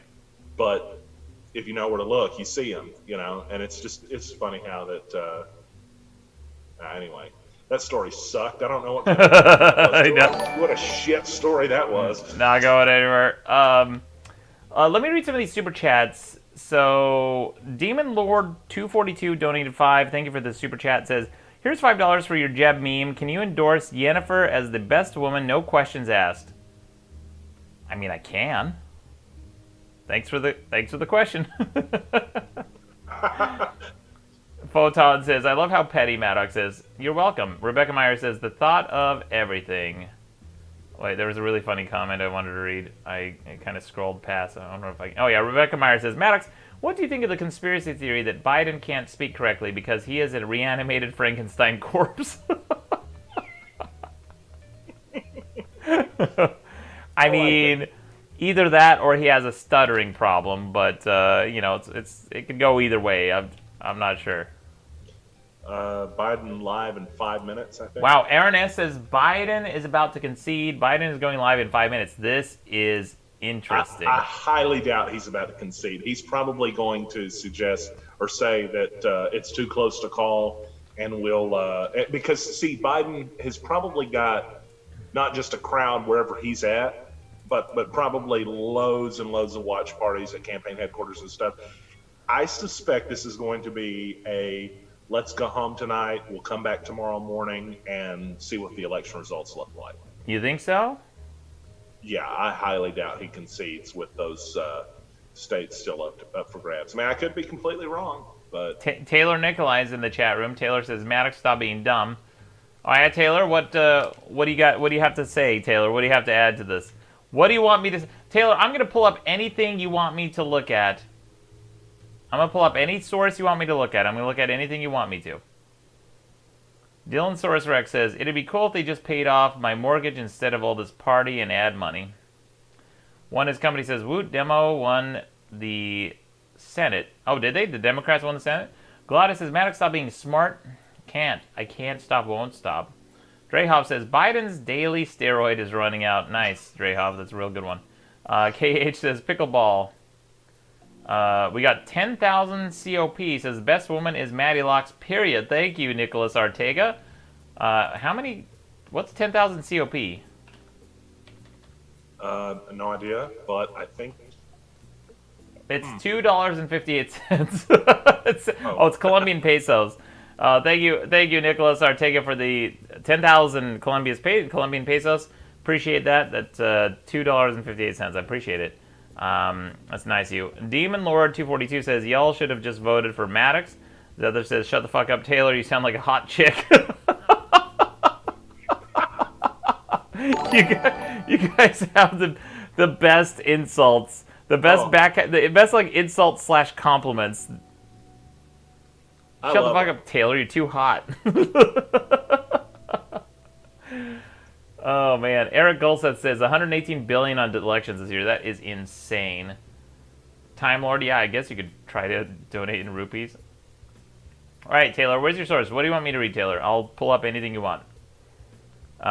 Let's see. Anyone else get their news from 4chan? Yeah, idiots. I swear to God, that was exactly what I was thinking. Yeah.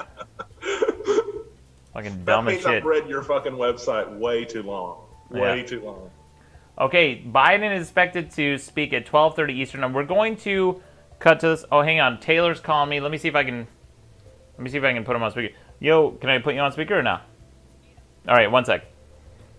Okay, Taylor Nikolai calling in. We're on speakerphone. Go ahead, Taylor. Maddox, you're being dumb. Okay. Why would Biden go on stage right now and concede when Georgia just tipped too favorable for blue? Did it really? How? That's the link I just sent you. The New York Times is now saying that Georgia will probably go blue. Why would Biden ever go on stage and concede right now? What if he just did it as a joke? Yeah, you ever think of that, bozo? He hung up.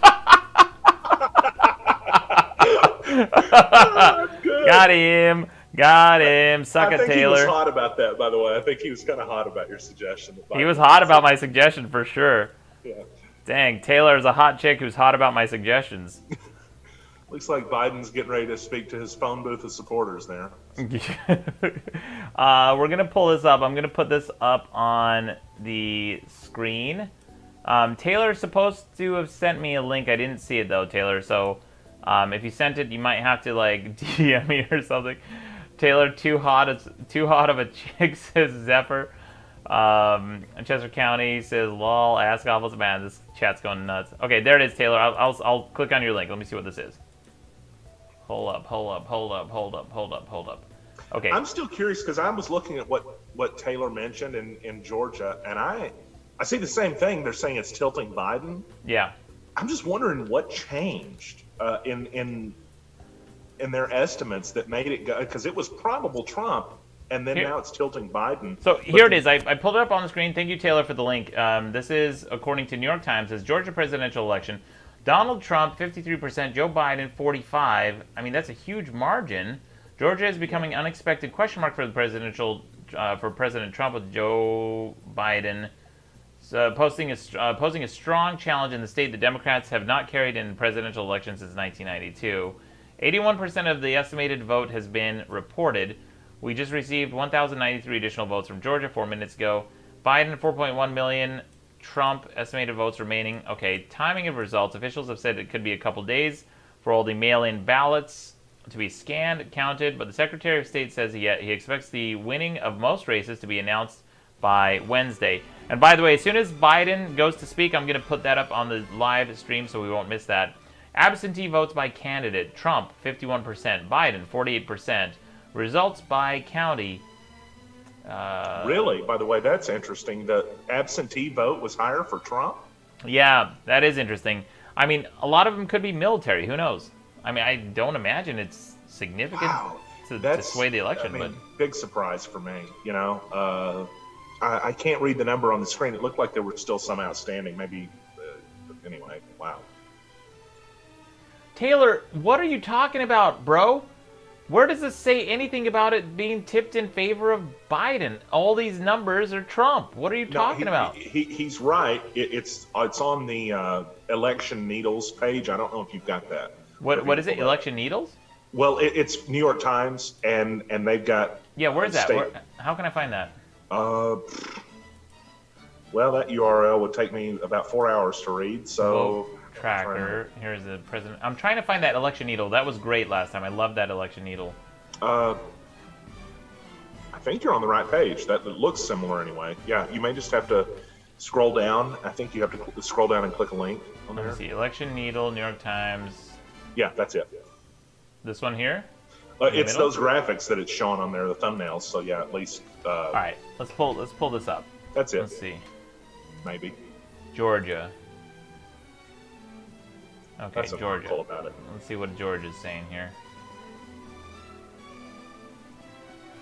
Where is this needle? I don't see it anywhere. I was trying to find that, like, because last time it was great. Go to the top of the page and just click on forecast needles here. Okay, here we go. Florida, Georgia. If Joe Biden wins one of these states, he'll likely win the presidency. Why is this not updating though? Oh, you know what? Let me pull it up on the Politico map, the other browser here. What the fuck, dude? I'm looking at 2016 numbers for Georgia as well.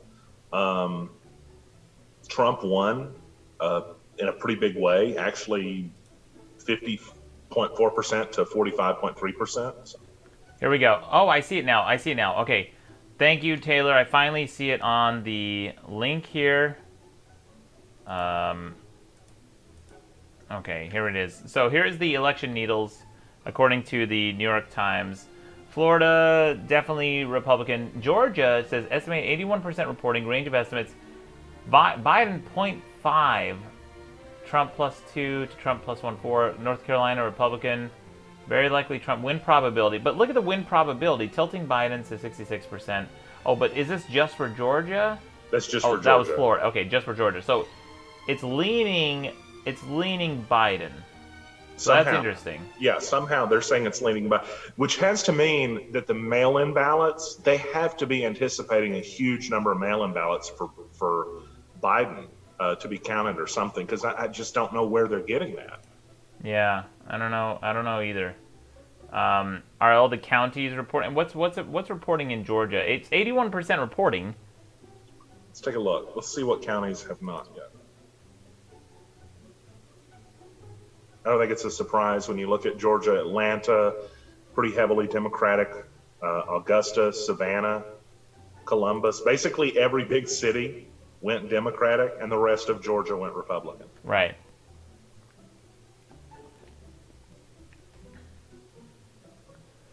But that's not unusual. That's just about every case.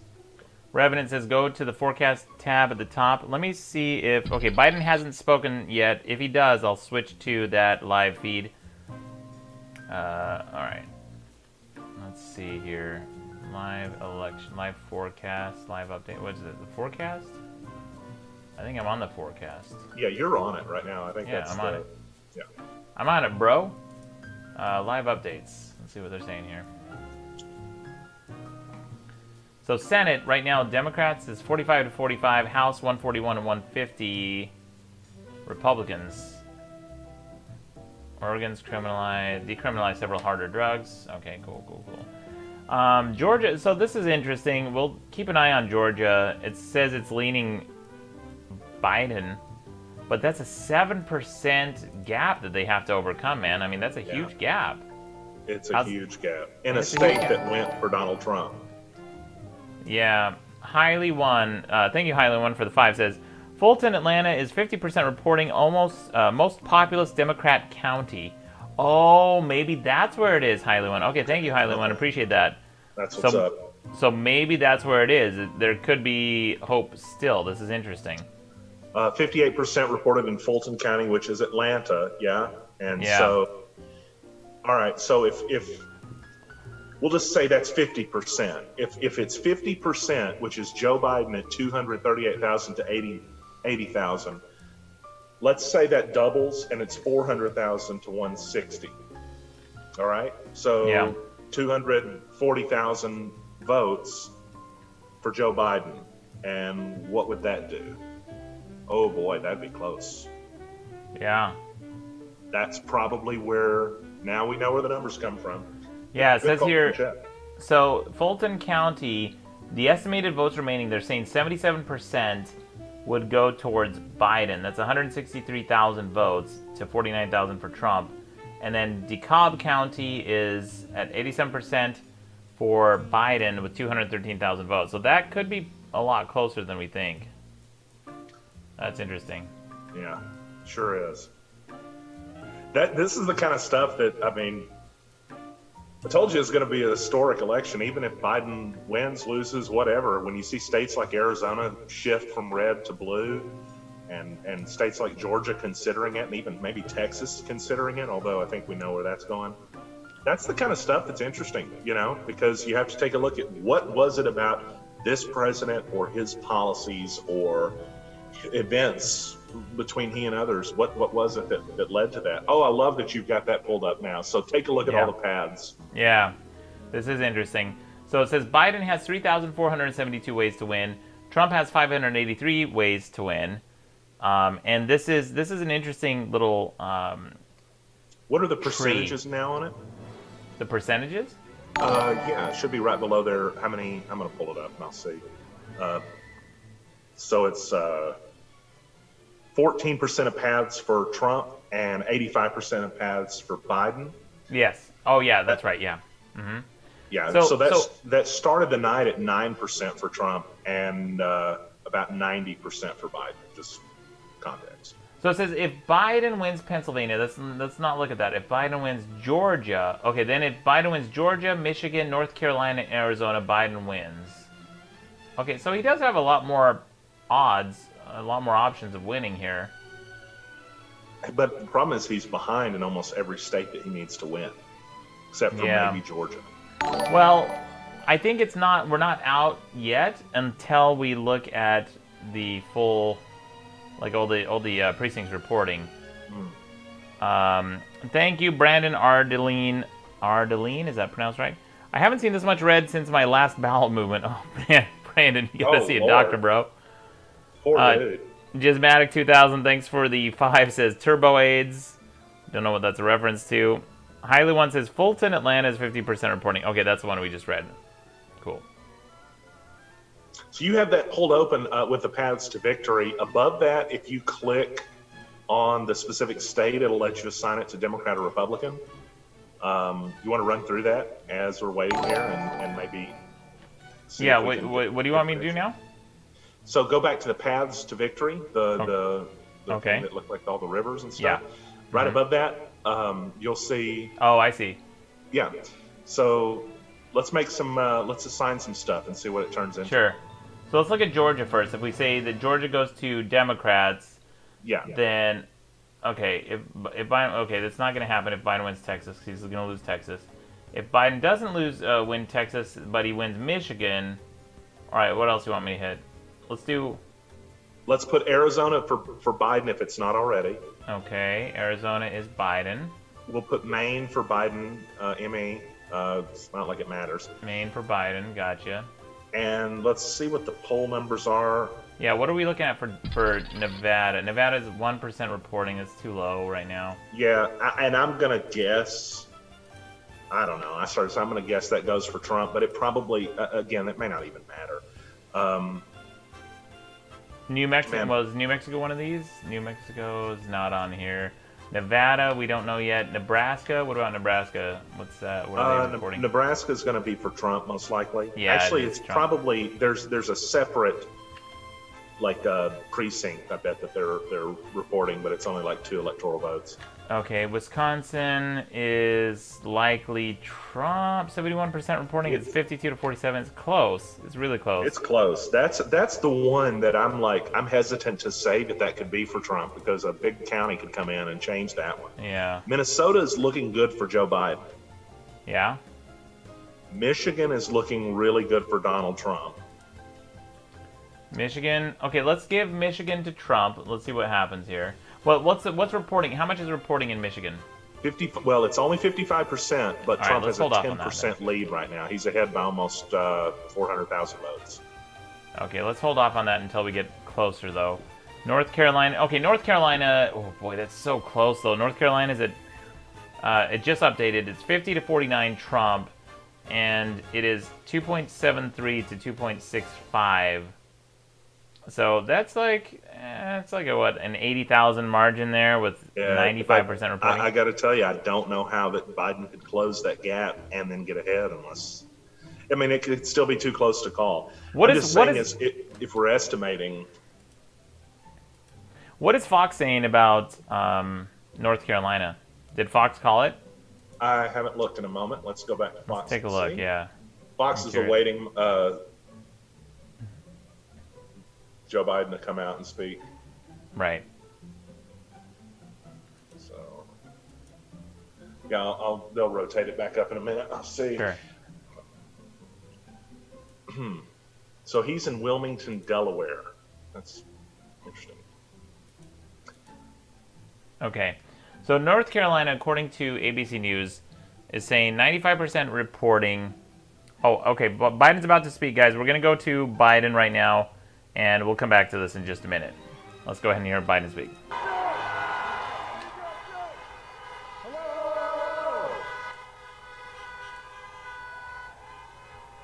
Good evening. Your patience is commendable. We knew this was going to go long, but who knew we're going to go into maybe tomorrow morning, maybe even longer. But look, we feel good about where we are. We really do. I'm here to tell you tonight, we believe we're on track to win this election.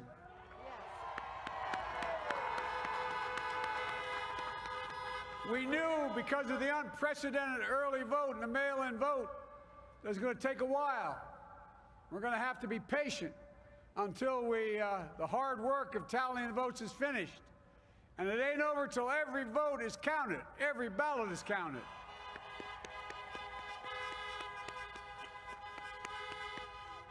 But we're feeling good. We're feeling good about where we are. We believe one of the nets has suggested we've already won Arizona, but we're confident about Arizona. That's a turnaround. We also just called it for Minnesota, and we're still in the game in Georgia, although that's not one we expected.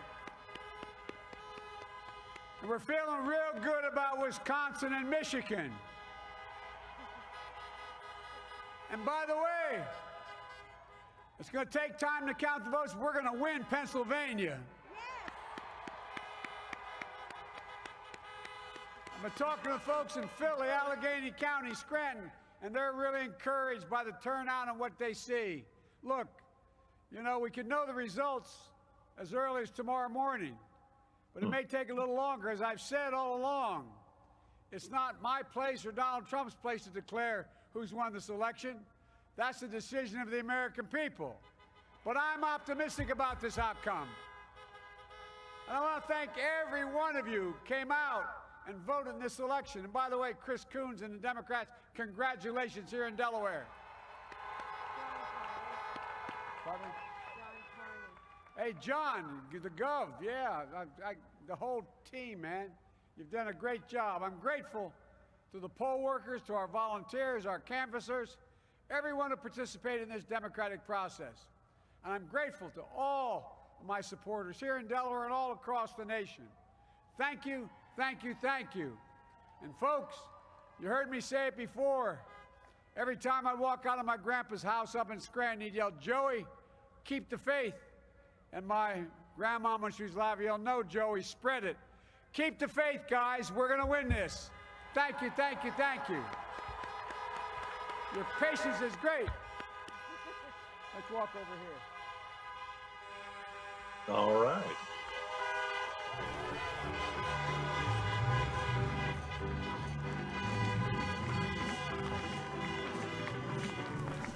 What the fuck is going on? Well, I thought there were horns honking. Apparently, Yeah, that's what I mean. It's the horns. Like, why are there so many horns? Are those the supporters or detractors? I can't tell. I can't tell either. I'm wondering if that's a band or if there are people in their trucks just honking their horns like idiots out there. What's he doing? They do look like supporters. Okay, that's what it is. It's just people supporting him by blaring their horns so that he can't be heard. That's look, what they are. got more. Yeah. Here he comes again. Hey, okay, he's coming back. Hang on, let's. He thought of some more. Thank you.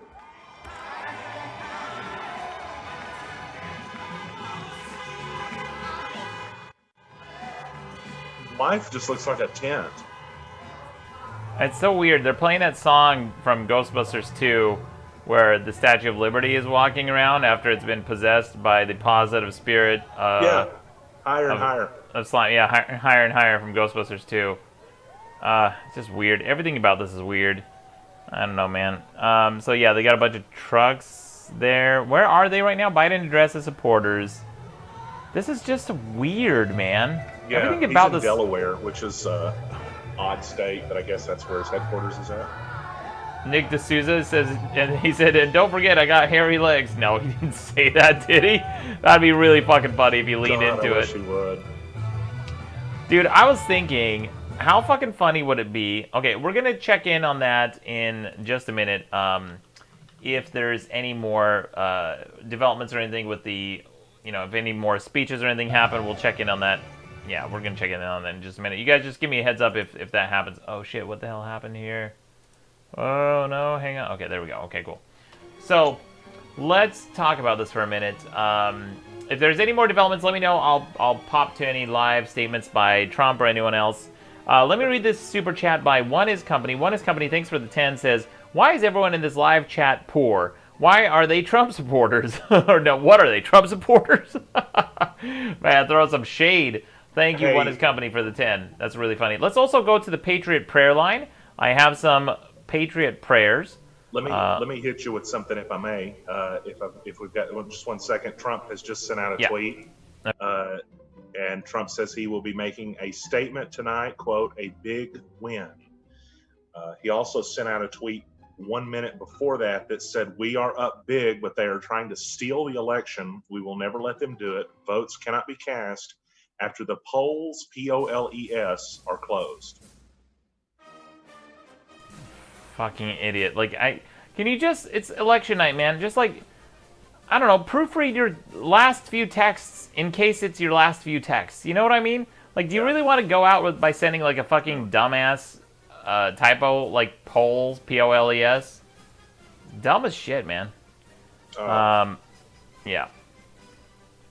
Oh, he deleted it. Oh, did he really? Wow. I just refreshed it and it's been deleted. Surprise, surprise. Okay, we've got some more voicemails on the Patriot prayer line. Here is one. Let's listen to this. Here we go. Yeah, so I'm here. It's like midnight, and I'm just done, going to bed. Wake me up for the results. All I can say is the past 4 years have made me not proud to be an American, and well, at least I'm free to say that. I guess we should take a collection for Trump's bail if he loses. Otherwise, he'll probably just dance in the Oval Office, and then come 2025, he'll just leave a poo for his successor. That's all. Such is life. Bye. Great sign off for that voicemail. Such is life. Bye. Well, thanks for the voicemail. That was the Patriot prayer line. By the way, the phone number is underneath The map that you see on the screen right now, Mr. Friday says the kid's younger than your articles, Maddox. Maybe it's possible. Let's see here. We got a voicemail from Michigan to the Patriot Prayer Line. Let's hear this. Go ahead, Michigan. You're live. Go ahead. No, on a serious note, Michigan vote, there's a lot of Republicans, but they're sadly spread out throughout the state, and the highest concentration of people comes down to in Michigan is Oakland County and Wayne County. Now, the Dems have been running countless ads. They haven't really showed up here like Trump has, but they run the ads to get, minorities out to vote for them. They've been having a lot of texting to vote ballots, just a lot of things to push the minorities to vote for the other side. So it's really going to come down to those high concentrated areas. God bless the Patriots and Grimace 2024. Okay, thanks for the voicemail from Michigan. And we have another one. This one is from a veteran. Let's hear this one. Here we go. For the Patriot Prayer Line, go ahead. Yeah, Maddox. My name is David. I'm a veteran of 3 foreign wars, and I just want to thank you, son, for all your great service and everything you do every day for this fine country and the fine people of this country. God bless your soul. I just have one question for you, boy. What's your fucking favorite Primus song? And thanks again. You have a blessed day, sir. All right. Bye-bye. What's my favorite? What song? I didn't quite catch that. I wasn't sure. I couldn't understand that either. Yeah. Yeah. Okay, we've got a voicemail to the Patriot Prayer Line from New York. New York, go ahead. You're live. Hey, this is Nick calling in from New York. So first of all, Trump's definitely going to win. Hopefully not, but he will, because I've never voted for the candidate that has won. And the other thing is, I don't know why you're streaming on YouTube and not Twitch. Twitch is superior, so I don't know why you're doing that. But yeah, and your crown kind of looks like Swiss cheese. I don't know why, but it looks like Swiss cheese to me. So I don't know, is it real? Is that like a real crown or what? Anyways, thank you. Bye-bye. Okay, thank you. Good bit. Good bit you guys are keep going on here. Let's see. Let's see. We got here. Oh, we got a super chat for 5 from How to Pet Cats Tutorials. It says Fezzik and Vizini don't understand horn social distancing. Don't know what that means, but thank you for the super chat. Here's another voicemail. Sounds like this guy is critical of the Democrats. Let's hear him. Our Democrats so fucking stupid that they put up John Kerry 2.0 again. Fucking they deserve to not be able to abort their babies anymore. That's a take. There you go. The Democrats picked such a bad candidate that they deserve to not abort their babies anymore. That's funny. Let's see. Let's not do that. And here's a what's that? I was just going to throw a little insight at you. Trump, when he sent out his tweet earlier, it was pointed out online, that was made while Biden was on TV. It was his first tweet of the night. So Trump was actually watching TV and saw Biden come up and sent that tweet out. Interesting.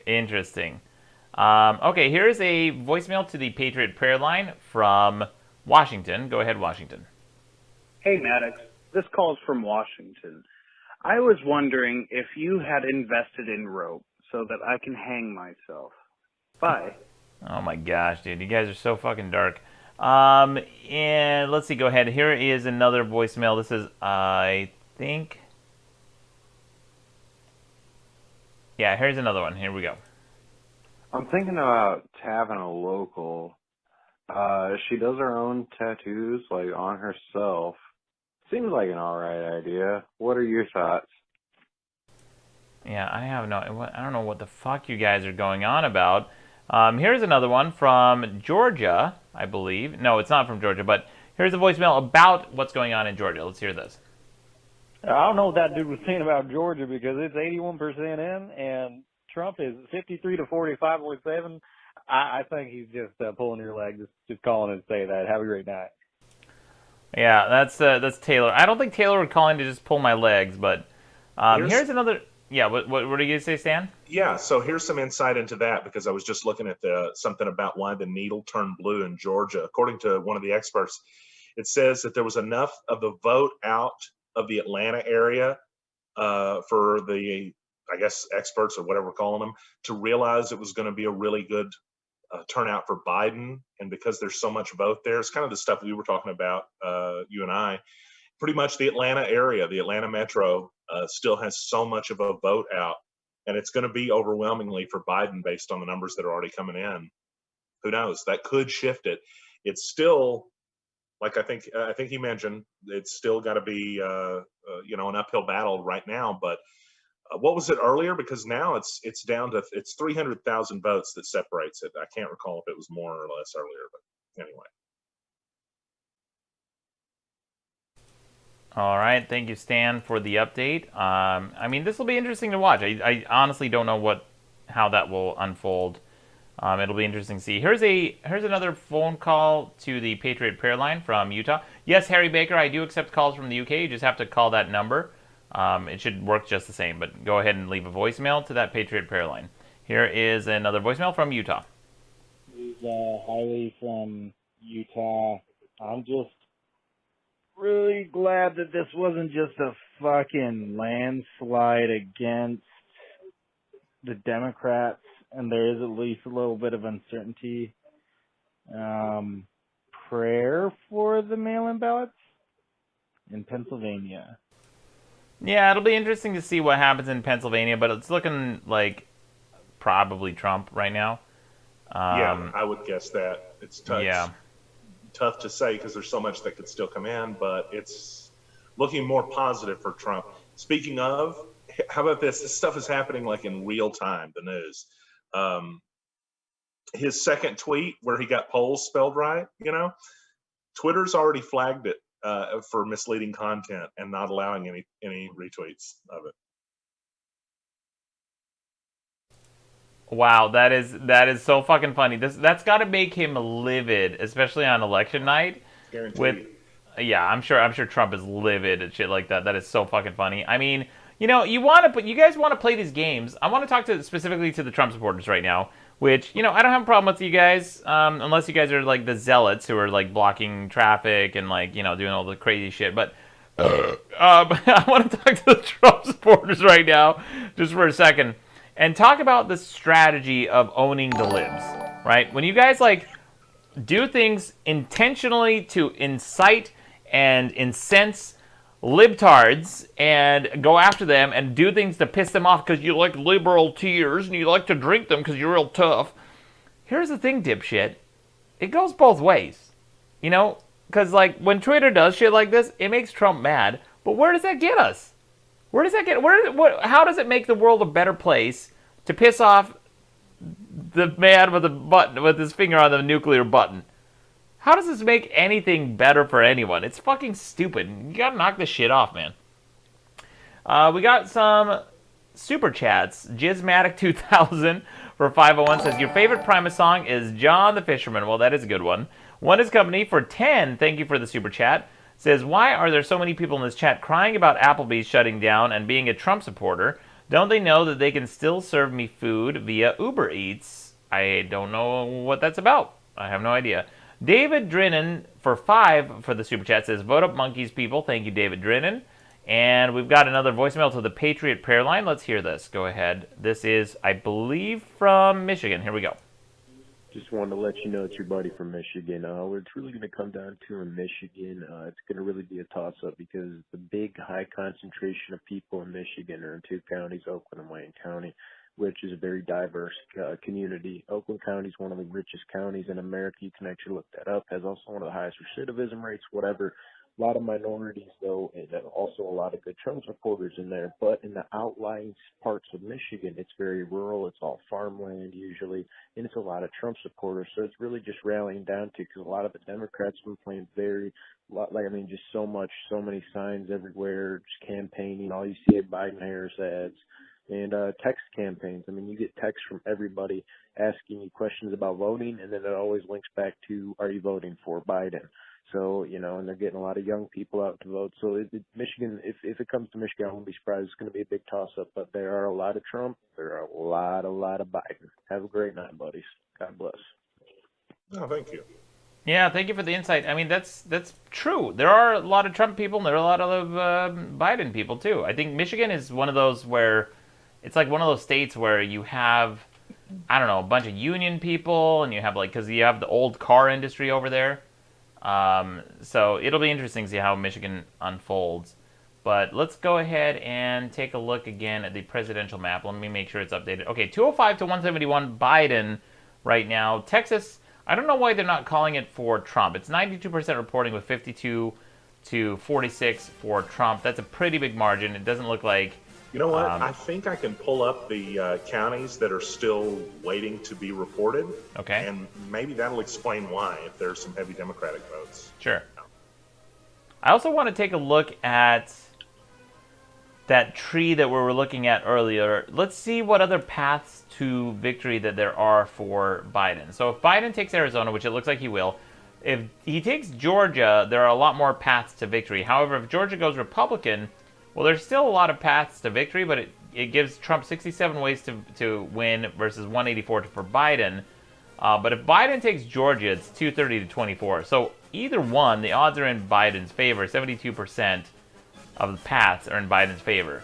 So those odds are good. In North Carolina, let's give North Carolina to the Republicans. Then it gives 37 to 63 Biden. He's still favored, but remember, Trump did win in 2016 with 30% favorability, with 30% odds. So this will be interesting to see how it happens. Tron Carter says, for 666, says, Hail Satan, Michigan against Trump. How to Pet Cats tutorial for 5. Says, Physic is Andre the Giant from Princess Bride, and Vizzini is never go against a Sicilian when death is on the line, a.k.a. you two. Ah, gotcha. I got the reference. Thank you so much.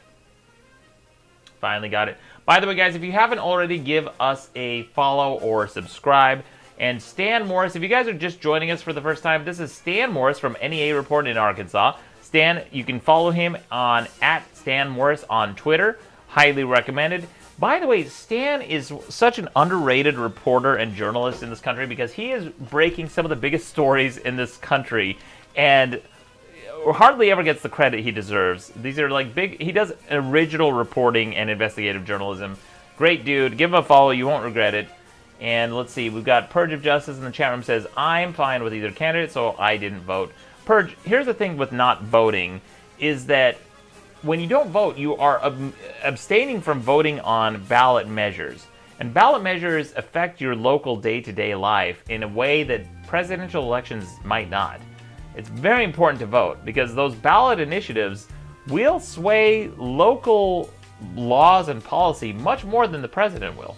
So I highly encourage everybody to vote no matter what. Let's see here. Minnesota's going to go for Joe Biden officially. Minnesota is going to Joe Biden officially, yes. Yeah. I think that was projected. Dylan Source Rex says, holy shit, is Maddox being genuine right now? I'm always being genuine, shithead. Zephyr says, lol, imagine not voting because you're neutral. Decentrist says, he looks like a giant creeping up on us. Maddox, oh yeah, here, I think I have like your webcam like open too big or something, I don't know. Here, let me see it. Yeah, there we go. No, it's probably because I'm leaned in. Oh, you were leaning forward. That's why. Okay, so it's hard for me to like get the ratios right, so we look like we're approximately the same. I look like a giant sneaking up on. Yeah. Fuck you. Fuck you. So, looking at some of the stuff here from Texas. Yeah. So, one of the counties, Webb County. I wish I could actually see which particular county that was or which city that was, because I don't know. Biden's up 20. Like he's ahead 20% in Texas, and in this particular county, okay, there's it's one of the more populated ones. It looks like so with only a third of the county having been reported so far. I mean that could increase, but it's by itself that's not going to be enough. So I'm just kind of going, okay, wait a minute, El Paso. Biden's at 84%, or up 35 points there with 84% reporting. It looks like most of the votes that are still out, though, are in Trump counties in Texas. Yeah, well, it seems like a long shot if if Biden takes Texas. I think Texas was going to be close, and it is currently. It's like 93% reporting with 52 to 46. Arizona is definitely Biden's, 52 to 45 with 70. Well, I mean, it's a little bit closer in Texas, I think, than Arizona, and Arizona's already been called for Biden. Trump in Nevada, this is interesting. 5% is reported, and Trump. Well, I mean, that's way too early to call. Wisconsin was 72% reporting, 51 to 47 Trump, but those votes could be interesting. Michigan says 53 to 48. Excuse me, 44 Trump. With, what are they reporting here? 58%. Michigan's still too early to call. And same thing with Pennsylvania, 65% reporting, 56 to 42. Although that's a large margin. Maine looks like Biden is handily going to take Maine. With, well, that's too early to call too. Actually, that's 53%. North Carolina with 95%, 50 to 48. Yeah, go ahead. So on Pennsylvania, because you brought up a good point there, and I wanted to look at this, and you just kind of reminded me of it. Joe Biden talking about it pretty optimistically, especially since I believe he grew up in Scranton. I'm just looking at the counties that have outstanding votes right now, and looks like the four most populated counties are at least 20 points up for Biden. Philadelphia is 50 points up for Biden, and there's only 46% of the votes reported right now. So, by itself, that could be 300,000 to 500,000 more votes coming in from just Philadelphia County, Allegheny, Delaware County, and Montgomery County as well. Yeah, I see why that they don't want to call Pennsylvania yet, because there's a lot of population centers that are barely past a third having been reported. Interesting. Thank you for the update, Stan. Let's go to the Patriot Prayer line and see what voicemails we got from the Patriot Prayers. Here's one from Washington, I believe. Here we go. From Washington, Patriot Prayer line. You're live. Go ahead. So, this is somebody up in Washington. What's odd to me is Trump would have had all of this in the bag if he would have just kind of made this more of a economic defense related situation, right, with the coronavirus. And we're talking, like, if you wanted the real win, he could have.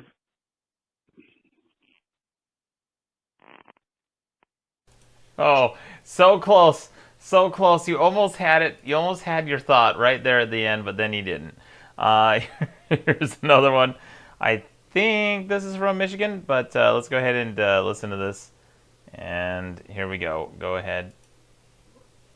Hey there, Maddox. Just letting you know, if you ever come through the Mitten State, always stop on through at Ferndale and come see a gay pride festival. It's a very fun time of year. They also got the Pig and Whiskey Festival, and there's just lots of fine, white, rich women in Birmingham.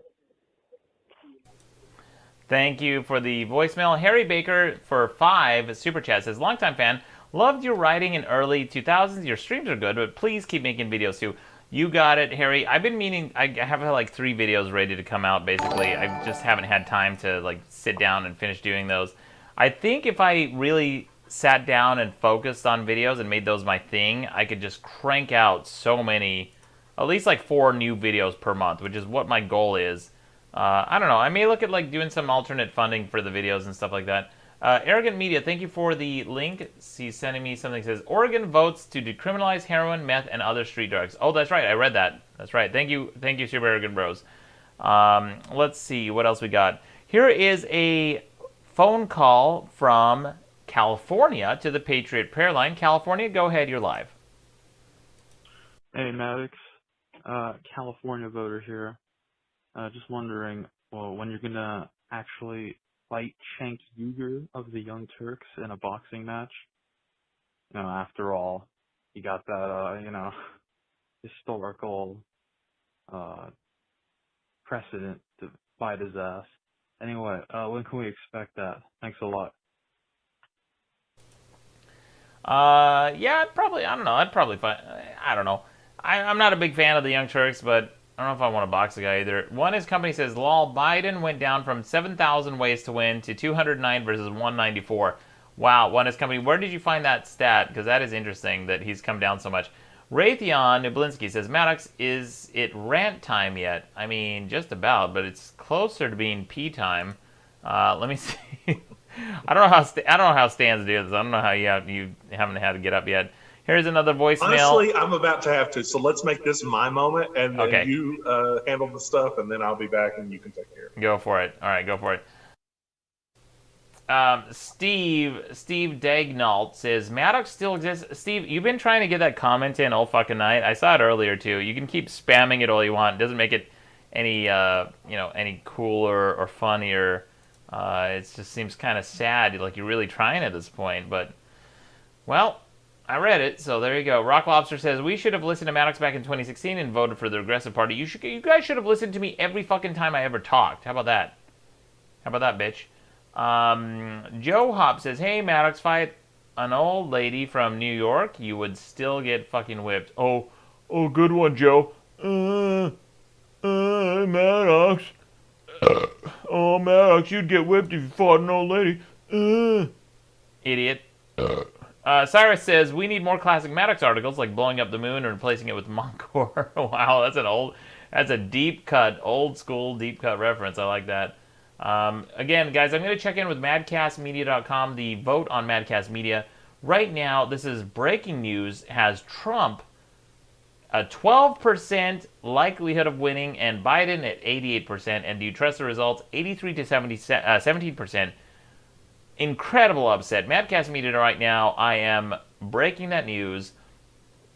Joe Hop says, lol, thanks for the shout out, pussy. Wow, good one, Joe Hop. Miss Vero says, Maddox, I'm closing my eyes. School night. Gotta go to bed. Good night. Thank you, Miss Vero. Thank you very much for all your moderation and everything you've done. Repo Man 182 says, hey, Maddox, I think it's kind of funny that I'm diabetic and you and I are kind of taking the same piss break intervals. I'm wondering if you had your blood sugars checked lately.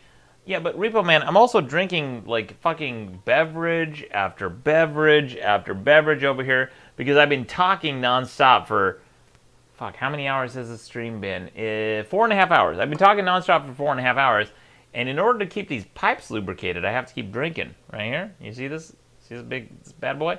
I've gone through probably 6 to 8 cups of water and beer and alcohol and fizzy water and all sorts of shit. So I'm drinking constantly, bruh. Let's see. Tron Carter says, I can't believe I'm watching this dude do legit election commentary 20 years after reading articles about shitty kids' artwork. You're welcome, Tron Carter. I don't know says, wouldn't Biden need to win Texas, Arizona, and Maine in order to win, to have Arizona, Maine, and Wisconsin? I mean, I don't know, man. You guys saw that election shit that I showed, the paths to victory. There was a bunch of them. Dre Hop says, hey, Maddox, I plagiarized you in high school and got an A. I didn't even feel bad about it. Well, fuck you and congratulations. I guess I should congratulate myself because I got the A. Let me know what your teacher is. Your teacher's name is. I'll message her. Tell her give me the grade. Raytheon Nublinski says, Maddox is a hydro homie. That's right, Raytheon. We are hydro homies.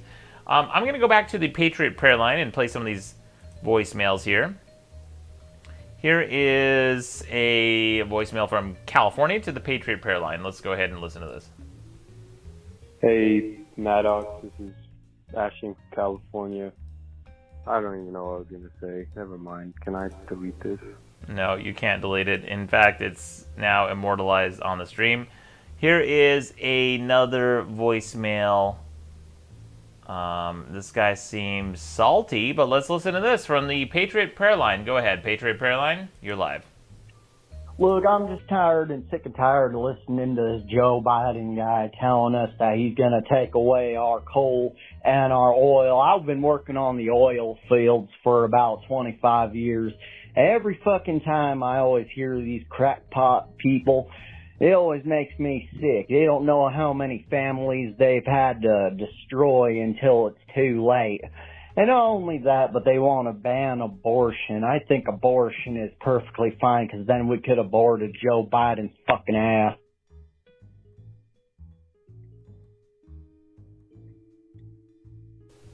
Okay, thank you for the for the very reasoned Patriot prayer line. That was great.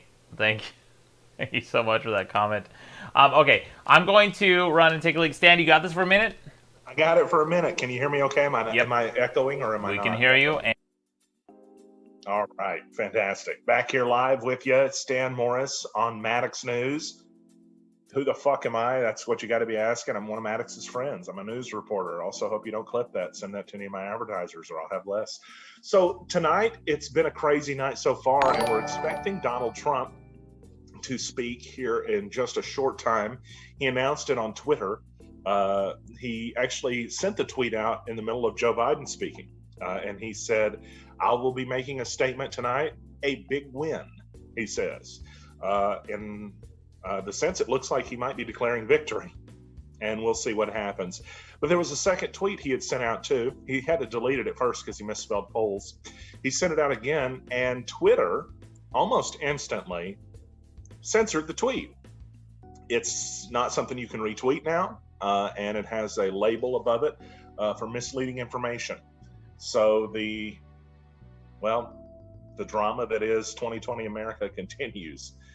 It's reality world now, right? How weird. What a weird world we live in. Let's see what chat has going on, if anybody's calling me Andre the Giant again. Oh, gosh, close the polls. Let's see. All hell Andre the Giant, says Ashton. Hey, I appreciate it. Man, Joe says, Joe's awesome. Stan Morris is the fucking man. And I appreciate it. Oh, look at this asshole. Gammondizer, which is maybe the least creative name I've ever heard in my life, says, this dude looks like Herman Munster. So, I hate you. Also, funny story, I worked at a TV station, and my managing editor nicknamed me Herman Munster and started sending around photos. So that's good shit. You're banned. So let's see what else we got here. That's not how, that's old stuff. All right. Man, I appreciate that. You've earned my respect, Stan. I really didn't do anything to earn your respect, but I appreciate that very much. Don't listen to these blah blahs. You're hot. I know. Herman Munster is the shit. I see no insult there. You're right. I appreciate it. Somebody said, I hope Biden doesn't get rid of Mike Pompeo. I would suspect that Mike Pompeo is going to, his job security is probably looking better right now than it did a day ago. One person asked, how tall am I? 6'5". That's a shoot, 100%. 6'4.5", I mean, if you want to be exact. Tall dude, for sure. Fatter than anything. More like Uncle Fester with hair. Wow. Okay. How about that? I like you guys. You guys are fun. So I'm a Maddox fan for a long time. Since 97, 90. When did he start the website? I feel like 96 maybe even. But anyway, 97 for sure. So when I hear you guys calling in and making the references to the old articles, I instantly get them. I don't know how many of you guys read the old Helen Hunt articles. Those are my favorite. Hag profile. What do you think of Barrett, the new appointed SCJ? Honestly, I don't know what to tell you about her. When you get old and die, then you're not going to be in the Supreme Court anymore. And Ruth Bader Ginsburg did that. She was a leader. She had a lot of great iconic moments. A lot of you probably disagree with her too. But the bottom line is, if you don't win elections, you can't have somebody on the Supreme Court because you can't appoint them. And Trump did win the election. Now, yeah, of course, the Republicans were total hypocrites about it because that they said that you should wait during an election year for the election itself to happen. But that's also because they controlled the Senate and they had a little bit more, negotiating powers. I don't know. I'm just rambling on. What else do we got? I wish we could stop worrying about politics and worry about evolving as a species, Robert said. And honestly, I don't think I can agree with you anymore. That's one of the things that going into this election, and I'm legit when I tell you all I'm not invested in who wins. I hope the best person wins. I hope that we get the best leader, right? That being said, I don't feel like being disappointed. And if I pick one of two people, there's a 50-50 chance I'm going to be disappointed. So for me, yeah, I have a preference that's in there. I'm not going to tell you who it is. You can figure it out, because my preference is that you pick the best for you. With that being said, I think it's better if we all detach ourselves from this a little bit and become a little less intensely involved instead of more. Because all of the people on my friends list on social media, all they do is talk about politics. And they're not changing one person's mind, right? You're never changing anybody's mind online, basically. Maybe small case, but it's just not happening. So why not be happy instead of feel like you're on some kind of crusade? I don't know. Trump didn't know how to spell polls. Well, he did technically spell it right. Just if you're talking about stripper poles. What's up, hoes? What's up? What's up? I'm back. Hey, I have some good news. All right. My bladder is empty because I pissed. Hell yeah. I pissed it all out, buddy. Congratulations, dude. Drehov says, hey, Maddox, for every animal you don't eat, I'll eat 3. Hell yeah, Drehov. That's what I like to see. Let's see. Stan, is there something happening to your face there? Oh, your phone. Okay, gotcha. Okay, let's go to the Patriot prayer line. Oh, first of all, let me read some of these super chats. Harry Baker for 5 says, longtime fan, loved your writing in the early 2000s. Your streams are good, but please keep making videos. I will, Harry. And there you go. There's a burp for you. Indigo Bunting for 5 says, here is 5 Wisconsin dollars to make up for us voting majority Trump. Yeah, I've been drinking. Honestly, I've been drunk since August. Fair. Look, man, we're all right there with you. Let's go ahead and go to the Patriot prayer line. Here is one. Let's see. Yeah, I don't know what that. Here's one.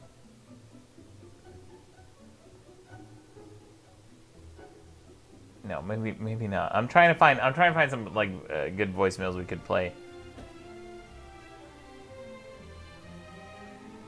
Yeah. Okay. I guess we'll try this one. Here we go. Hey, Maddox, Taylor's fucking stupid for that comment about Georgia. Jesus fucking Christ. If I wanted to kill myself, I'd climb to the number of his chromosomes and jump to his IQ. Anyway, your fucking co-host there looks like an Oblivion NPC. Fucking Nazi, vote regressive. Oh, I appreciate it. Thanks. Why don't I take some Adderall so I can understand your fucking voicemail there, buddy? Appreciate He called you an Oblivion NPC, and then you said you gotta take some Adderall to understand his voicemail. Tara says, Maddox, I have a confession. I used to be a vegetarian. When I met you, I was a vegetarian. I've since reformed myself. Hell yeah, Tara. Oh, here, hold up, Tara. We gotta fix something too. Oh no, it didn't. Here we go, Tara. You are. There you go. Boom. Okay, thank you very much, Tara. Ashton Gallego says, how much money for the piss in the jar? I don't know if you could afford it, Ashton. I don't know if you can afford it. Colexil says, wait, Maddox is a Trump tard? What do you think, Colexil? What about this stream has made you think anything about what I've said makes me a Trump tard? And by the way, nice word. Trump tard, libtard, great. Yeah. Real clever, real smart there, bruh. Mr. Friday says, Maddox for president? Hell yeah. The Vegan Heathen says, hopefully Tara goes vegan instead. Vegan Heathen? That's a fucking upset of the night. How could I have ever guessed that somebody named the Vegan Heathen would be proselytizing for veganism? There you go. KH1129 says, Trump is a Maddox tard. There, now we're talking. Let's see. Not so great Julia says, Maddox, you told my friend fuck you to his face at Albertsons 17 years ago. He didn't actually do anything. My friends were just there to buy some candy. Why be like that in real life? That is absolutely bullshit. That is absolutely bullshit. There's no fucking way that happened. I would never. First of all, why would I tell somebody fuck you at Albert? How would I even get so worked up at an Albertsons to yell at somebody fuck you? And 17 years ago, and I have never repeated this story. Like, I got mad enough at somebody in public at a grocery store to yell fuck you to them, and somehow have never recounted the story in my years of podcasting and online stories and online tweets and articles, I've never recounted the story. Sounds real likely, bruh. Muiz Ahmed said, for 5 in the super chat says, how you doing, boss? Doing great, Muid. Muiz, thank you for the super chat. Jackson Gribb says, I would think that Maddox is a reasonable and thoughtful human up until he gets excited about being voted for president. I mean, I've made it clear to you guys that as soon as I become president, I'm going to become a tyrant. I made it very clear to you guys that I will repeal your rights and freedoms. And I will crush the suburbs. Suburban moms will fear me. I will ban abortion. First thing, conservatives will celebrate when I become president because I will ban abortion. And then I will enact every law to allow killing babies. Nobody wins. Nobody wins. Oh, God. That's right. Stan. I love seeing Stan cringe when I go full Maddox. I Vanderco just says, imagine some asshole clipping it and sending it just direct to, somebody that. Anyway, it's funny. Go for it. Let's see. Fanarco says, Maddox, what are your views on Andrew Yang? He's fine. Cheeky Delinquent says, bans for all. Coffee Me says, all will suffer before Maddox. That's what I'm saying. That will be my presidential my slogan. Vote for Maddox, all will suffer. I'll make everybody suffer. Cheeky Delinquent says, everyone will be banned under Maddox, equal opportunity banning. That's right, Cheeky. Wolf says, less abortions, more dead babies, Maddox 2020. There we go, now we're talking. By the way, Stan, if you hear of anything, if anyone's going to make any, statements or... Yeah. I should probably... I'm keeping an eye on that. I'm wondering when we were going to hear from Trump. Still haven't seen anything on that. It looks like, just about everybody, including the New York Times, has called Texas for Donald Trump. I don't think that's a big surprise. Texas it's down to 6 states. It's ultimately Pennsylvania, Michigan, Wisconsin, Nevada, North Carolina, and Georgia. That's where we're at right now. Okay, we got a Patriot Prayer Line call. Here it is from the Patriot Prayer Line. Go ahead. This is from, I believe it's from Germany. Here we go. Hello, this is Ismail from Berlin, Germany. Really, guys? Trump again? What are you doing over there? He said, hey, this is from Berlin, Germany. Really, guys? Trump again? What are you doing over there? That's pretty funny. Okay, here, let's see what other voicemails we got. This is a...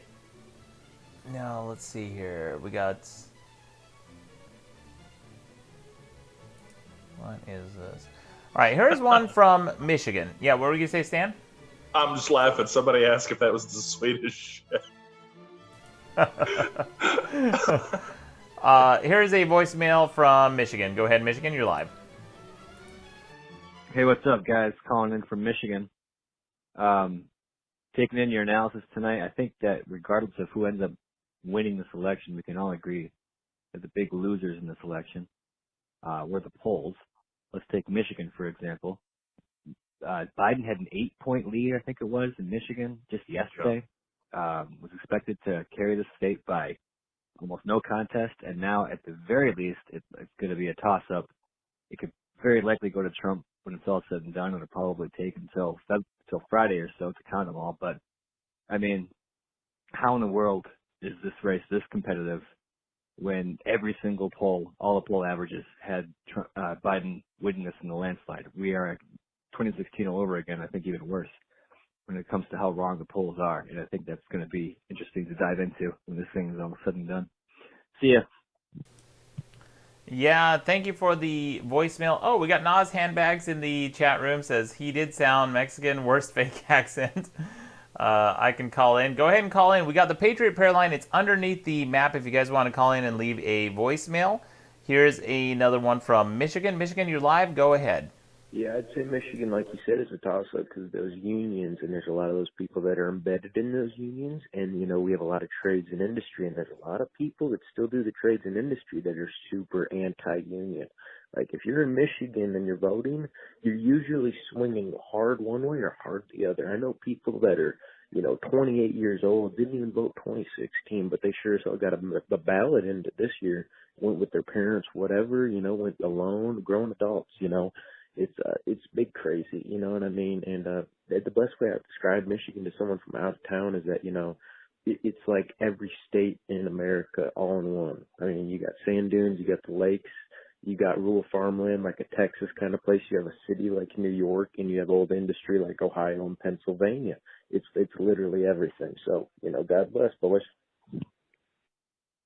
Yeah, he's not wrong. Michigan is a pretty diverse state. There's a lot going on. And it's also crazy weather. It can go from just like a sunny day with blue skies to a snowstorm and then back within minutes.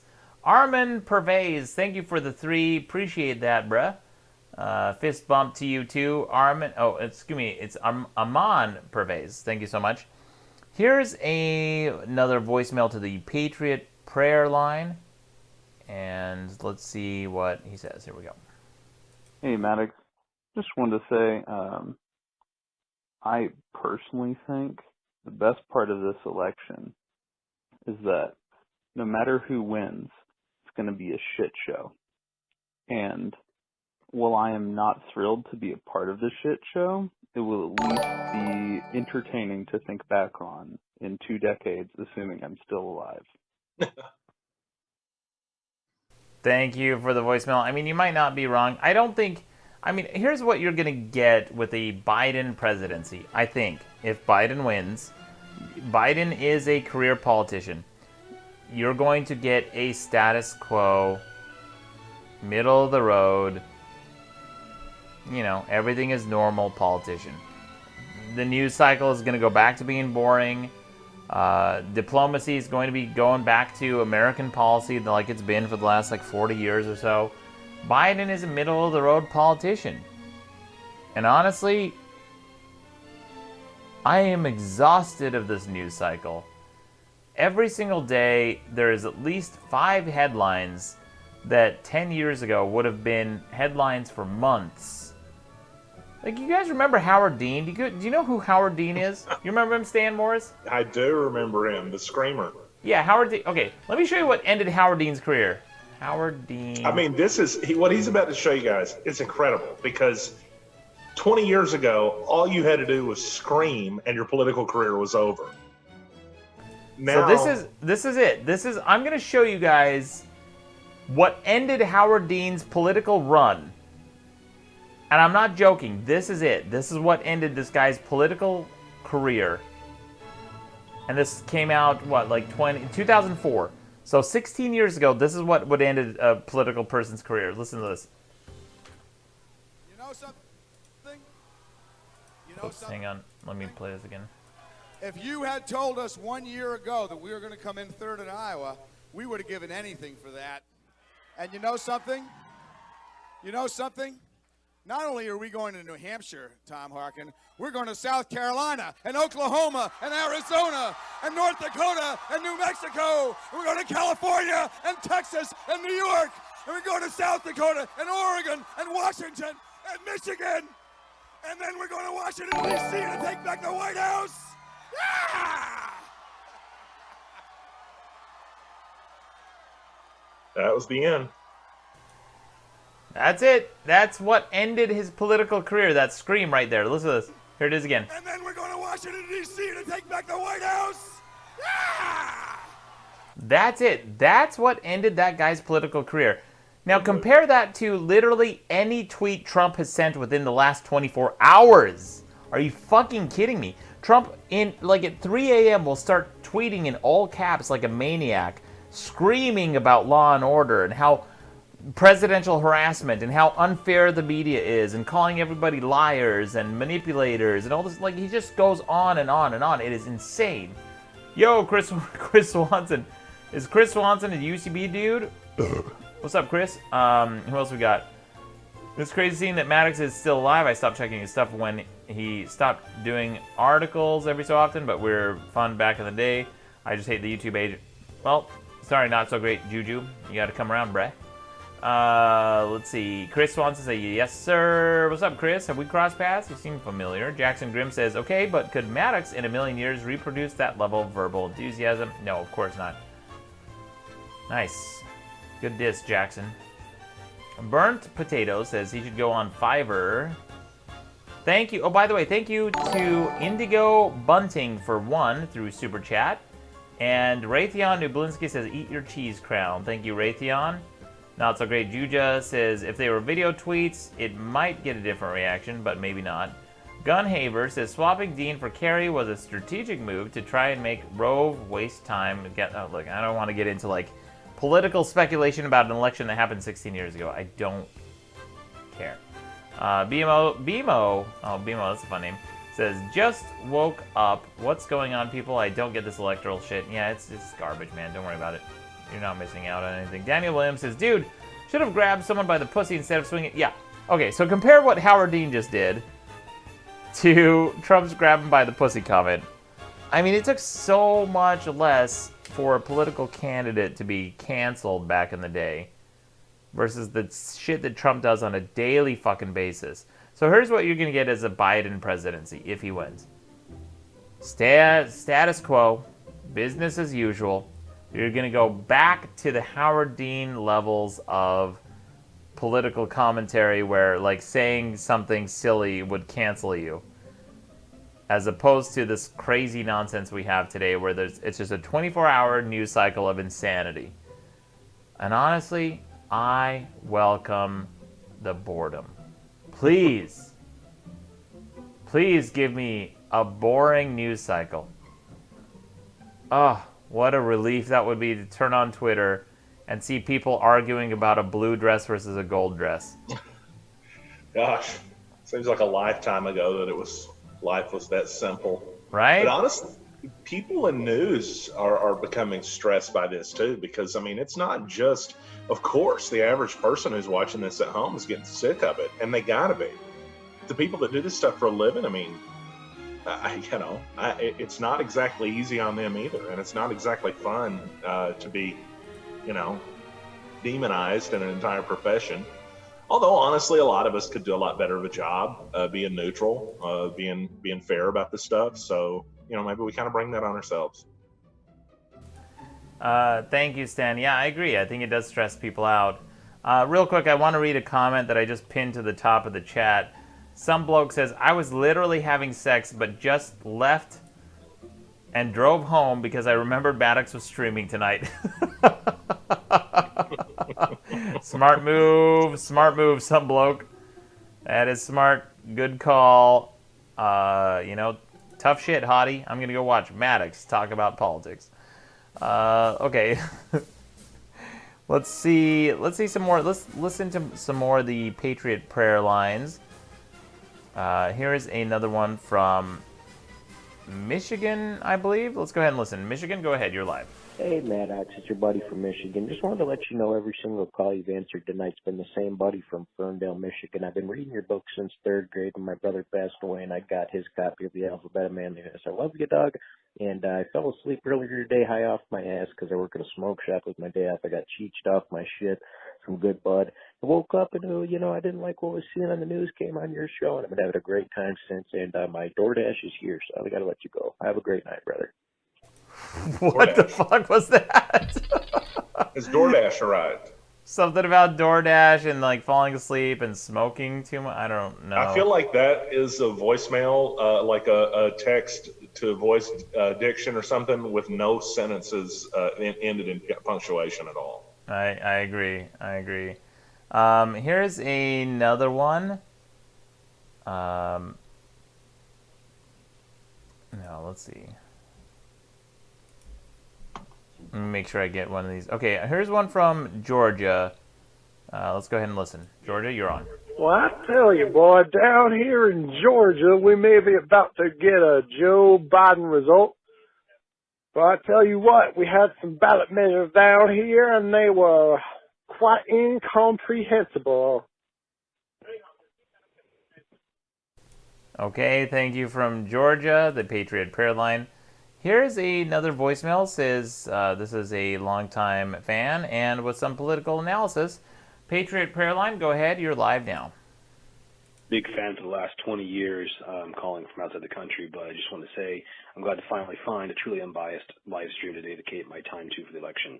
I want to point out that if the two choices of the president are the shiniest of two turds, the left blaming the right and the right blaming the left for problems and whatnot, maybe we should realize this is just pitting us against each other. We need to unite as Americans, stop being cunts to each other, and push for better quality of life. Hard to do when we're blasted by biased media, but let's just remember, stop being cunts, vote in all local elections, and push for a better system. Blow up the moon, vote regressive. Thank you. Amen, dude. That call was from out of the country, too. Let me see what country that was. Let's see. That was from... What is that? What internet? Oh, that was from Brazil, I think. Or, no, that was from Japan. That was from Japan. Thank you for the... Yeah, that was cool. That was from the voice... Okay. That's awesome. Mm-hmm. And here is one from Oregon. Oregon, go ahead. You're live now. Maddox. It's Polier Base in Oregon. You should check out electoral-vote.com. It's a website that's been around for, I think, about 16 years. I've been following it, and it's run by the Danish guy that developed Minix, the predecessor to Linux, or he developed the Unix-ish OS that Linus Torvalds based Linux off of. But he's a computer scientist, and he's got really good commentary, slightly right or slightly left-leaning, but he was projecting it for Biden this morning, and now it's absolute for Trump. So check it out, electoral-vote.com. Okay, so I pulled it up right here. I don't know if you can see, Stan. It's right behind you. Do you see it? Sorry, I was looking at something there. Oh, yeah, no, you're fine. It is saying what he was just suggesting, which is now it's projecting that Biden 234, Trump 297, and Senate is 49 Dems and 50 GOP with one potential tie. So if it's saying 297 for Trump, they're predicting he wins. 270 is a victory. Yeah, they're predicting he wins. But he was also predicting that Biden would win this morning, so who knows? I mean, he could have been wrong twice now, but according to New York Times, it's 224 Biden to 213 Trump, and this is Politico. Politico is 224 to 213 Biden currently, but we still got a number of close races that I don't think we're going to get the results in tonight. We probably won't, but no. Like if we looked at Pennsylvania and North Carolina, wouldn't you say that would end up being kind of a come from behind victory if Biden ended up winning those? Pennsylvania is okay. We got 67% reporting at 56 to 42. Yeah, Trump's got a wide lead there. And what's the other one? North Carolina. North Carolina with 95% reporting. I mean, North Carolina with 95%, that could really come down to the wire with North Carolina. I mean, it's 48.7 to 50.1. So the difference there is, what, like 1.4%? That's really tiny margins. 1.4% is, but that's approximately, what, like 20,000 votes? So that one we'll see. North Carolina, but even if you took North Carolina, is that enough? How many? That's 15 electoral votes. Oh, no, by itself, no. But what I'm getting at is that there are of all these contests that are still on the map, not counting Arizona, which is kind of I think that's for Biden at least. Yeah. It seems like the ones that are deciding the race are almost all right now, at least Trump up by a little, if not by a lot. Michigan and Pennsylvania are the ones I'm specifically talking about. I mean, we talked about Georgia. I don't know where the numbers are on that. I Let's take a look and see what the Times says about that now. If they've changed their whatever it's called, the little meter thing. The later it gets, the more I start to forget proper nouns, and it just becomes a pronoun game. So they're saying Georgia's tilting Biden. So it's still tilting Biden. Maybe it's 64% Biden, they're saying.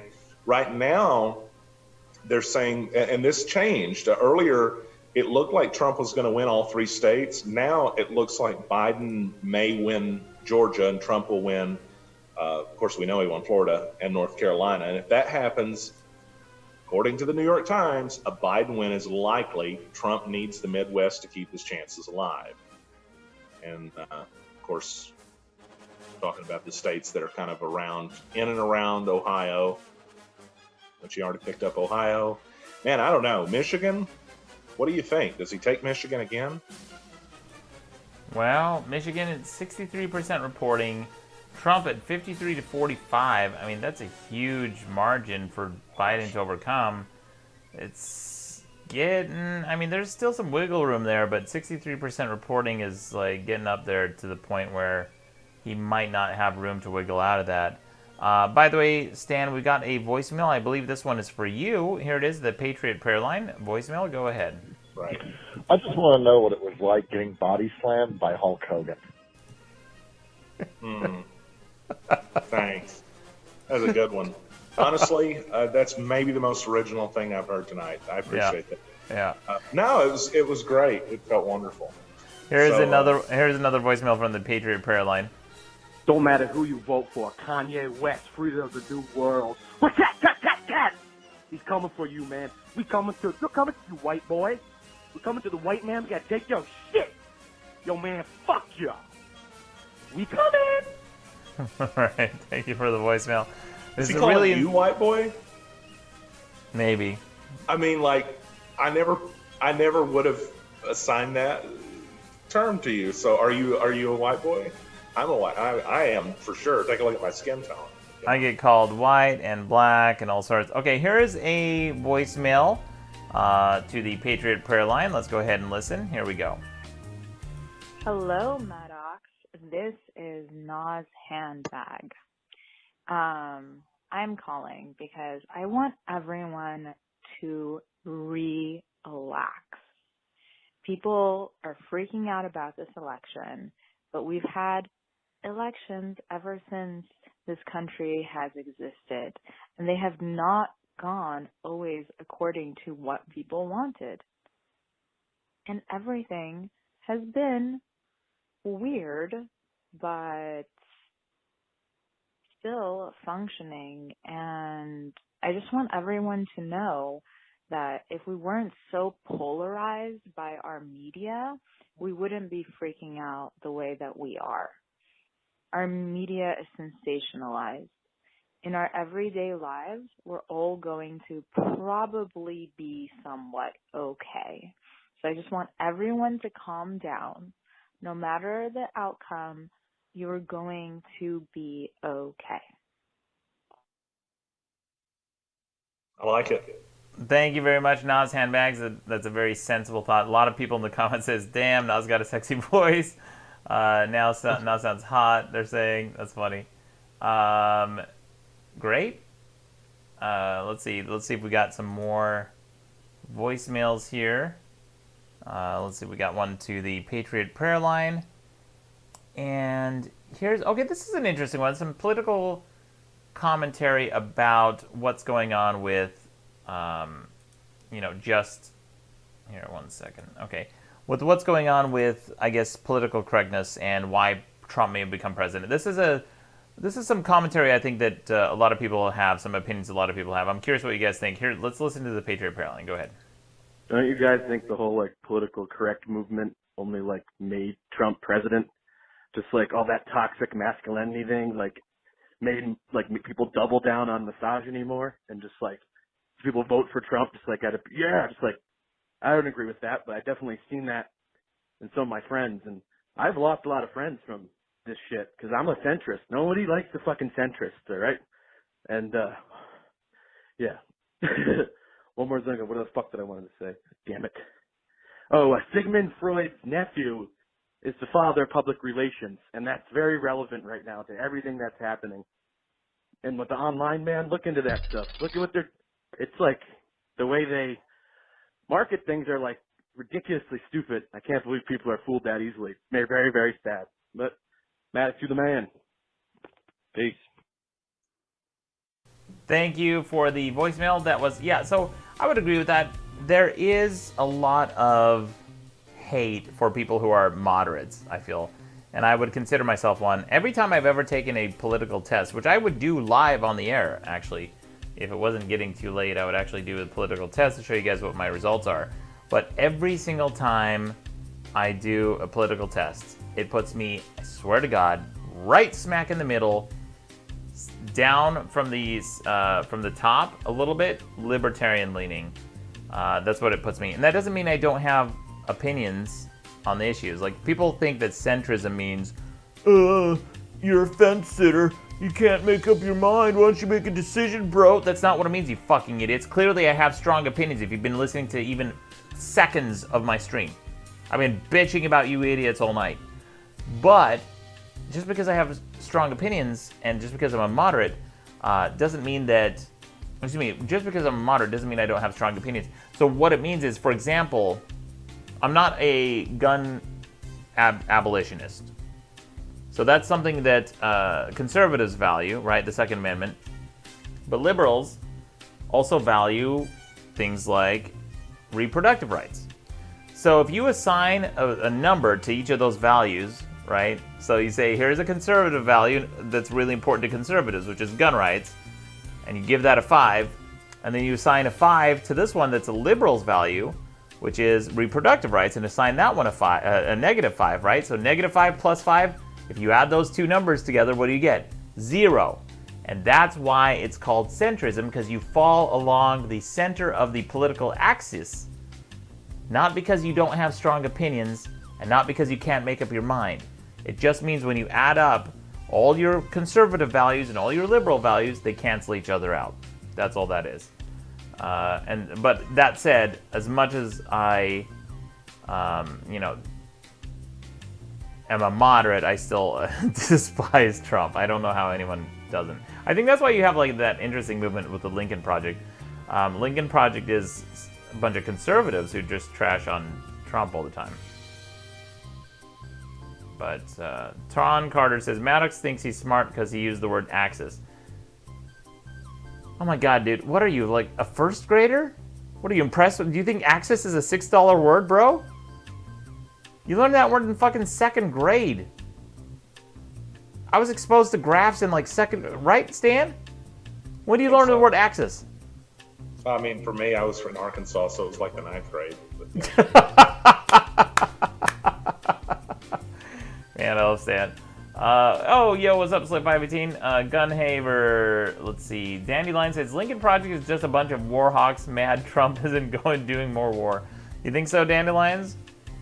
You think so, huh? All right, we've got one from North Carolina, and then I think we should probably start wrapping this up because I don't think we're going to get an election result tonight. What do you think, Stan? Well, I hope that my movement is not making you think that I want to wrap it up, because I just made like a kind of noise. Well, I'm looking at this and it looks like it's a dead heat. I mean, when you take a look at it, it does look like it's a dead heat. If I was guessing, I'd guess it leans Trump, but the thing is, you can't even really predict an election that's happening in a pandemic, the first one ever, presidential election that's ever happened in a situation like this where the country's shut down. I mean, they may as well just throw all the polls out the window because there was no way to accurately predict what was going to happen here. You know what? I got an idea. Here's what we should do.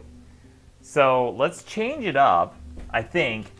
I know you guys might not like this, but I think I want to try this. I've never done this before.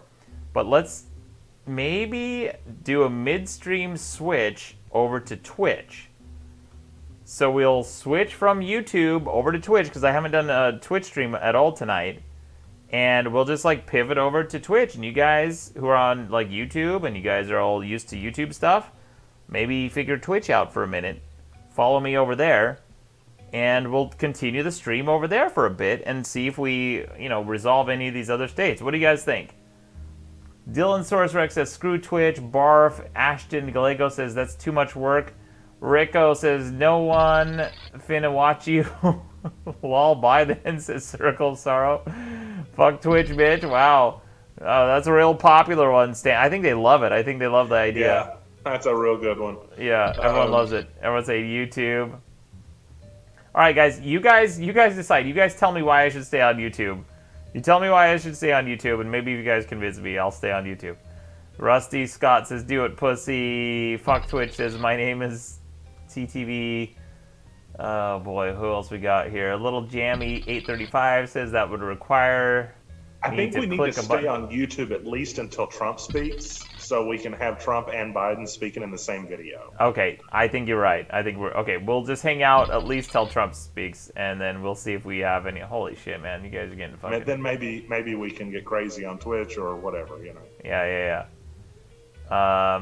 All right. It was over an hour ago that he said he was going to speak. It was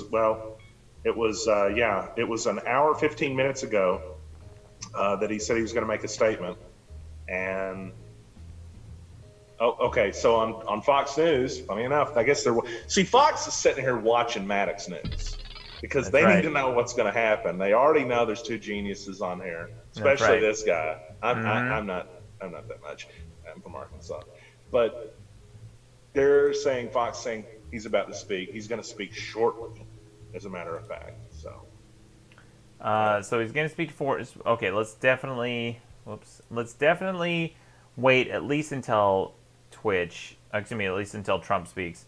How long do we think Trump's speech will be? Let's make bets on that. I mean, are we talking about a 5-minute quickie? Are we talking about a 30-minute marathon?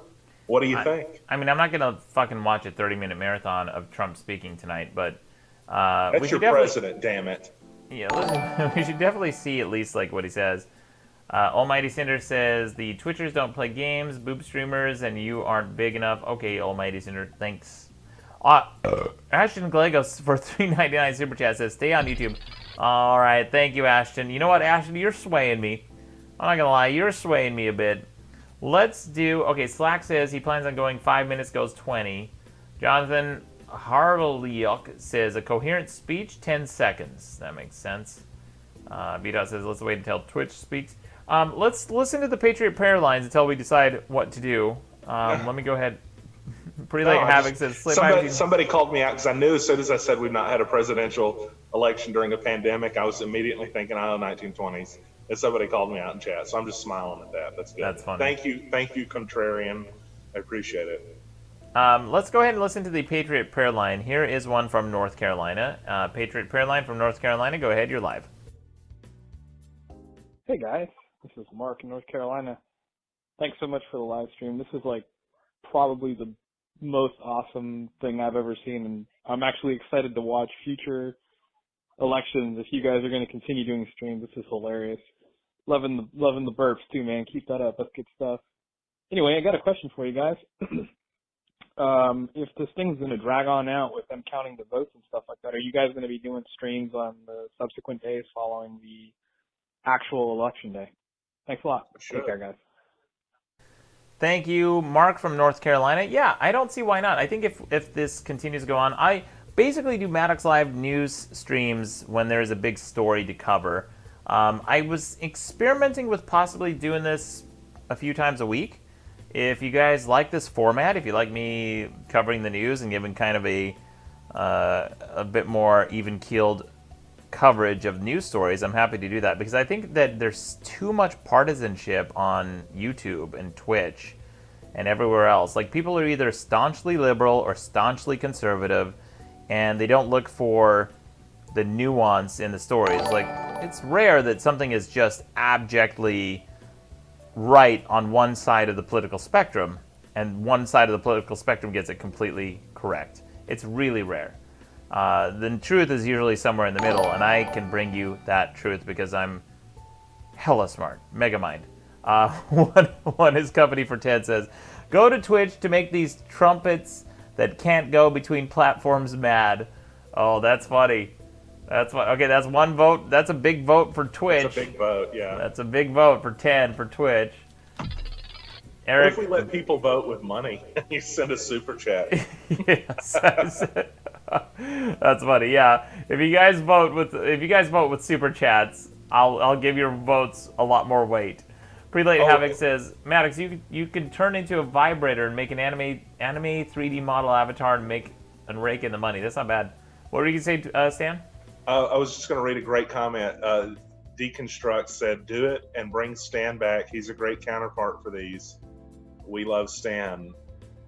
Send him money." Yeah, Stan, I think, is doing a great job. And here's what I like about Stan, too. And Stan, this is just not just blowing sunshine up your ass, but Stan is, I think, similar to me in that he's not hyper-partisan.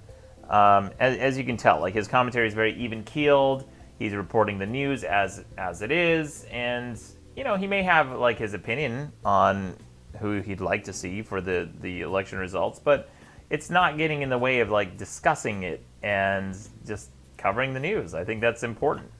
I just think it's way too easy to be partisan. Yeah. I mean, we all have opinions. Everybody has opinions. Right. So that's easy.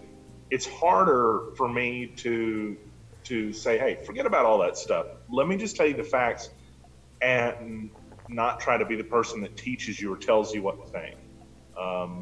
Yeah, and if you like it, great. If you don't, I understand. But the fact is, man, like you said, there's way too many people on YouTube, on cable news, and all they do is tell you what to believe or what they believe. So looks like we got a live feed from the White House now. I don't know if you see that or not. Okay, let me pull that up real quick. And we got some super chats. Demon Lord 242 donated 5 for a super chat. Says switching to Twitch means I have to remember Twitch passwords. Indigo Bunting for 2 says take my bits on Twitch, you nerd. You've earned it. Thank you so much, guys. I really appreciate that. Let's see what the White House is saying live now. Is he live yet? Not live yet. It looks like we just have the beginning of the shot, although all his people are kind of standing around waiting, so I think we're going to get him any second now. Gotcha. A bunch of American flags in the background.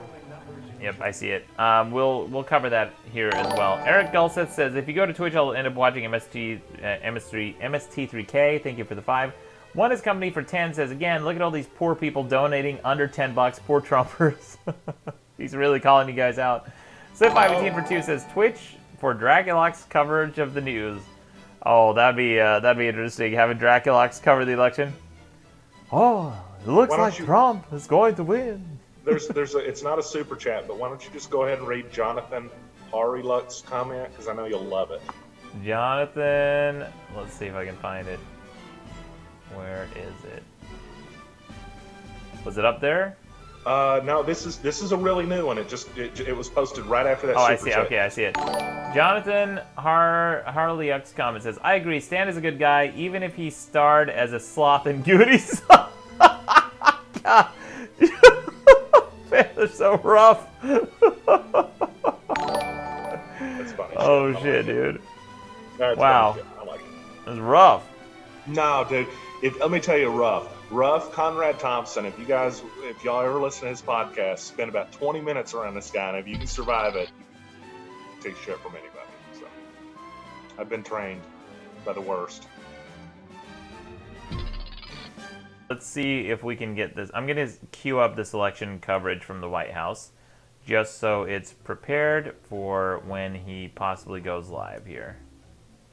Oh, damn it. Why is XSplit such a piece of shit sometimes? XSplit has really gone down the hill, man. It's just such a piece of shit. Oh my gosh, dude. Oh, I've never looked better. Yeah, see, I don't even know what the fuck just happened. Oh my god, it just... Oh, we're back. Okay. Unfucking believable, this shit, dude.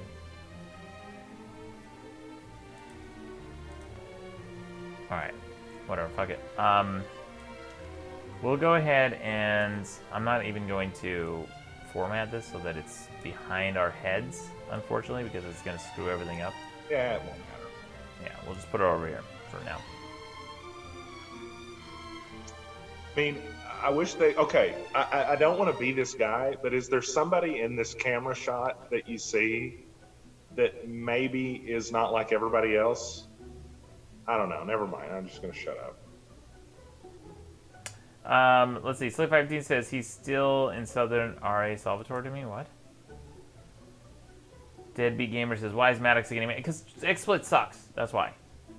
Bull Puppies said, whoops, it just bounced up. He missed Crew Roberts' donation. Oh, yeah, let me read this super chat. Crew Roberts for 5 says, on the side of politics being right, who's correct on, like, gay rights, trans rights, workers' rights? Surely not the right.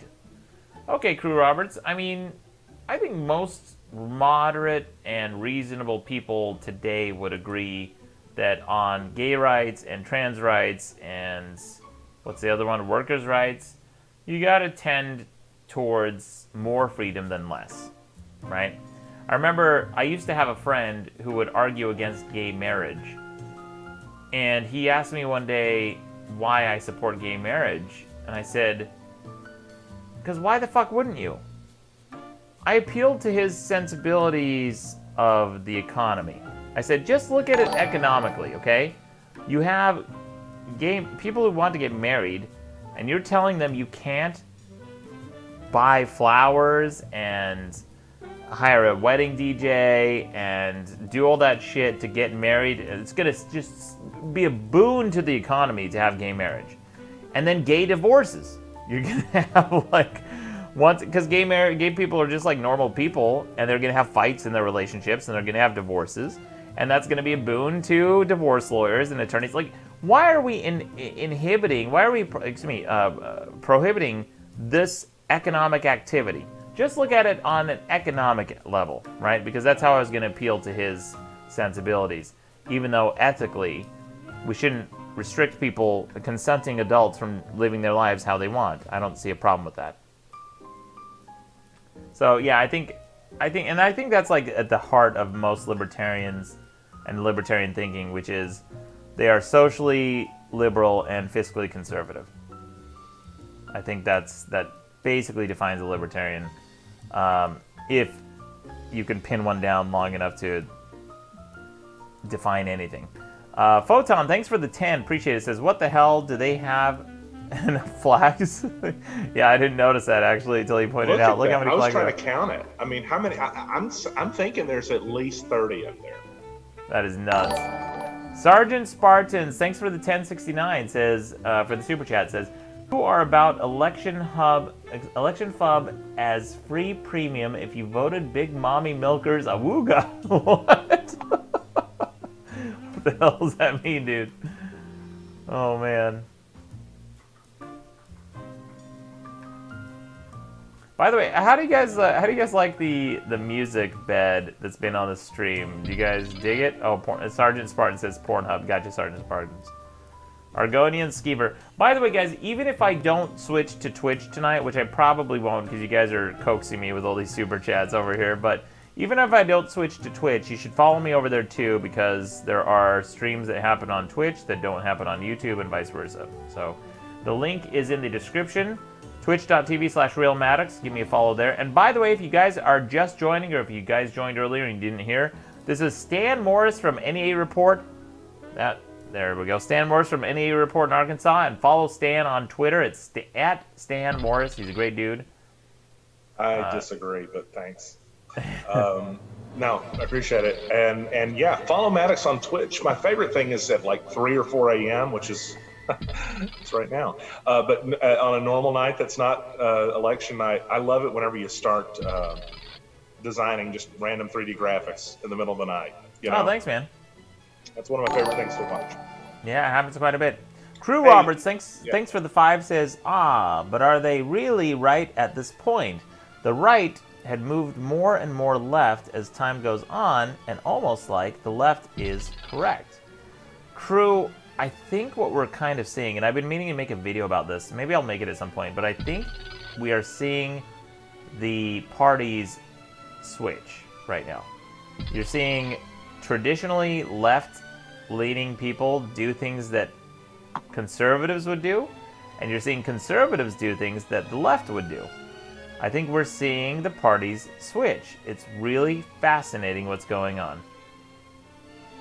I'll do a video about that at some point. Ashton Glego says, I'm too drunk to be left alone. Please keep the stream going. Haha. Fair enough, Ashton. Actually, before Trump comes on, I'm going to take a leak again. Go I've been for it. drinking like crazy here. But I'll be right back. Stan, you got this for a sec? I got it, man. Yeah. Cool. Thank you. I'll be right back. You got the audio? My audio's good? No echo? All right. Cool deal. Appreciate it. Hey, Maddox doing a great job tonight. By the way, he's handling all the technical stuff and my technical stuff. All I'm doing is here talking. So, give him some props on that. That's awesome. We're sitting here waiting on Donald Trump to come out and speak. You can see that's actually the scene from the White House. I don't think it says so up there, but that's the White House that they're at. And about 1.5 million flags, it looks like there too. So how about that stuff? Looks like tonight ended up being another one of those nights where it was down the middle, right? The polls, I can already tell you the polls got it wrong. Even if Trump wins or Biden wins, doesn't matter. The polls did not say it would be this close. They indicated tonight was Biden's night. It was not. And here we are. But wow, how fun is it to get to hang out with all you fellow Maddox fans here? Because honestly, we get to kind of look at this stuff and say, maybe we know what's wrong or we're figuring out what's wrong together. And it looks like a lot of the polls, maybe a lot of the media. There was a comment earlier I loved too about how that the media was not helping the situation. And it's true, because we're making every single moment seem like that it's the end of the world, and we do that for ratings. That's what the press does. I mean, it is. So some interesting insight. I'd love to hear what more of y'all think of the current political climate and the media's role in it. I always love listening to what people think the media should do, the criticism of it, because it's so easy to say, oh, they don't know what they're talking about, and ignore it. That's what everybody in my position normally does in the press. But I actually listen to everything, including when you fuckers say that I look like some guy with Goonies. Come on. No, I'm just kidding. I kind of do. Yeah, I did. I actually peed earlier, just so you know. It was... Maddox has been drinking a lot more than I have. I ran out. As you guys saw me taking drinks earlier and my glass was disappearing because it was green, I had enough for one drink and that was it. So it's been all coffee and Mio water flavored stuff here tonight. What else we got? Let's look at some comments. Take my Monopoly money. Hey, I appreciate it. The solution to Goonies, the Goonies look is a keto diet. You're welcome, my friend. Honestly, I don't care. You look like a fat Jeffrey Epstein. I appreciate that. Hod D, I think is that guy's name. Really good. Wish I had Jeffrey Epstein's money. That's about all I wish I had of his, though. And what else we got? If Biden dies tonight and he wins the presidency, what happens? Well, looks like Kamala's going to be your president, I guess, if that happens. I don't know. Looks like you're having some fun with some of these comments. I am.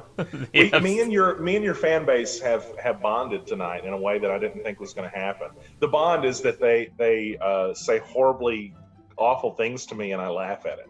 So. Sounds like the bonding has been you guys were docking each other. Yeah, I don't know about that. Some fucker says the keto diet or keto diet or whatever, which honestly, I'm never gonna go on that. I mean, ever. I will go on a diet. I mean, I've lost a lot of weight before, gained it back, found it, but not one of the diets that you got to get on and talk social media's ears off about. Gotcha. That's where all the calorie burning happens with the keto diet. Talking about it on fucking agree. Facebook.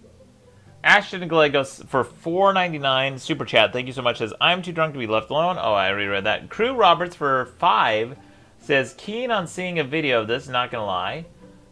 Slip 15 says I have no beer. Ashton Gallegos says this dude is funny as fuck. Hamburger says MAGA. Sergeant Spartans thanks for the 5 super chat. Says keto is stupid. Just needed to say that. Thank you, Sergeant Spartan. I think you would agree with that, right, Stan? I agree with Ashton saying I'm funny as fuck. There you go. What was the other guy? Sergeant Spartan says for 5 super chat says Keto's stupid. Just needed to say that. Crew Yeah, Roberts. that's correct. Crew Robert says to derail the stream. What color is our $5 note? I think that's Australian. Crew Roberts. Is that? I'm not sure, to be honest. In the U.S., it's green. Yeah, I don't know what. Not so great. Juja says they're just cocks. I was only annoyed about the audio, but then I found out it was latency issue on Maddox's end, not yours. People are just being rude. You look like a normal dude. What are you talking about? Is there audio problems in the stream? There shouldn't be. Peter Burnett says I'm so happy I woke up to this. So what are the odds of a new Civil War, Maddox? Peter, at this point, I think the best possible outcome could have happened, which is we didn't have the election results immediately, and it's going to take a while. And by the time everybody counts all the votes and gets all the results, everyone's going to be so fucking exhausted of this bullshit. I don't think people will have the energy to fight. Right? No, at this point, everybody's going to be tapped out. There's not going to be any riots because everybody's going to go to sleep. Yeah, I agree. Chronic Snake 82 says your mic is way too loud. You think my mic is too loud, Chronic? Because I can adjust that and make it so that maybe the audio levels are a little bit better. I don't know. Oh, and I didn't read any of the comments after I asked the question about the music bed. What do you guys think? Do you like the music bed on the stream? Anthony for 5 says, do you think Biden can take Pennsylvania and Michigan and Wisconsin? No. No, that's unlikely. Pennsylvania, definitely not. I think Michigan, Wisconsin, he has a shot. Maybe Wisconsin. Yeah. Sammy Siri says the audio is fine. One is company says no riots. Crack is a hell of a drug. Brandon Graham says Maddox is a little loud for sure. I mean, you could say that at any point in my life. Anthony for 5 says, oh yeah, we already read that. Rebot4 says one can't simply watch your stream. One has to write out a message and ask permission to view the Maddox and Stan. Or keep your eyes closed. Writing this with eyes closed was hard. Do I have permission? What the fuck are you talking about, man? Not so great. You just says Stan is echoing hardcore now. Man, now that Maddox is back, but it's not his fault. Well, so what's happening is we're gonna have to experiment a little bit more in future streams. But I don't know if Stan's audio is picking up through my mic. I think that's what's happening because every time I mute my mic when Stan talks, it seems to be okay. So I think that's what's happening. What is there something? Oh wait, so I'm picking up your audio and sending it back through? No, so yeah, when you talk, it's picking up through my mic, even though it's a lav. I mean, I could try one thing here. Let me see if I can do this. I mean, we can play with it some more after this or something like that. But yeah. Let me see if this works, Stan. This might solve the problem. Okay. I mean, I can talk for a second. Honestly, while we're sitting here, I have a couple of news. Let me know how the echo sounds. Go ahead, Stan. All right, let us know how the echo sounds in chat. All right, so by the way, Trump's lead in Georgia is down to 2.5 points. It's not moving the needle as far as it's still very narrowly going or leaning toward Joe Biden. But a little more news, Biden is ahead by 5 points in Nevada now. So, gosh, it really could go on forever. Well, so when I turn down the audio, Stan, so that it wouldn't pick up on my... Yeah, they say that there's an echo, but it's very small, so it's fine. They're saying that it's fine. We'll work on it after this and make sure that if Maddox invites me back, if I didn't, whatever, then we'll do some non-echoey live stream. But honestly, it just makes it sound like I'm God, so I feel like you guys should like that. Deconstruct says Trump losing would definitely move my needle to fully erect. Yeah, I got that's good stuff. Oh my gosh, dude! These comments roasting you tonight. Hamburger says Maddox is loud and Stan is in an auditorium. It works. Okay, whatever. I love this question. I got to answer it. Stan, what is your favorite Maddox article? So Maddox, the question is, because you've known me for years now, do you know what my favorite your article is? No, I don't. I'm curious. What is it? Because I've hitched. There's a handful that are up. They're top tier. I don't know why, but the day I read Hag Profile Helen Hunt, I died. I mean, I just could not stop laughing. I went back and read that like every day for a month. But just because I thought it was hilarious that somebody got so mad at Helen Hunt for being Helen Hunt. And so, yeah, that's up there. I love the Bill O'Reilly when you mailed him a package of shit and he actually opened it. God, that was great. That was good too. A lot of good stuff, though. Honestly. Thank you. Thank you. Yeah, those are some old school ones. Thank you so much, Stan. Not so great. Juju says it's just reverb deal. You guys just can check out the differences between Maddox's mic when it's muted, when he's gone, versus when you're both on. Okay, we got it. I think we got it.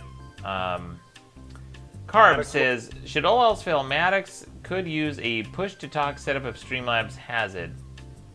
I don't know. One, his company says, but old but goodies is fuck whales. That's right. One, his company, I wrote a whole book called Fuck Whales. I don't know if you guys know this. Yeah, I have a fucking book called Fuck Whales. Get the Audible version, by the way, because Maddox reads it. So that's really awesome. Hey, Maddox, real quick, what's your favorite Stan Morris article?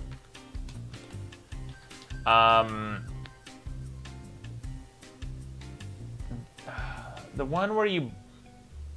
I forget the actual details, but the one where you busted the... Who was it? Was it the sheriff or the district attorney? Yeah, pretty close. Yeah, it was the police chief and a bunch of others in the police department. Yeah. Little town did a bunch of dirty stuff. Thank you anyway. The fact that you had one, I appreciate it. Yeah, here is the... Here, I'm going to add this to the screen here. Here we go. Oh, Trump speaking. Never mind. Okay, we're going to tune into Trump speaking. Here we go.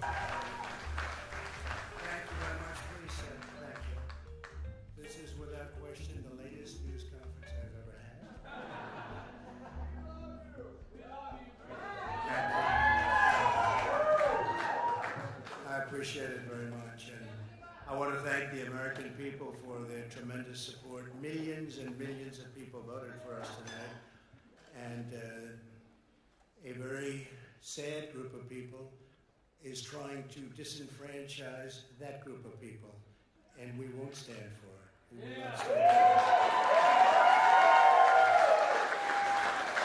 I want to thank the First Lady, my entire family, and Vice President Pence, Mrs. Pence, for being with us, all three of us.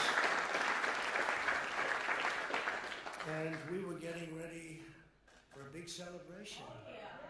We were winning everything, and all of a sudden it was just called off. The results tonight have been phenomenal, and we are getting ready. I mean, literally, we were just all set to get outside and just celebrate something that was so beautiful, so good. Such a vote, such a success. The citizens of this country have come out in record numbers. This is a record. There's never been anything like it. To support our incredible movement, we won states that we weren't expected to win. Florida, we didn't win it. We won it by a lot.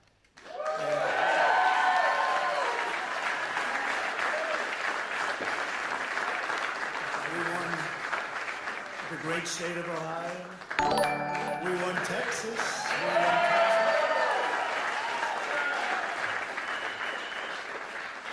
We won Texas by 700,000 votes, and they don't even include it in the calculations. It's also clear that we have won Georgia. Is that right? We're up by 2.5% or 117,000 votes with only 7% left. They're never going to catch us. They can't catch us. Likewise, we've clearly won North Carolina. Where we're up 1.4% or 77,000 votes with only approximately 5% left. They can't catch us. We also, if you look and you see, Arizona, we have a lot of life in that. And somebody declared that it was a victory for, and maybe it will be. I mean, that's possible. But certainly there were a lot of votes out there that we could get because we're now just coming into what they call Trump territory. I don't know what you call it, but these were friendly Trump voters. And that could be overturned. The gentleman that called it, I watched tonight. He said, well, we think it's fairly unlikely that he could catch. Well, fairly unlikely. And we don't even need it. We don't need that. That was just a state that if we would have gotten it, it would have been nice, Arizona. But there's a possibility, maybe even a good possibility. In fact, since I saw that originally, it's been changed and the numbers have substantially come down just in a small amount of votes. So we want that obviously to stay in play. But most importantly, we're winning Pennsylvania by a tremendous amount.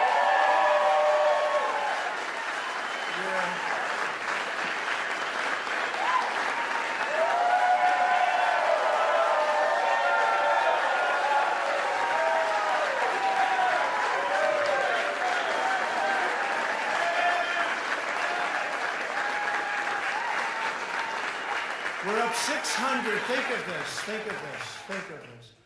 We're up 690,000 votes in Pennsylvania. 690,000. These aren't even close. It's not like, oh, it's close. With 64% of the vote in, it's going to be almost impossible to catch. And we're coming into good Pennsylvania areas where they happen to like your president. So we'll probably expand that. We're winning Michigan by, I'll tell you, I looked at the numbers. I said, whoa. I said, wow, that's a lot. By almost 300,000 votes. And 65% of the voters in. And we're winning Wisconsin. So we're winning. We don't need all of them. We need, because when you add Texas in, which wasn't added, I spoke with the really wonderful governor of Texas just a little while ago, and Greg Abbott, he said, congratulations. He called me to congratulate me on winning Texas. I mean, we won Texas. I don't think they finished quite the tabulation, but there's no way. And it was almost complete, but he congratulated me. Then he said, by the way, what's going on? I've never seen anything like this. Can I tell you what? Nobody has. So we won by 107,000 votes with 81% of the vote. That's Michigan. So when you take those three states in particular, and you take all of the others, I mean, we have so many, we had such a big night. You just take a look at all of these states that we've won tonight, and then you take a look at the kind of margins that we've won them by. And all of a sudden, it's not like we're up 12 votes and we have 60% left. We won states, and all of a sudden, I said, what happened to the election? It's off. And we have all these announcers saying, what happened? And then they said, oh, because you know what happened? They knew they couldn't win. So they said, let's go to court. And did I predict this, Newton? Did I say this? I've been saying this from the day I heard they were going to send out tens of millions of ballots. I said exactly, because either they were going to win, or if they didn't win, they'll take us to court. So Florida was a tremendous victory, 377,000. Texas, as we said. Ohio, think of this. Ohio, a tremendous state, a big state. I love Ohio. We won by 8.1%, 460,000. Almost 500,000 votes. North Carolina, big victory with North Carolina. And so we won there. We lead by 76,000 votes with almost nothing left. And all of a sudden, everything just stopped. This is a fraud on the American public. This is an embarrassment to our country. We were getting ready to win this election. Frankly, we did win this election.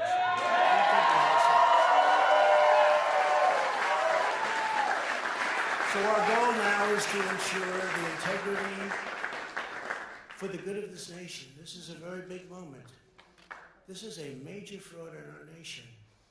We want the law to be used in a proper manner. So we'll be going to the U.S. Supreme Court.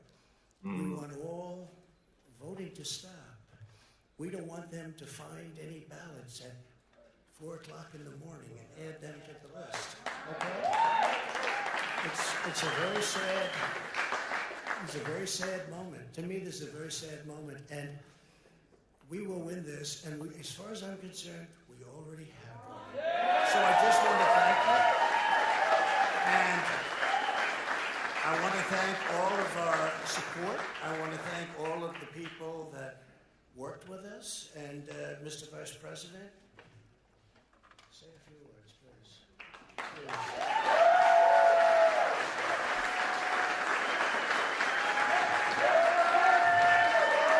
The latest chance has ever been out.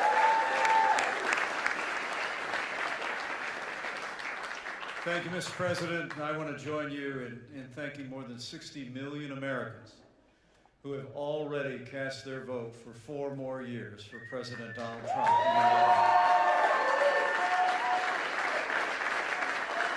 And while the votes continue to be counted, we're going to remain vigilant, as the President said. The right to vote has been at the center of our democracy since the founding of this nation, and we're going to protect the integrity of the vote. But I really believe with all of my heart, with the extraordinary margins, Mr. President, that you've inspired in the states that you just described, and the way that you launched this movement across the country to make America great again, I truly do believe, as you do, that we are on the road to victory, and we will make America great again.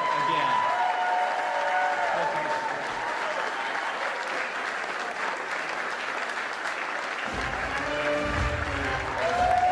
Oh, all right. That's a lot quicker than I expected.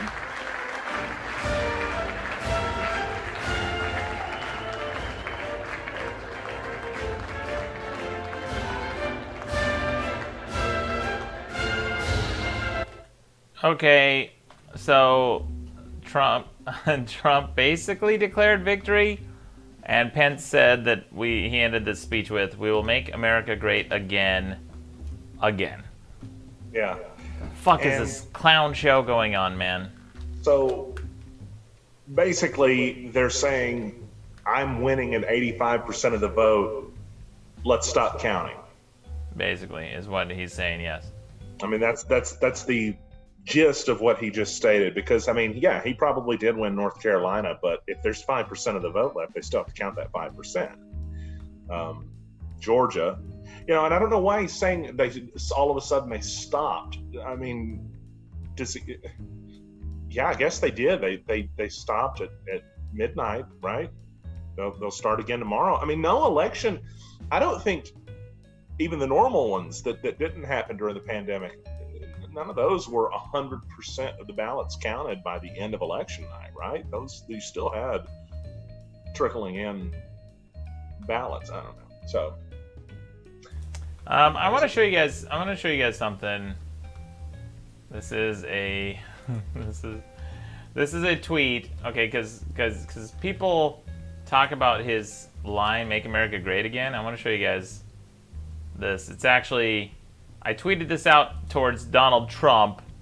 Every time he tweets out "Make America Great Again," I like to tweet this towards him and say citation, because this is from Hillary Clinton.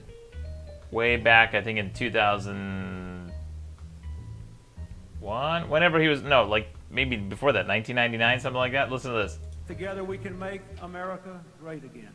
Together we can make America great again. Together we. It's his line, but even before that, it was Ronald Reagan. Yeah. So that's not like even Trump's line, but "Make America Great Again" means you didn't make it great the first time. Because if it was great, well, he made it great, and then it got shitty again. The China plague hit. Oh, the China plague. That's right. The China plague hit. Yeah, which was not his fault. Definitely not his fault. And yeah, so he's got to make it great again. Yeah. Tara says, "Maddox, I'm exhausted. Going to bed. Good night." Good night, Tara. Yeah, we should probably call it around here. I mean, we pretty much don't have anything else to call tonight. No, Bo, you know. Yeah. Nevada is probably going to come in a little more, but beyond that, they'll stop counting too. Hold up. How'd you say Nevada, fancy boy? Can you say that again? No, what did I say? Nevada? You said Nevada. Is that the right way to say it? I mean, if you're a fancy boy, I say Nevada. Who the fuck says Nevada? Normal people say Nevada. Oh, is that what? Okay. Well, I'm from Arkansas. We don't even fucking know that place exists, okay? Okay. All right. Then I'll give you a All pass. I know, it's bullshit on a map. It's fake news. Okay. Let's put it to the chat room. Guys, which is it? Is it Nevada, like Maddox says, or is it Nevada, like Fancy Boy says? Which? Yeah, all of you, I already know, all of you need to agree with me. Thank you. He's from Arkansas, Nevada. I say Nevada, but I'm Australian. Maddox. So is this actually hard-leaning Trump right? What? Nevada. Nevada. I like that better. Maddox. Okay, so I'm seeing a lot of Maddox in this, and then I'm seeing some fancy boys in there. All right, there's some all over the place. All right, so it's. I have to say it. Nevada. Is that right? I mean, that's how I pronounce it. I don't know. I'm not too fancy though. How do you say the state that Chicago's in? Illinois? Okay. Is that right? Yeah, of course it's right. Anurag Sridhar for 10 Super Chat says, as an Australian, how is it that knowing that literally hundreds of thousands of people in your country want 4 more years of this not make you want to nope the F out of America? Anurag, I want to get the fuck out. We can't leave. It's impossible to leave right now. Anthony for 5 says, "Make America Great Again" is actually taken from Margaret Thatcher, who said "Make Britain Great Again," which actually makes sense because of Great Britain. Actually, I don't know when Margaret Thatcher may have said that, but it's actually a Reagan quote. Donald Trump's playbook is pure Reagan right now, by the way, guys. Most people don't even remember this, but look up Ronald. Here, I'm going to do it right now on stream. I'll show you guys what the fuck I'm talking about. And while you're doing that, by the way, just to go a little further back from Margaret Thatcher, another world leader said to make his country great again. It was around the 1930s and 40s. You may have heard of him. His name was Adolf Hitler. So, and that's legit. He did say make Germany great again. So. Did he really? Legitimately, he did, yes. Okay, here's an ABC News clip. I want to show you guys the Ronald Reagan Star Wars missile defense system, which didn't exist. It was a hoax, hoping that Russia wouldn't call our bluff. But here it is. Let's see if we can play this. I don't even know if this is gonna fucking work here. I think I have like too many ad blockers and stuff on. Let me see if I can turn this off and refresh. Let's see if this works. Hopefully. Star Wars Missile Defense System. I don't know if that video is going to work. Let's try... Yeah, let's try this. It's a Fox News clip, but I don't know if it's going to work. Let's see. My fellow Americans, thank you for sharing your time with me tonight. The subject I want to discuss with you, peace and national security, is both timely and important. For 20 years, the Soviet Union has been accumulating enormous military might. They didn't stop when their forces exceeded all requirements of a legitimate defensive capability, and they haven't stopped now. During the past decade and a half, the Soviets have built up a massive arsenal of new strategic nuclear weapons, weapons that can strike directly at the United States. My fellow Americans, tonight we're launching an effort which holds the promise of changing the course of human history. There will be risks, and results take time, but I believe we can do it. As we cross this threshold, I ask for your prayers and your support. Thank you, good night, and God bless you. Okay, so that was Ronald Reagan's Star Wars Missile Defense System. Again, it didn't exist. That was entirely a hoax. He put out a bunch of like fancy graphics and tried to scare the Soviet Union into thinking we had really advanced space warfare because the movie Star Wars came out and was very popular. And the special effects wowed a lot of people in the world. Now, what does that sound like? Bullshit. Well, here it is. Here, look at this. Straight from Reagan's playbook. Operation Warp Speed. What the Are you fucking kidding me? Like, first he steals... Operation Warp Speed. Operation Warp Speed. This is Trump's coronavirus plan. It's called Operation Warp Speed. It's straight from Reagan's playbook. "Make America Great Again" is Reagan's slogan for his candidacy, and now Operation Warp Speed which is taking a page from Reagan's playbook of the Star Wars Missile Defense System, and now it's Operation Warp Speed. Who's working on I mean, it's just shameless the way they're calling it. Who's working on Operation Warp Speed? OWS is a partnership among components of the Department of Health and Human Services, including the Centers of Disease Control and National Institute. So it's basically just a rebranding of their health efforts to call it Operation Warp Speed, because they thought, what do the kids like today? Well, they like Star Trek. Operation Hyperspace. Yeah, basically. Anthony, thanks for the 5, says, Thatcher made the Great America's speech in 1950. I mean, you know, it's possible. It's possible that Reagan got it from Thatcher. I'm not going to count it out. Space Force. That's right. We got Space Force, too. You know, it's really just it's not that original. I mean, I'm sure we could say, oh, somebody said it before her and somebody said it before that guy. But I mean, the truth is, that's you know, I'll make the country good again. It's pretty straight. You know, it's pretty basic. Right. The chat blew up for a second. I missed some of these comments. Probably something I did. Says, fuck Reagan, but damn, that sounds so coherent compared to Trump. It really does. It really, I mean, say what you will about Reagan, but like at least he was like a coherent politician. Not So Great Juja says, dude, the Strategic Defense Initiative sounds badass.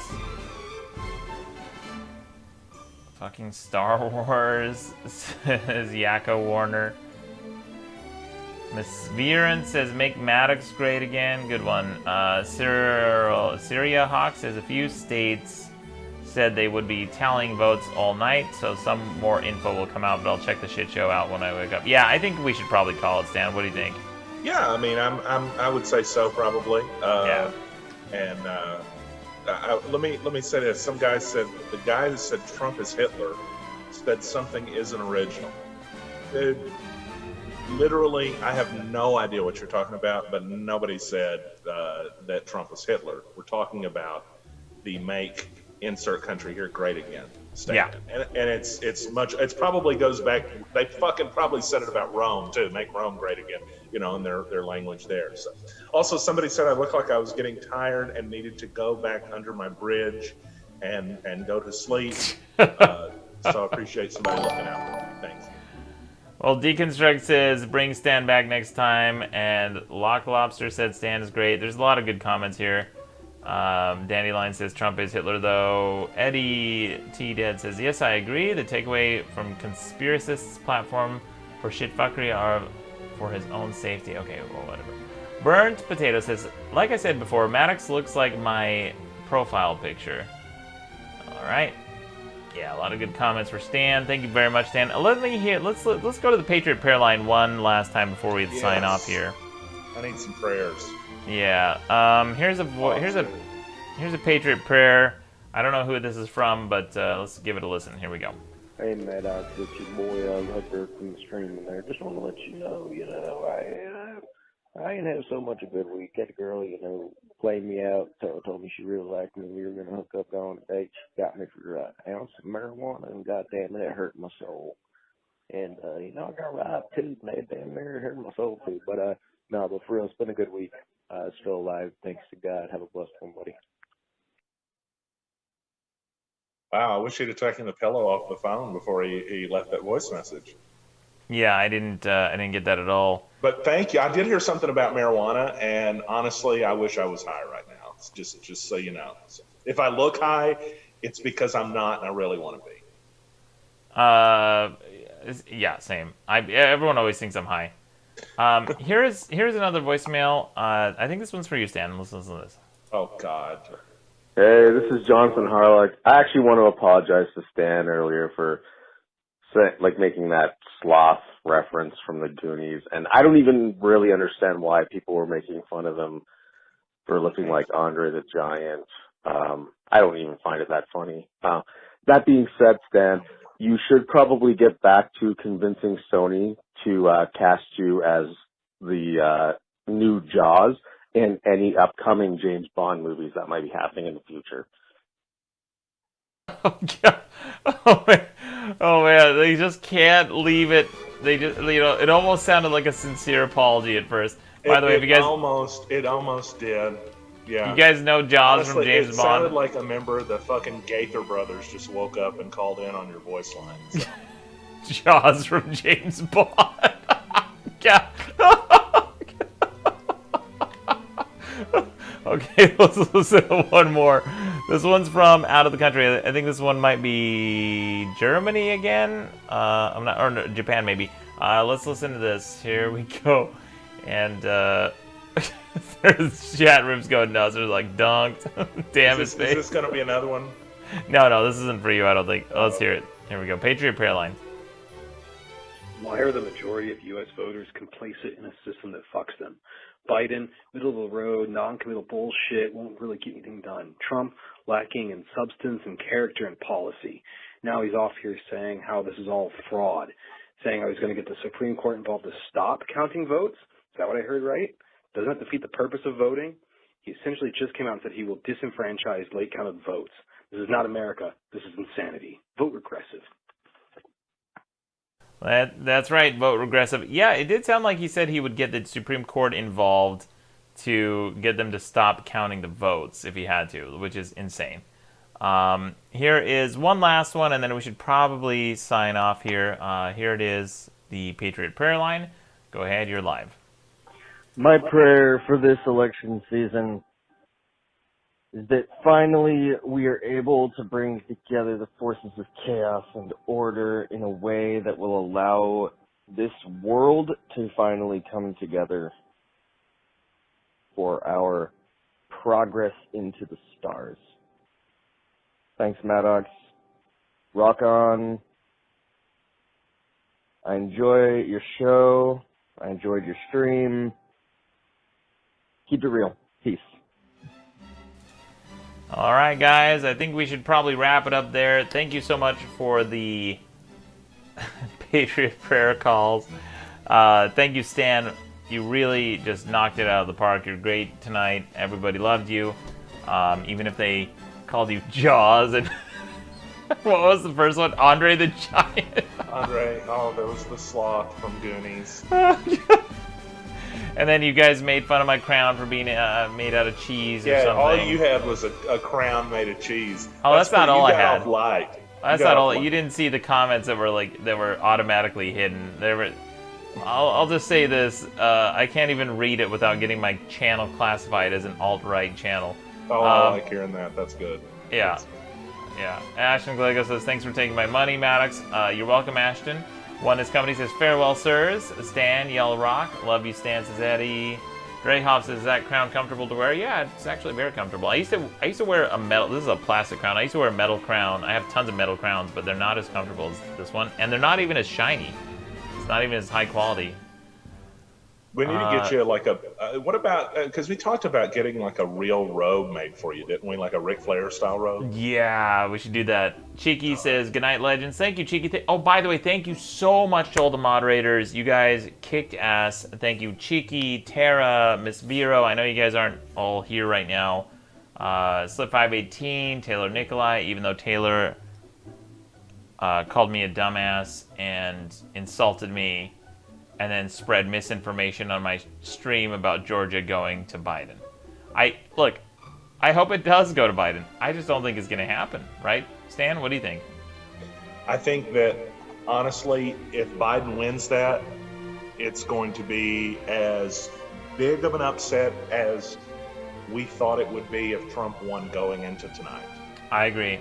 I think it's going to be a lot closer than anyone predicts.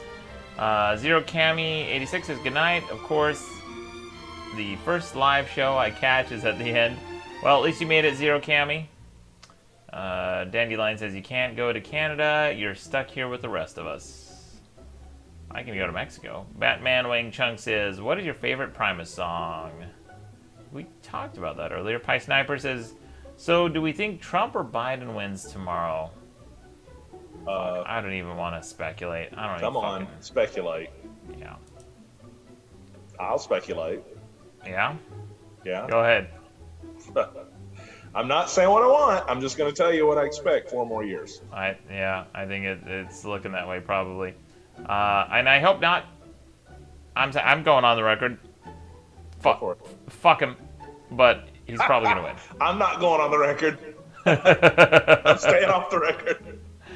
Well, it's probably smart. I don't care if I alienate people, but anyway, guys, thank you for tuning in. We'll probably, maybe I'll do another one tomorrow. We'll see. I'll join you if you want. Yeah, that was fun. Guys, give me a follow on Twitch, twitch.tv/RealMaddox. I do streams 3 times a week there.